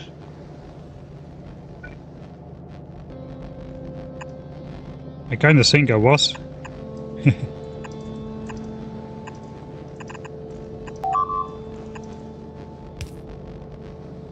Yeah, these are clogged because there's now iron plates in them, which are not supposed to be in there.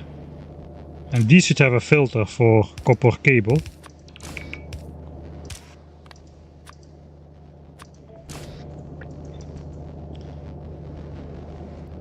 So I guess we simply mark it for deconstruction.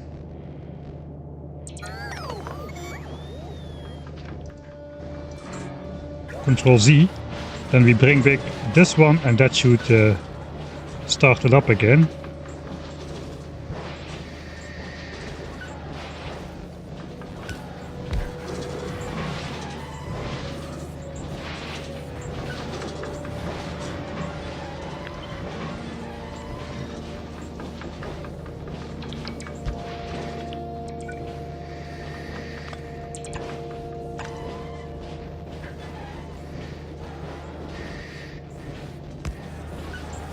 Oh, that should start it up again, I think.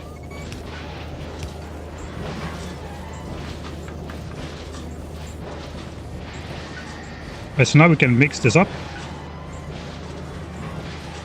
All the copper wire gets trashed here. Green chips first goes to here, where we trash the iron. And then trash the copper wire. This is also one of the mechanisms I really like about Fulgora. Believe it or not, even though it's now deadlocked after I don't know how many hours. A lot of hours, more than 10 for sure. But we simply solve that and stuff starts to flow again.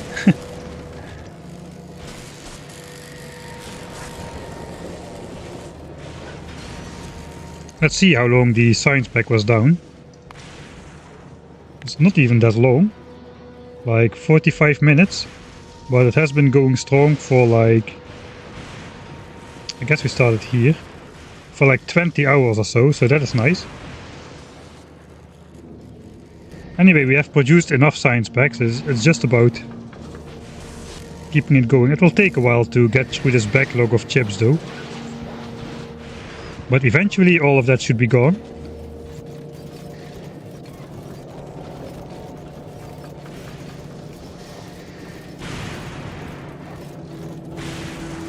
I guess one side of the belt will have to be drawn empty before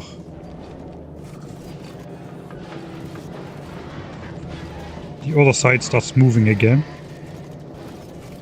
at full speed. So we'll come back here after just a little bit and see how it's going.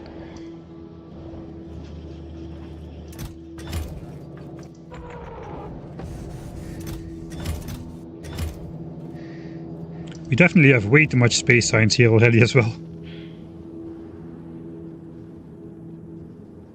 We're looking at the planet through remote access. We've got some bots set up. Thank God I did that.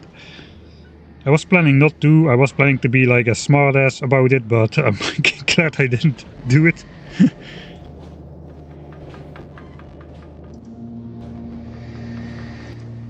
There's iron in here as well.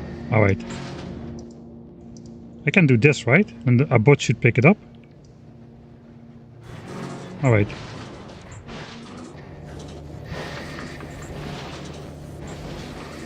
Copper, copper, copper, copper, iron, iron.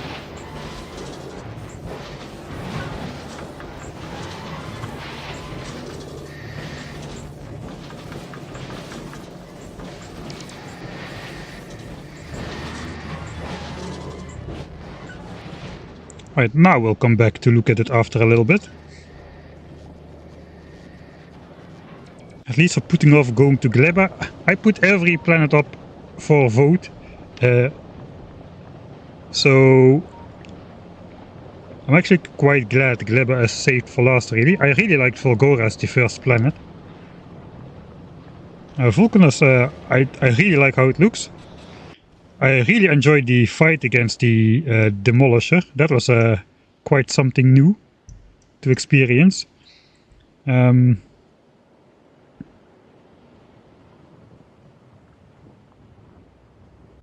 science pack is a little bit disappointing though, that it is so easy to make.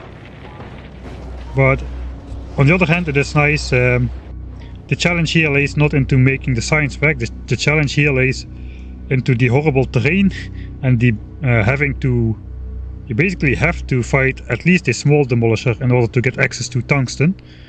So I guess that kind of makes up for it. But if you compare the science pack production here, which is literally this part assemblers, we combine coal with sulfuric acid to make the carbon, or you send it down from space. If you have a space platform, that's an option as well. That you combine with the tungsten ore and more sulfuric acid. But sulfuric acid is not hard, you just pump it out of the ground. This is basically oil. And here you literally just put like melt lava into iron, or like extract iron from the lava and combine it with the tungsten ore to make the other element. And that you combine with the same lava, but then you extract copper to make the science pack. That's all the steps you need to do. And then you can get like 300 science per minute from this patch alone, with a total quantity of science packs going up to 150,000 just from your small starter patch. 275k that was in there. These patches have like tens of millions, so I was kind of expecting you could just make a small amount of starter science from this, but that actually is not the case.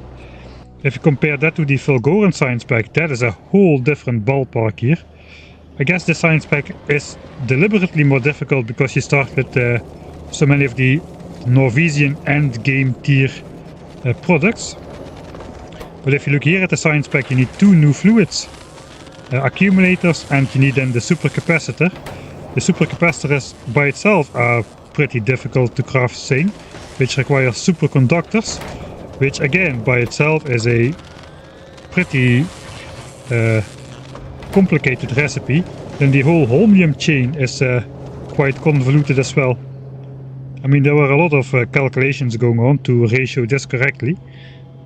Luckily I was a little bit clearer of mind on the day I did this than on the day I needed to do the Vulcanus section.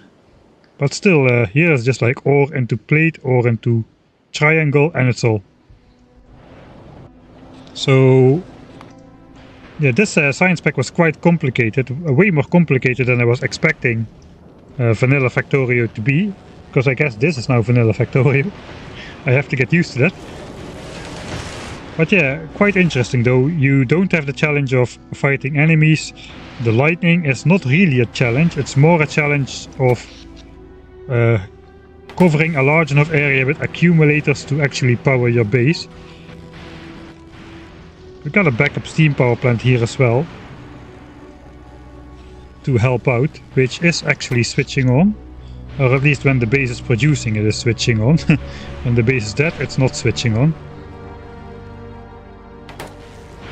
So yeah, a lot of fun challenges here, and then you have to get rid of the waste products, because if you don't, then as you saw I didn't get rid of the waste product of blue chips. That's a weird line to say. I didn't get rid of the waste product of blue chips, and the entire base clogged up. So this is a really fun puzzle to puzzle out. It is quite difficult though.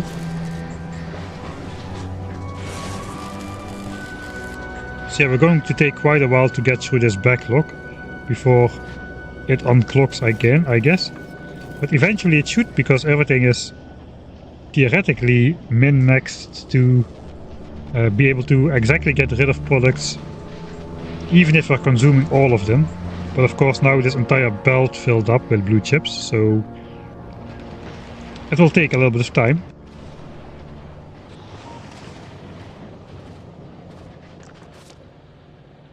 Alright.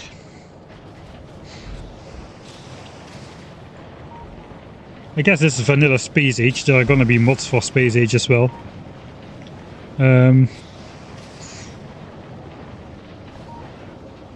I like the Gleba production chain, is everything else I hate. I'm really curious about Gleba though. That's going to be probably the only planet like Northeast which is going to have active biters and expansions and stuff, which you need to defend against. Because on Fulgora there's no biters at all, and on Vulcanus there's demolishers, but they don't leave their territory for whatever reason, unless you provoke them. So our Volgoran base is going to be perfectly safe as well. Someday we'll come back here, maybe. Maybe not, we'll see. Well, let's see how the grenade production is going for... Alright, that's going splendidly. That's enough. That's already enough grenades to unlock the mech armor once we send it over to Fulgora. That's enough military science specs worth of grenades. But we're not ready yet. We first need to build the rocket silo, and we need to automate these three things. So we need a real oil setup which can actually produce, which can actually produce enough rocket fuel to launch some rockets. We need low density structures, which is not so tough, but for that we also need the real oil production to get like plastics. Looks like we've got one chest full here.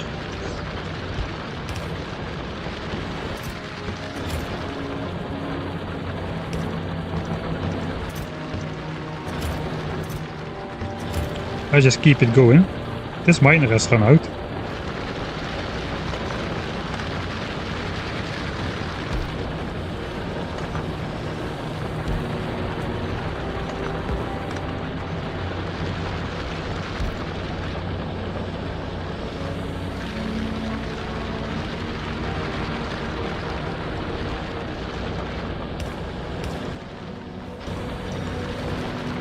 We have power now, so we may as well do that.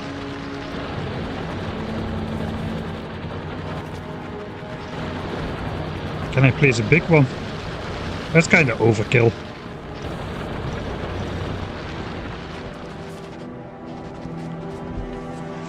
Right.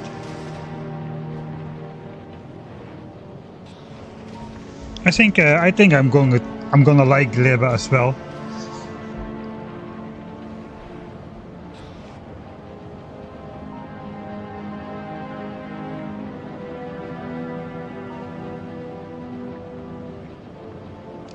Making real oil production with fake coal liquefaction sounds pretty wrong to do. I did research real coal liquefaction, did I not? No, I didn't, because that requires the metallurgic science pack, which we're making here. So we cannot do this until we send some science packs over there. You know, we may just grab a couple of these, just build like one rocket silo. No, we cannot really do it. We need like tens of rocket launches to get all the grenades on board. Yeah, I was thinking we can maybe just enable this recipe.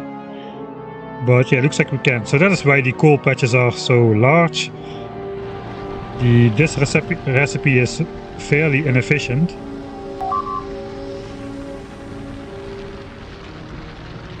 I did a coal stall in Gleba, I hated it so much. Right, I'm going to do that as well. I think how I understand the recipe change there is quite hard.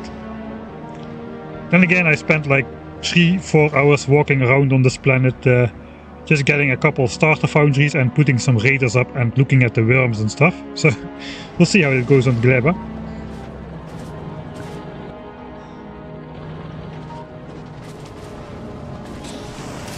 Okay, let's see how many of these things we're overproducing. We've got roughly 600, 700 of these. This is going faster.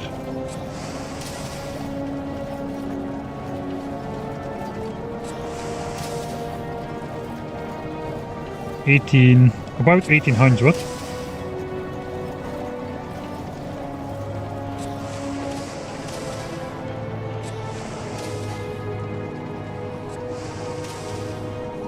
Because this is consuming 2.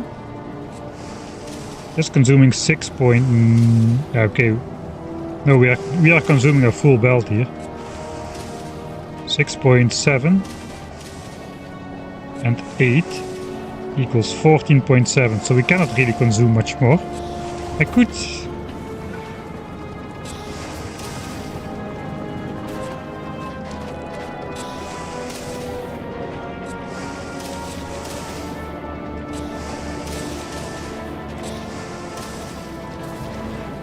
Which ones are more useful here?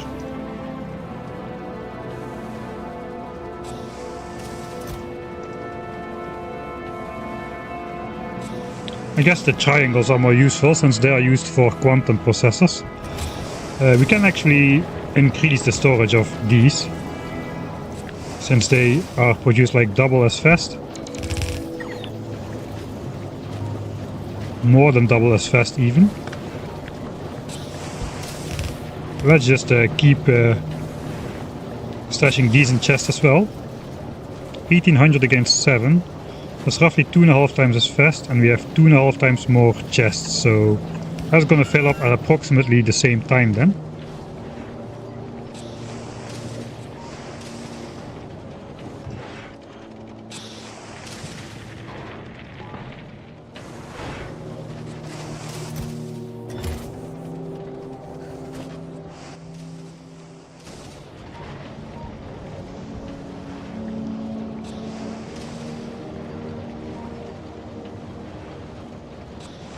Time to create some Excel tables for calculating science and rocket production on Fulgora. That was a monumental task, yeah. That was really quite hard. Especially once you factor in... You need to factor in the productivity from the inherent 50% productivity bonus from some of these machines themselves, plus the models you're going to put in them yourself. So my Excel table is like right here on the map view. But it's already incomprehensible. Like, systems like these only work basically the hour you're doing it, you remember what everything stands for, and after that it's basically game over. Good luck trying to figure out what you were intending with your stupid numbers over here. Alright. I mean, that is science. That is what I wanted to get done today. So I think I'm just going to end the stream over here. I don't really think I've got it in me today to do the entire automatization process for the rocket silo.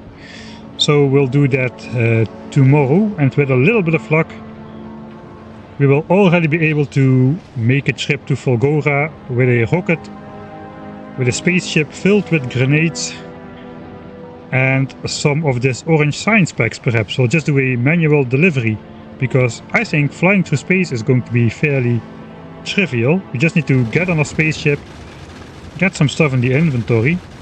I can diminish some of this firearms. We don't need this much of a stack, so we have space for science packs and whatnot. I could also potentially just build one of those cargo bays, which we have on Fulgora.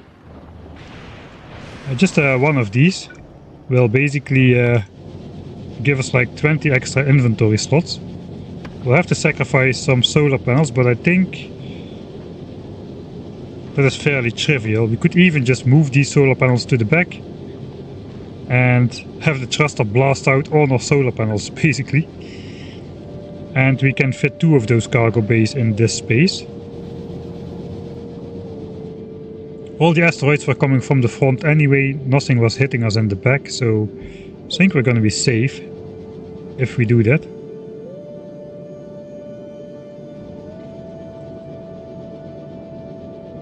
And then we can just pay a visit to Fulgora, deliver the grenades, deliver some of those orange science packs, and then we can really research some technologies again.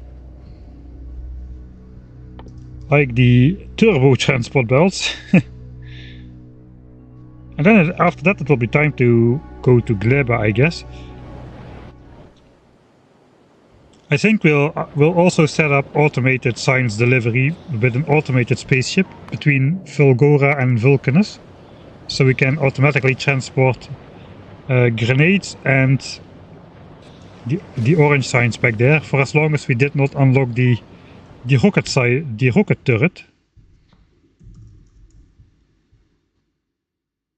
After we unlock the rocket turret, we unlock coal synthesis to go along with it, and with this we can on Fulgora also synthesize coal, which we currently cannot, but it is set up, and once this is running we can actually produce all stuff from military science on Fulgora as well, so we won't need to send over grenades anymore.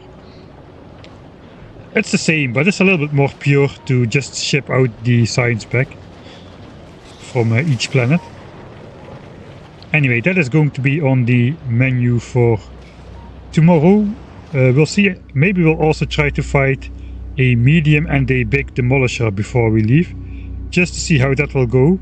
I think it will go poorly because I don't have the damage upgrades to on my weaponry to really do the DPS those guys require. I don't think. I think the medium we can take down, but the big one we won't have a chance. Yeah, we'll figure that out tomorrow as well. So better prepare some exotic new wares for your Gleba cold start. I know, I think Troepen did the Gleba cold start, so he had the like 24-hour stream just to get out of Gleba or something. I don't exactly, I didn't watch anything yet about that.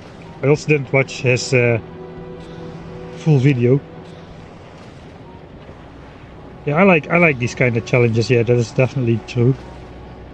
Demolishers do not seem to take back territory over time. That also is an agreement with what I read in the Friday facts. Once they're gone, they're gone. I think there is still a difference of starting on Gleba with nothing, including no technologies researched, and starting on Gleba with the blue science era basically complete and the personal armor with some bots and legs. That is quite a big difference, I think.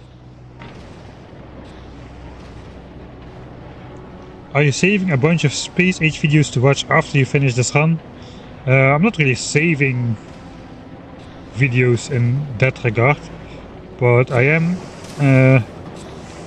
yeah, I'm basically not watching anything. This has to move. I was not centralized.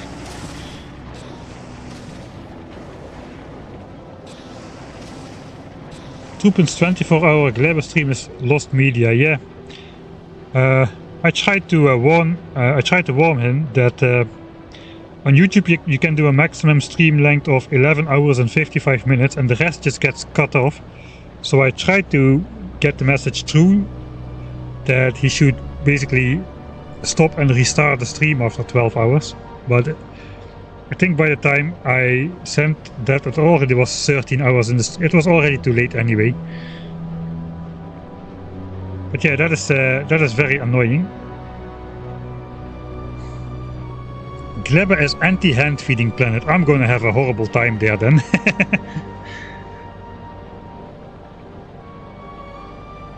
Epic ambient on Gleba as well. I'm kinda starting to expect epic music there as well. All the music was really good, except the Fulgoran dissonant track is a little bit too dissonant. Red flashes top right.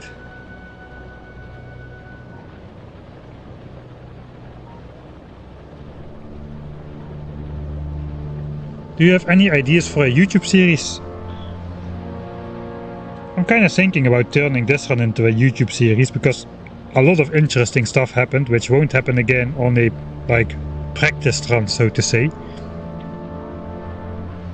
So the Novice base dying, kind of funny. First death against the Demolisher. Figuring out Gleba. Figuring out Fulgora the way we did it, without elevated rails. A lot of micro challenges included into this giant first playthrough. Way more challenge than I would normally think to put in a first playthrough of a game.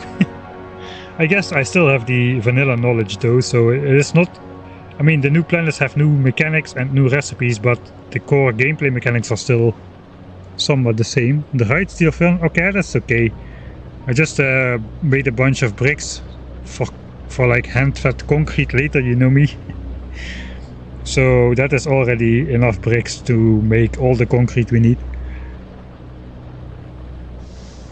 So I already written and recorded a script for the Novice part. So now we just need to get on to the Fulgora part.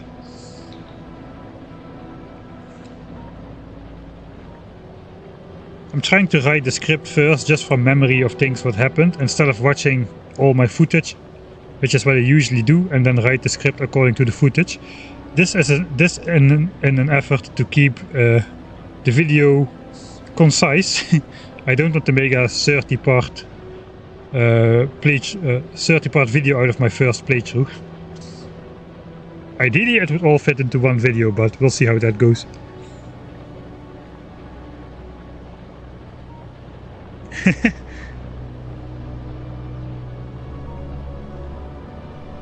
Heating towers? I thought heating towers were Aquila stuff. Currently staring at my tree farm, questioning why I didn't go anywhere else.